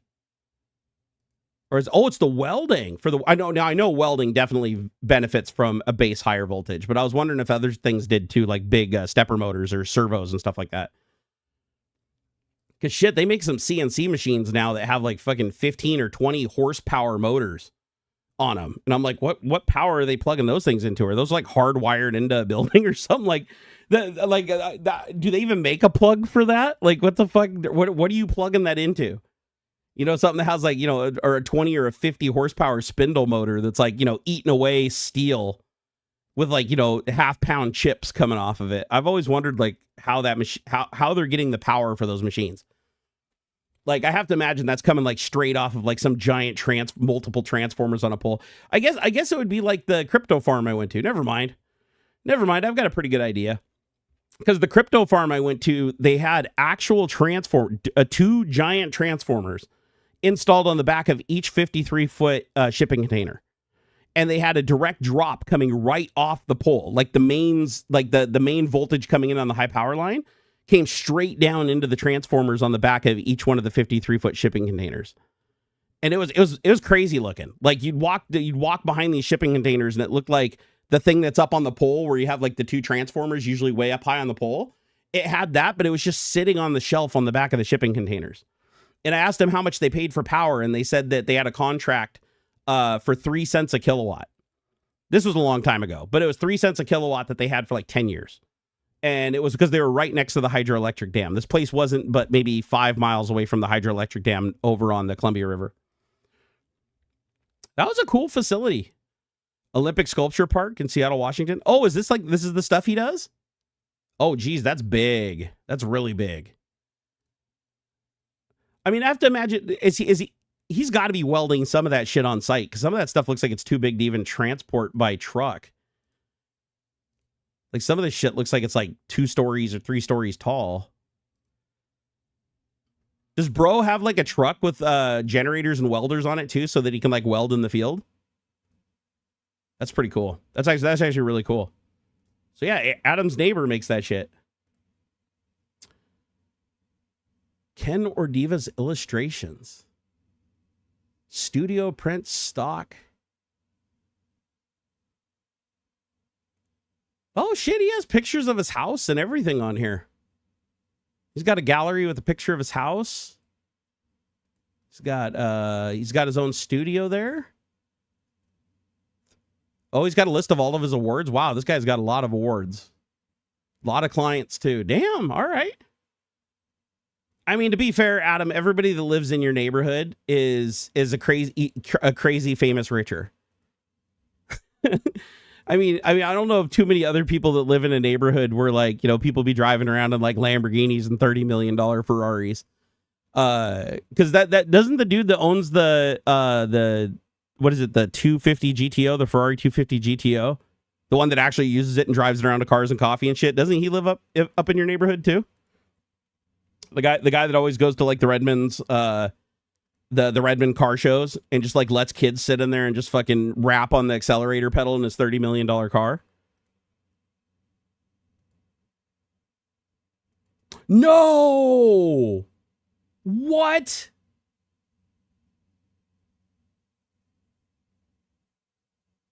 Is the car destroyed?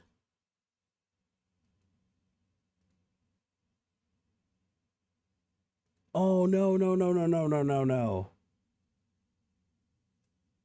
Wait, is Fox Run where he lived, or is Fox Run something else? Top of it burned, then robbed, garage is fine. Oh, okay. Woo!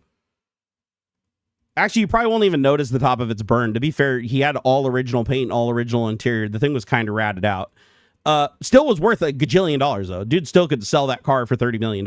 Like, they're ultra rare. I want to say there's only like fucking like 5 of them in the world that still actually run. Oh, his house. Okay, so that was the name of his house. Okay, God, that sucks. I'm glad the car wasn't like too badly damaged, though. God, could you imagine trying to fucking submit the paperwork to insurance for a $30 million vehicle? Oh my God, I have to imagine that insurance company will literally throw every legal fucking reason possible at you to not like replace your car. Well, they can't replace the car. They'd have to pay him out. Because how do you replace something that never comes up for sale? Those things are never sold. I want to say the last time one of those 250 GTOs came up for sale was like literally years and years and years ago, and it went for like 30 or $40 million. They never sell. The only time they ever sell is if the owner dies and the family like puts it up on like Haggerty or something. Or not Haggerty. What's one I'm thinking of? The really expensive one, Barrett Jackson. Those ones usually always sell at Barrett Jackson. And I think Bruce even shot pictures for the guy. I'd have to go back and look, but I think Bruce showed me pictures because he had the guy at his studio and actually took pictures of that car. And I don't think, was that his only Ferrari? I think he had multiple Ferraris. Didn't he have like a white one too? I don't think that was his only Ferrari. I think that was like his prized Ferrari, but I think he had other Ferraris also.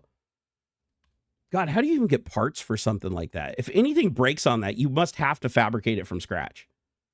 Haggerty did an assessment and had it at 39 million. Gosh dang, dude. I know the last one sold for 40. The last time I saw a 250 GTO trade hands, I think it was $40 million was the price. And I was like, the fuck?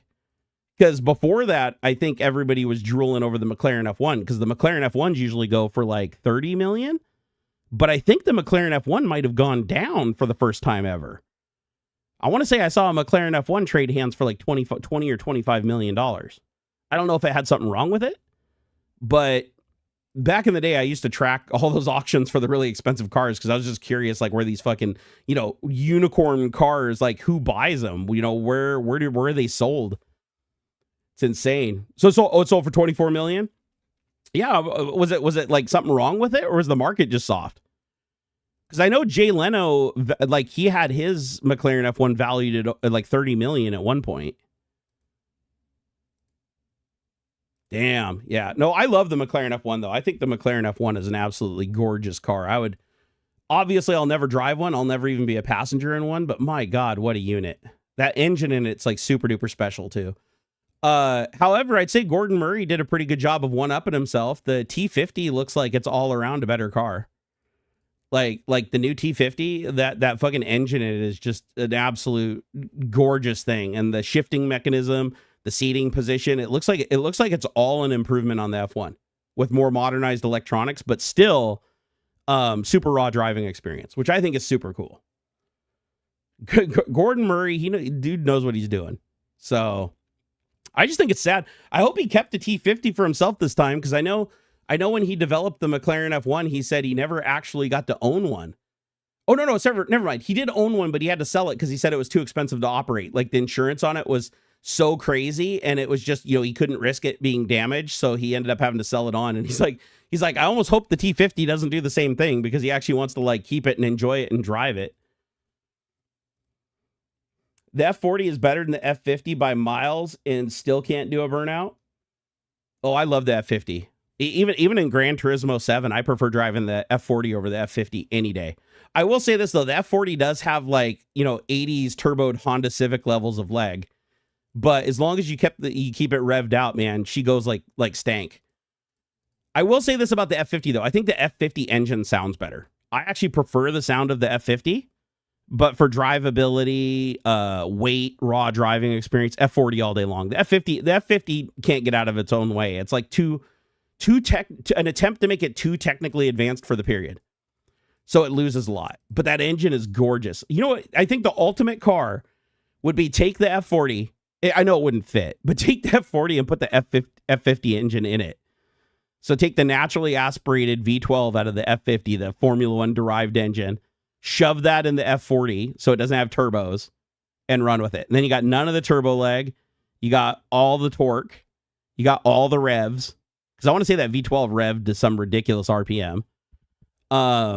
Rowan Atkinson sold his F1 car. It was repaired after the crash at a cost of $15 million, which at the time was the biggest car payout ever. No, I remember that. Yeah, Mr. Bean fucking owned an F1. Isn't that crazy? So did Elon Musk, sadly. Everybody wrecked him too. That's the thing. Like, I feel like that was like the car of the day that everybody bought and couldn't drive. Like, it's a car that requires you to really be on your game to drive it. I know Jay Leno says it's like the easiest car to drive in the world, but I kind of call bullshit, because it's like manual brakes, manual steering, a manual car. It's like the most manual driving experience you can possibly have. And now you have Elon Musk. He wrecked his. Rowan Atkinson wrecked his. Like, the reason that they're probably $30 million is because half of them that were built are probably wrecked beyond repair. But a car like that is worth so much that even if it literally burns to the ground and all you have is like two pieces of metal to rub together, it's still worth paying to just rebuild it. Like, the car is so valuable. It's one of those cars that can be completely gone and you can still rebuild it and like make money on it. And that's not even the hot version. There's two more versions after that are more expensive. Like, the McLaren F1 Jay Leno has is like bog standard, like base model. Although I do think he paid the $25,000 to get the better AC, which I thought was funny. Like, the AC that comes with it barely works. It's like joke AC, but you can get AC that actually works for $25,000 more. So, but anyways, Jay Leno, I think he had the better AC. But anyways, he basically had a base model. And then after that, they had the GTR, which was the race model. And then they had like the Le Mans GTR, which is like the super ultra rare track only.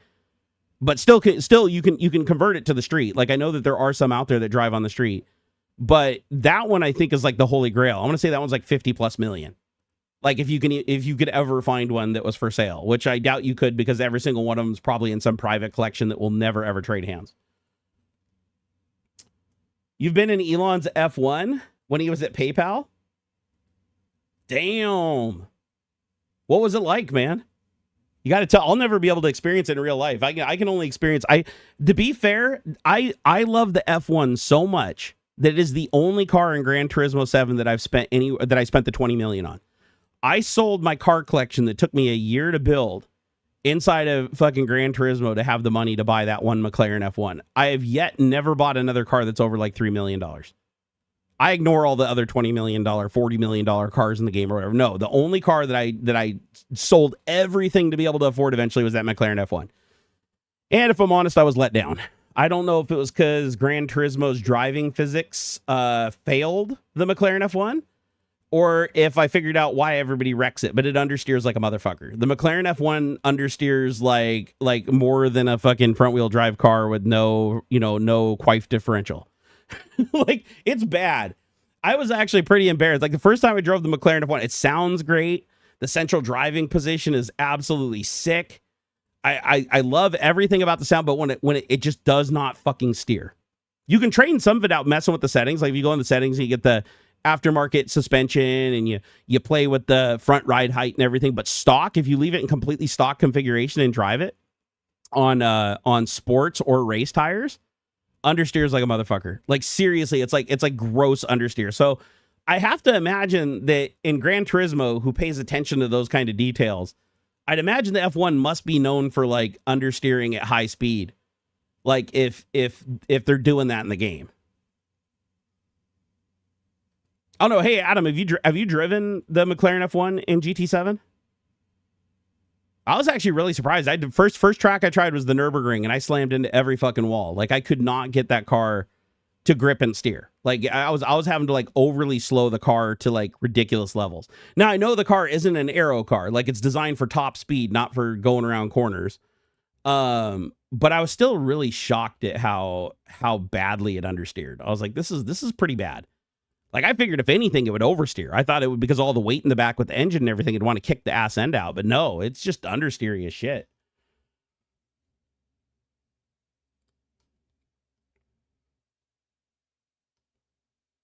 Hey, what's up, networking guy? How's it going, brother? Had fun. Thanks again for the car pack and Forza Horizon. Dude, those downforce cars are insane. It's basically like a cheat mode, because I can't find any car that you get in the base game that has that kind of downforce.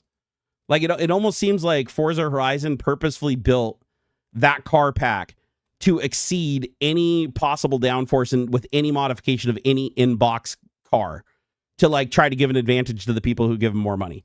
Because goddamn, those things, you just throttle down, you just steer. It doesn't even matter how fast you're going. It's just like it's like a slot car on rails. It's insane. You have it. It's a lot like an NSX. I actually see, that's the thing. The NSX for me is like handles like a dream. Like, I didn't have any problem with the NSX on the Nürburgring. It does understeer a little bit. I'll give it that. But I felt like the McLaren F1 in its stock form, man, was just like ridiculous amounts of understeer. I don't know if it's because it has so much torque, and because I feel like the only way to get it to steer around a corner is like you have to trail brake it in. Like, it does not want to steer. Like, even if you just let off the pedal and try to coast the corner, it still feels like a high speed. It wants to like understeer way before it should. Those time attack cars are fun. They top out around 250 though. Only 250. So race with the straightaway, they will lose. Well, I mean, yeah, you always have to trade the downforce, right? It's always a trade. Always. Rowan Atkinson has a Rolls-Royce Phantom Coupe, ultra smooth 9-liter V16 engine. Oh my God. I want to say the Dodge Viper, I believe, has an 8-liter, if I remember right from my video I made on it a gajillion years ago. I got to drive and review my my old Microsoft boss's Dodge Viper. I think it's a 1997 Dodge Viper GTS. And God, closest thing I've ever driven to an electric car that's not electric. That thing had that instant torque. Didn't matter if it was 500 RPM, didn't matter if it was 3,000. It just pulled exactly the same. It was wild. Not overly powerful, but like the widest tires on a car I've ever driven. They were really old tires though, so she did like to break free the traction really, really easily. So I was very gingerly with how I drove it. But yeah, I remember doing the research on that car before I did the video, and I was like, an 8-liter Lamborghini derived fucking V10 in a Viper? Like, no wonder the interior looks like it was, made by Fisher Price, and the car is super minimalistic. They like spent all the money on the drivetrain. The Dodge Viper, it's like the frame, the engine, and the transmission, and the differential. That's all the money. The rest of the car was cheaped out on horribly. Yesterday, somebody crashed a Bugatti Chiron in Michigan, smacked it in the back of a car at a red light. Oh, God. What a way to ruin your fucking $3 million car. As I said, I've owned a real Bugatti Veyron SS. Oh, I didn't know the one you had was an SS. That's fucking, God, that thing's worth crazy bank today. Spent $1.2 million to make $800,000 more in 2 weeks. Worst thing I've ever done with money. Didn't sleep for 2 weeks. Oh, I bet, dude. Having money invested in like a physical asset like that. God, that had to be a fucking nightmare. I didn't know that was an SS though. That's like, those are ultra rare. Those are super duper rare. I want to say Veyron's now traded about 1.5 for a base model, not an SS. A base model Veyron's like 1.5 million right now. I've seen low mileage, like ultra low mileage ones go for like over 2. So, and that's for like the base model Veyron. The SS, if I remember right, wasn't it like an extra 100 horsepower? And like they did some special stuff with the trim. I wouldn't be the least bit surprised if the SS models aren't another 250 or 500,000 more. Do I follow the Le Mans 24-hour race when a team brought a modified NASCAR? I did. QA Library, I totally did. Me and Xander watched that on YouTube. We didn't watch it when it happened, obviously, but yeah, that was so funny. They brought a NASCAR to Le Mans and actually did well. Like it turned. Hey, I mean, NASCARs, right? And the Mulsanne Straight is all about raw speed. And I want to say those NASCARs, they get up to what, 230 miles an hour or something like that pretty easily. I mean, they make up a lot on that straightaway. Plus, a lot of people don't realize, but in NASCARs, they have 2 different setups for NASCAR. They have the oval track setup, which is what everybody's used to, right? Turn left. And then they have the road track setups, which are completely different suspension geometry, completely different. I think they even use different tire compounds and shit. Like, it's like everything is different. And my son had to explain it to me because I didn't even really understand the big difference between the two. But apparently, when they're in their road course configuration, they grip really well. Like, they actually have a pretty decent corner G. Plus, I think they even have to gimp the speed. They put restrictor plates on them on some tracks because they don't want them to get too overly fast before the corners. Because I guess they're kind of limited by their brakes, even though they also changed the brakes. They put way bigger brakes on them for the street stuff, but they still can really outrun their brakes fairly easily. Because I think that motor makes stock a NASCAR engine, naturally aspirated V8, makes like 900 horsepower or something. It's like 800 or 900 horsepower. It's a lot. It's a lot of horsepower for no turbos, no forced induction. It's pretty wild what they can get out of a carbureted engine. Although, I don't know, did they move the fuel injection? I know they just redid all the NASCAR stuff a couple of years ago with the new spec. And a lot of people were bitching because they went to independent suspension and got rid of a lot of the simplicity of the old cars.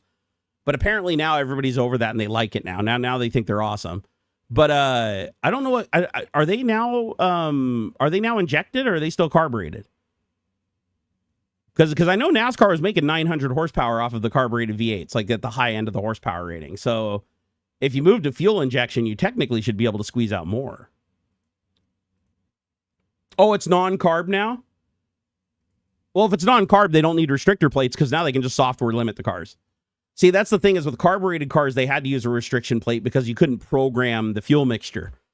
You know, the fuel mixture, it was physically delivered. The fuel was physically delivered. Whereas with an injection setup, you can change the length and duration pulse of the injector so you can restrict the cars just through firmware.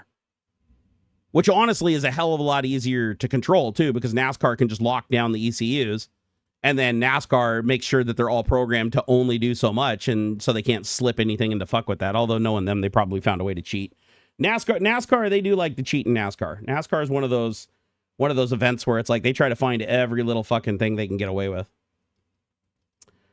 Michael R. Media said, I love the idea of your son explaining the difference in NASCAR setups to you. That kid comes so far. Dude, he tells me everything nowadays.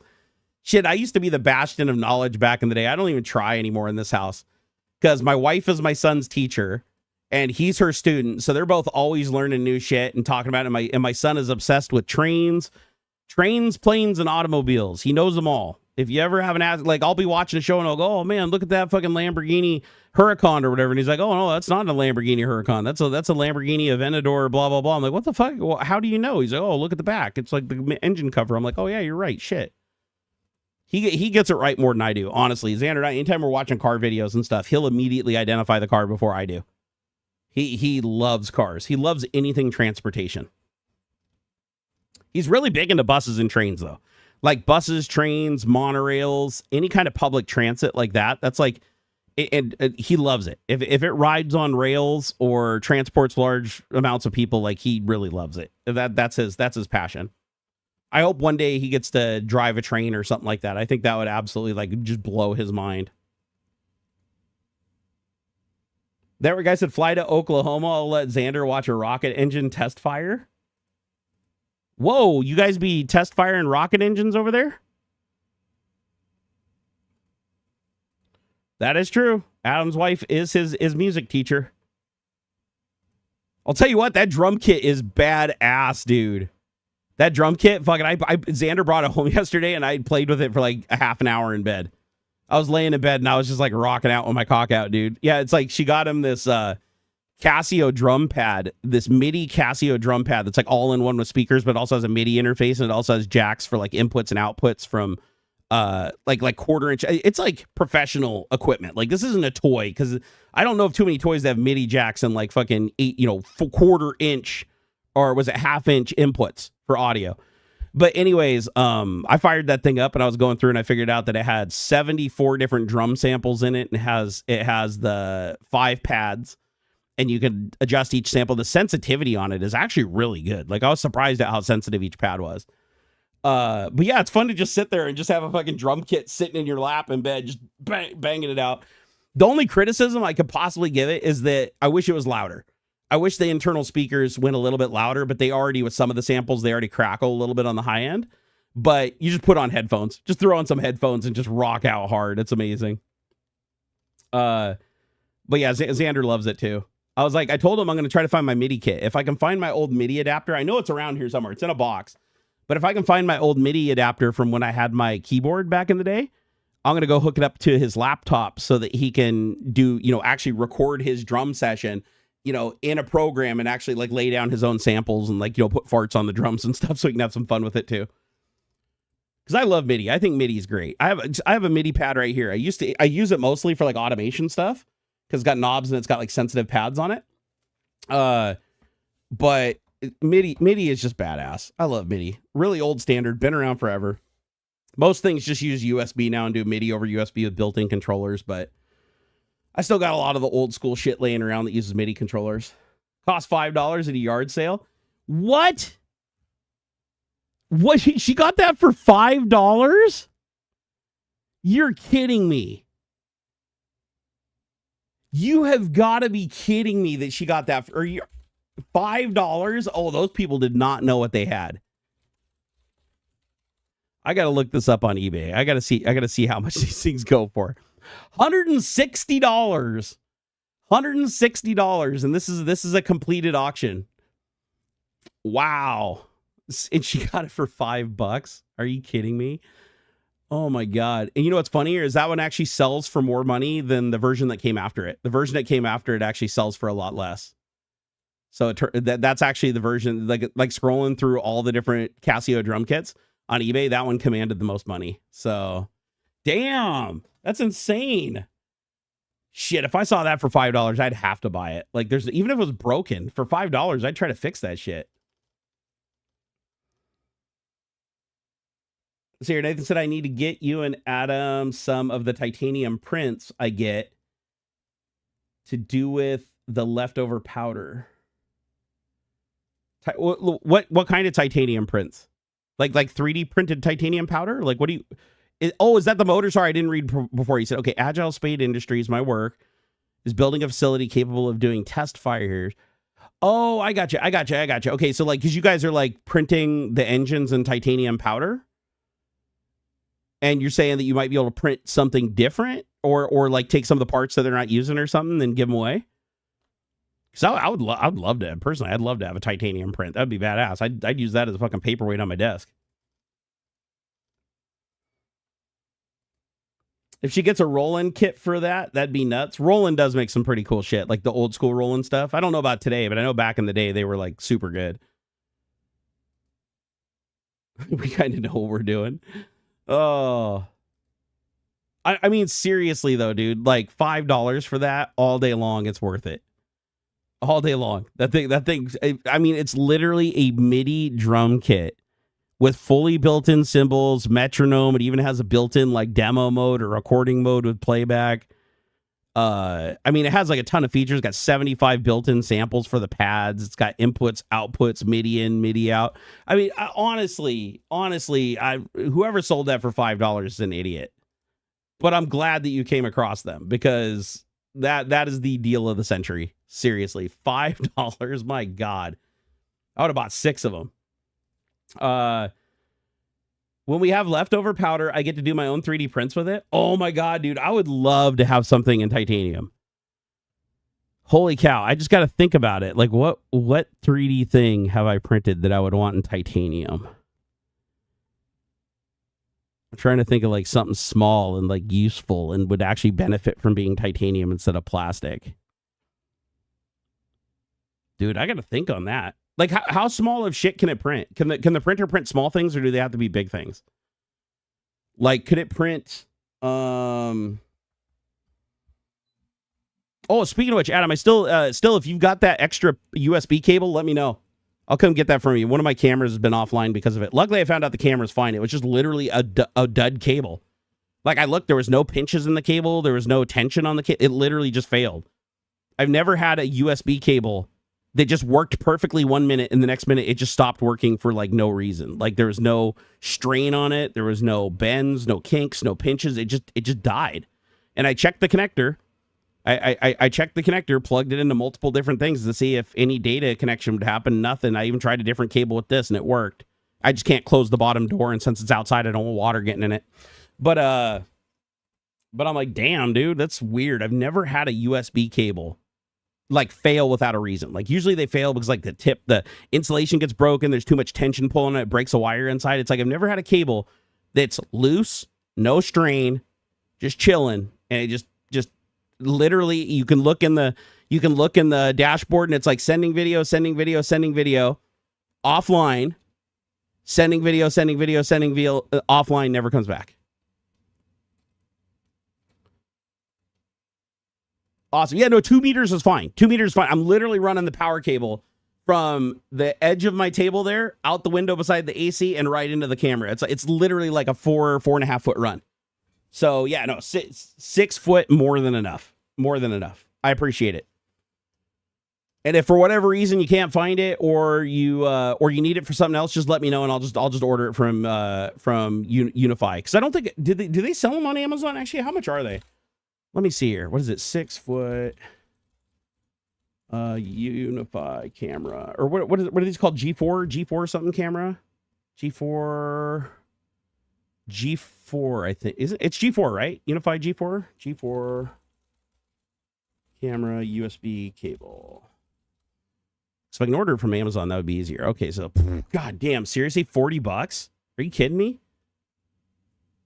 It looks like they only have one cable. I don't. It looks like it's a long one. How much is this? Ubiquiti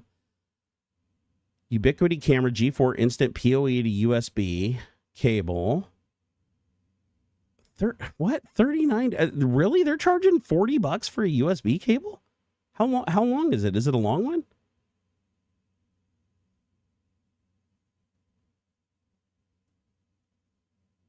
It doesn't even say the length, so I don't even know if I trust this auction. Let me tell, what is Unify? What does Ubiquiti charge for them directly? Because I know Ubiquiti is one of those places where sometimes ordering direct from them is a lot cheaper than Amazon for some reason. Like, I don't even know why they sell their shit on Amazon, because it's like they sell it cheaper direct through their website.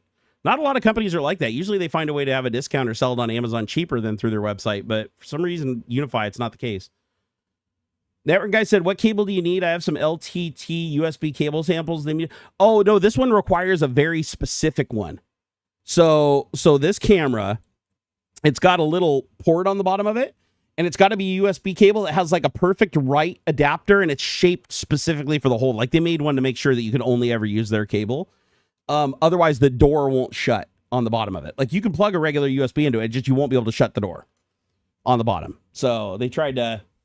They tried to do a special job, or to force you to have to buy their cable. And I could see why they did it too, because I know some people, because it's PoE, it's a completely it's powered over the USB cable. And because it's powered over the USB cable, they want to make sure you're using a cable that carries sufficient current for it and everything like that. They don't want you putting a cheapie on there.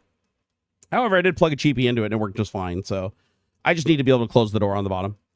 Hey, Hysterio, my man. Thank you for the $5 Unius, dude. At Hysterio, hey, it's been a while. Got hooked on TikTok auctions. My bank account was like, help me. My bank what the hell is a TikTok auction? Do I even want to know? Oh, my gosh. Yeah, I knew LTT was making cables. I have their cable ties, but I've never tried one of their cables. I mean, everything else I have that I've gotten from them, like the water bottles and the screwdriver. I love the screwdriver. By the way, the LTT screwdriver, that thing's been solid, man. We've used the shit out of all the ones that we built when we were at LTX.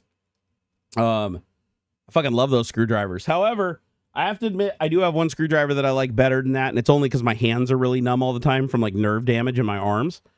I have a screwdriver that has a gyro in it that you can just turn, and it like rotates, and it's kind of like a drill, but it's like really small, and you like put the drill bits in it, and you rotate it, and it uses the accelerometer to determine how fast to spin, so you can like undo and do just by doing this. Fucking love it. It's like, dude, it's so cool. It's like the laziest screwdriver in the world. But the sad thing is, because it's kind of chunky without like a big extension on the end of it, it's kind of hard to get into some places. So there are some places where I still absolutely have to use a regular hand screwdriver, where the LTT comes in absolute handy. But anytime I can actually reach the screw, you know, unabridged, even with long, I bought the set of long bits for it too that give it more reach. I use that thing all the time. I fucking love it. I know, the DeWalt penis driver. That's exactly what it is. It totally is the penis driver. Because it's actually straight, and you can actually twist it, and then it looks like it's got a little bit of a boner. I wish I had it here to show you guys. It's absolutely worth it. Like, here, let me see if I can find the listing for it, because my wife got this for me for Father's Day many years ago, because I was complaining about working on my computer with my hands, and I even told her, I was like, God, I can't hold the screwdriver because my hand gets so numb and prickly. So I think I have carpal tunnel, seriously. And so it makes it really hard to hold on to anything. Even video game controllers are hard for me to use for long periods of time. So she picked up on what I was putting down and found the screwdriver I didn't even know existed. And I fucking love it. I love it, man. Oh, here we go. Adam gave me the link. YouTube. Oh, come on. Wait, DeWalt sells USB cables? Oh my God, DeWalt. Seriously? Seriously, DeWalt? I guess I don't blame him for getting in on the action. Oh, wow. DeWalt makes a different cordless screwdriver that's like narrower and skinnier now. Did you see this? I didn't know they made this one. Hey, Adam, don't you got like some kind of deal with DeWalt where you get like better deals from them directly, or you got like an insider or something that you get to play with all their stuff? Because this is pretty cool. It doesn't have the kinking capability of the screwdriver, which I actually like. I like the fact that you can make it like a drill or make it like a screwdriver. I think that makes mine more useful. But this thing's like really slim. Like I kind of like this one. There it is.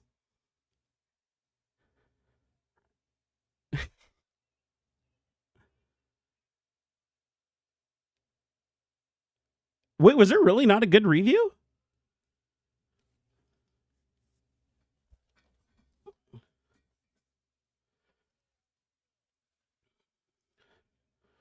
Wait, so, this is 5 years ago. Okay. It's got to have good reviews now, because I fucking love it, and I've had it forever, and it's never failed me.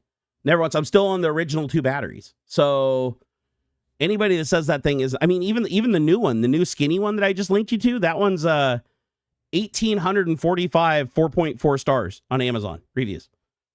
Like, people clearly love this shit, and they should, because this thing is baller, man. Although this one might not be gyro. I think this one you actually turn a little collar to make it go. Interesting. So did they get rid of the gyro? The gyro was what made it cool. I fucking love the gyro, man. Don't get rid of the gyro. What are you doing? Oh, you get paid by DeWalt? Oh, that's awesome, dude. That's freaking awesome. The bendy one is not as good as the fixed straight one. Oh, I have the bendy one, dude. So you have the straight one?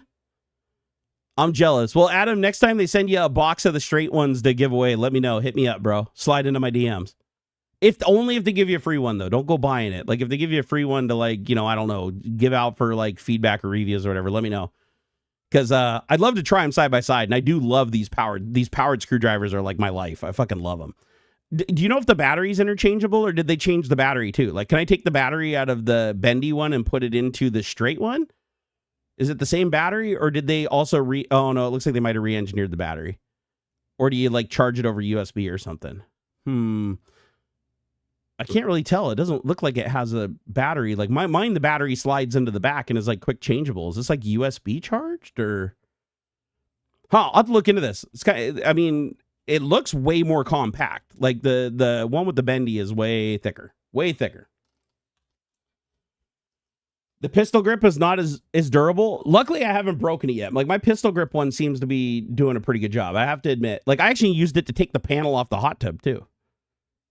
Because I prefer that over the drill, because the drill is so heavy that, you know, when you're holding it out in front of you, you're like taking stuff or holding it over your head. Like, anytime I do something over my head or hold my arm out for a prolonged period of time, I always use the little power driver. Looks like a sweet home theater setup, but I suppose it's all been replaced by now. Oh yeah, 5 years. You kidding me? No, I'm just kidding. He probably still has the Sonos Faber speakers, but I know he has like way bigger subwoofers now and way bigger amplifiers, and like it's nuts. It's nuts though. He basically created a sound system designed to make your ears bleed. You basically have to wear hearing protection. He built the sound system so you have to wear hearing protection. Adam said, Jerry Jen here. You want me to reach out to Slate Audio, see if they'll let you and Felicia try a truck for 6 months free or something along those lines? Wait, what? Slate Auto? Really? Ed DeWolf Stenio tipped $5. Catching up on the VOD. Shit, yeah, since why not, I'm late, man? I'm down. Happy 4th from the past. Shit, I need a truck to haul a mattress to the dump. So yeah, count me in. Shit, I'll give you feedback on that sucker. You'll have to tell me how like the whole insurance situation works on it and everything, like how we get on the insurance and make sure it's like legal for us to drive it and everything like that. But yeah, no, that'd be fun. That'd be fun to review a vehicle. What kind of vehicle? Like, do they sell all kinds of different vehicles, or? You got me kind of interested here, because I would like to drive around a truck again. I miss that. The sad thing is, I drive it and get like so addicted to it, I wouldn't be able to let it go. I'm gonna be like, no, because I miss my truck so horribly. The worst thing I ever did was sell my my little Toyota Tacoma. I used to think it was gutless, but man, it was so comfortable. Like that truck, for me, for a big guy like me, it was the most comfortable driving experience ever. Oh, it's called Slate Truck. Okay, hold on, let me check this out. Slate. Oh, is this the one I'm thinking of? Hold on. I think I know what this is. Hold on here. Slate. Yes. Count me in. 100%. 100%. Yes. No, I've been watching. I forgot the name of it. No, I've been watching this thing since it's like early development. I watched it on Jay Leno's Garage. No, fuck yeah. Count me in. I would absolutely love to drive this thing, dude. Yeah, no, this is like they're trying to build a truck that can sell for like $24,000 or $25,000 as a base model, which for trucks is like, find a truck under $50,000. Like, just try.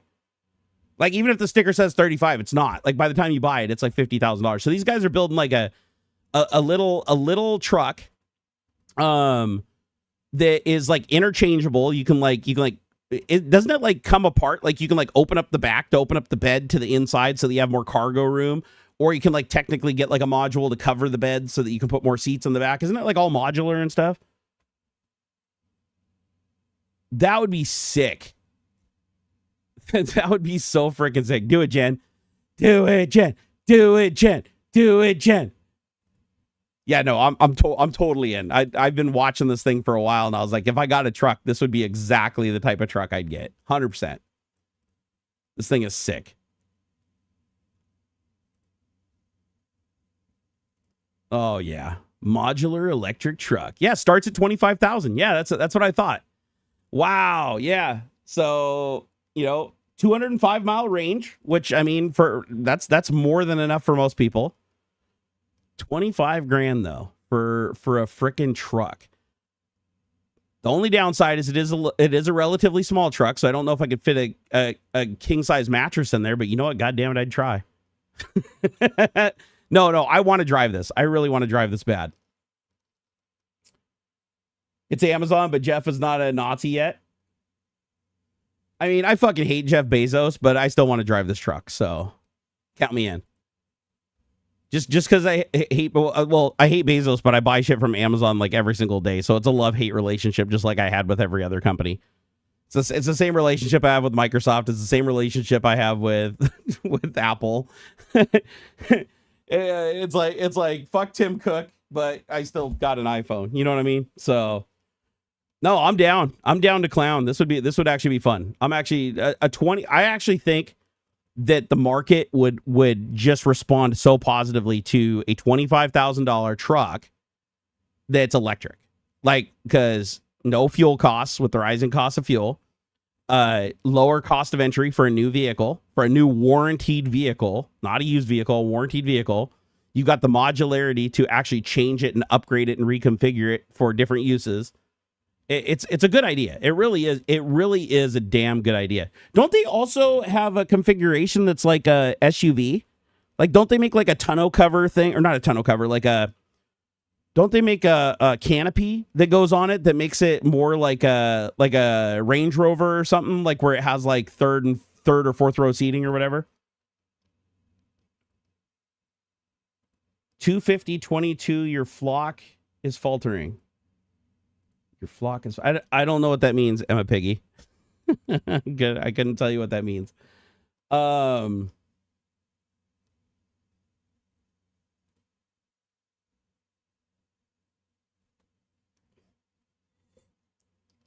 Oh, you know what? We actually haven't seen Daniel in a while.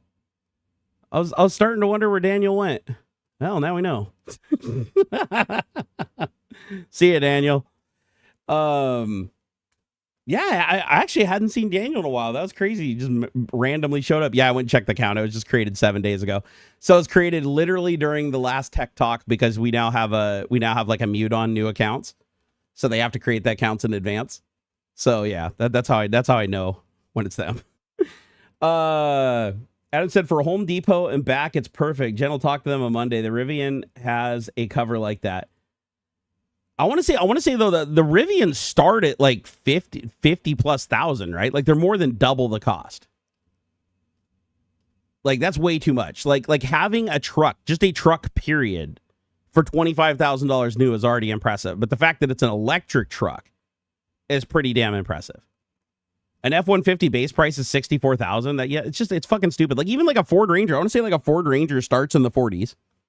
And you still, by the time you get out the door, it's somehow they get it over 50 something. It's ridiculous. That's the thing with cars. You never pay what's on the sticker. Like never before have I gone to a dealership. Well, actually, I shouldn't say that, because I actually have gotten it under sticker before. But the idea with dealerships is most of the time you go there, they put a price on the vehicle that you're like, oh, that's a pretty decent price. And then once you get through the paperwork and they get you to sign a bunch of other shit and everything, once it's all said and done and you get the line item in front of you, they've somehow managed to talk you into paying an additional $10,000 over what you thought you were going to pay. And then it's like, oh, but it's in the paperwork. Oh, you got to do that. Oh, it's already on the vehicle. We can't take it off. Oh, that's protection package is already on. Oh, we already put the mud flaps in there and we can't take them back out. So that's part of the vehicle cost. And oh, plus you got this upgrade where, you know, it's got the fucking red letters instead of the black letters on the stereo system. So we got to charge another $5,000 for that. It was the same thing. Like when we went and bought our Forester, I was like, I looked at the sticker and I was like, okay. I was like, that's not a bad price. I was like, I'll pay that if you give me the trade-in that I want for my Volt. And they're like, or not the Volt. Sorry, the Volt was totaled. The truck. It was we traded in the Tacoma. And so he tried to lowball me on the Tacoma. I finally convinced him to give me, you know, good condition value on it. And so he gave me what I wanted. I was like, okay, I'll pay your sticker, not your markup, your sticker. And he's like, okay, well, we're trying to move these vehicles from last year. We'll do it. And then I get in there, we start signing the paperwork, and he's like, oh, that one has the extended package. It has the sunroof. It has the mats. It has the paint protection, which, by the way, it didn't. We verified later on. It doesn't have any paint protection. The paint's already fallen off the fucking thing. But anyways, he's like, oh, it already has this and already has this. He's like, oh, we can't take that off. We can't take that out. Anyways, they wanted like $8,000 more than what was on the sticker after he just had agreed to sell it to me for that cost. And they tried to sneak it in. Like while it's signing the paper, it's like, okay, this one's for the paint protection. This one's for this upgrade. This one is the XLT, blah, blah, blah package with the this and the. I was like, fuck you. I was like, nope, I'm good. I was like, I'm good. Nope. Well, this is the price that we agreed to. And we stood our ground firm, and they finally gave in. And they're like, oh, you're breaking our balls here. You're doing the thing. Oh, you're ripping us off. After arguing with it, it was like, if I was ripping you off, you wouldn't sell me the vehicle. Like, you'd be happy that I was leaving. You wouldn't want to sell it to me at a loss. Like, there's nothing forcing you to sell it to me at a loss, you fuckers. I hate dealing with car dealerships. It's seriously like, it's weird. I almost get like a sadistic joy out of it because I like fucking with them as much as they fuck with me because I know all their little tricks.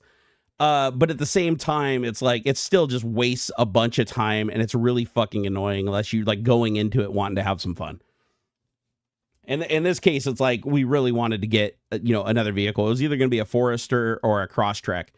And I drove the Crosstrek. I didn't like the seating position in it. I wanted something that had more of an upright seating position, more like a truck that was more comfortable for long drives and everything. The Forester was it. Guys, it is 3:39. I didn't realize it was so late. I'm going to start wrapping up here so I can go do some hanging out with the fam since it is the 4th of July. And plus, everybody else already left like a long time ago. We're down to 127 people. Like everybody. That's why only like 4 people are typing in chat right now. The Ford Maverick that was sponsored to Joel was 48,000. MSR was 29. Oh, I do remember the Ford Maverick that he drove. The MSRP was 29 on it, and it was 48 as equipped. Like, how do you even do that? How do you double the price of a fucking vehicle with options? That's ridiculous, dude. That's insane. In 2007, we bought Jen's Volvo for 27,000 on a 48,000 MSRP end of life swan song car. Took about 1 hour as they had to drive it to the dealership and couldn't drive away. You guys literally drove it into the ground. Yeah, I actually my swan car was supposed to be the STI, but I don't think it is. I think the STI, I'm gonna have to sell it at some point because one, it's worth too much to hang on to, and insurance keeps getting more expensive, not cheaper for it because it keeps going up in value. So I need to sell that car and use the money for surviving and instead maybe buy like a little beater Honda Civic from the 90s or something that's got a simple, cheap engine to work on. Something that's comfortable, doesn't have to have any power so I can't get myself into any trouble, and something with cheap insurance. I've entered a new stage of my life where I have to accept that, you know, the good old days of me being crazy are gone. I got to just, you know, got to live for the kiddo now. Blue Varo said, I don't type while I drive, but I'm always listening. Awesome, Blue Varo. I appreciate it, dude. Yeah, got to keep yourself safe. All right, I'm going to take off. You guys are awesome. Jen, totally in on driving that Slate. That would be awesome. Like, honestly, I want to drive. I've been wanting to drive an electric vehicle for a long time. I miss my truck horribly. That itches both scratches. That would be amazing. The hard part is going to be figuring out how to get one myself when we have to give it back because I know I'm going to fall in love with the fucking thing. Your STI is a swan song car, buy a Slate. Actually, that's a good idea. That is a good idea because the Slate is 25,000 and that's about what my car is worth used right now.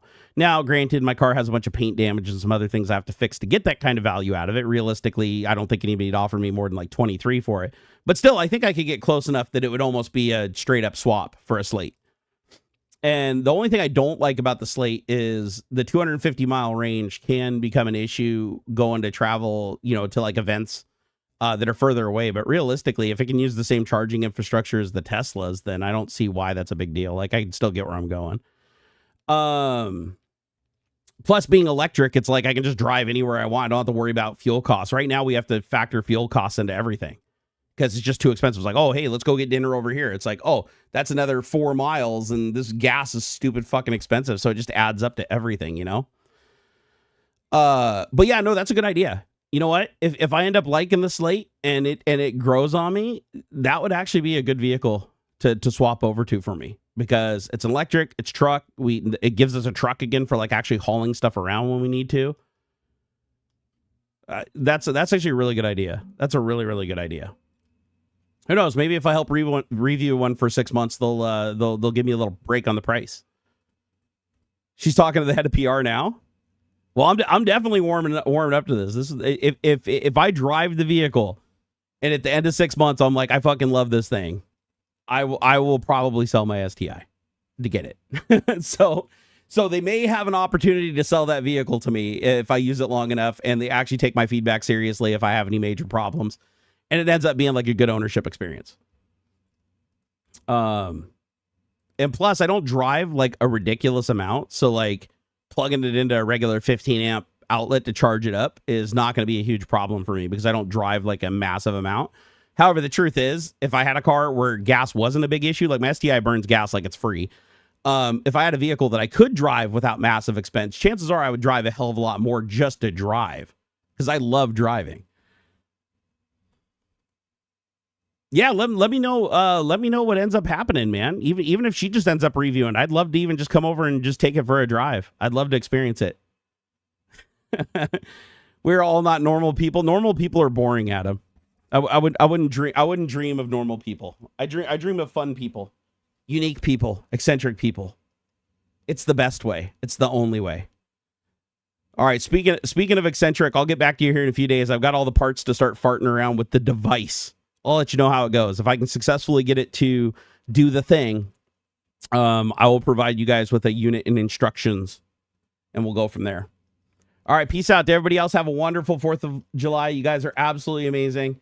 Don't blow off any fingers. Don't end up in the hospital. Just try to have a good time.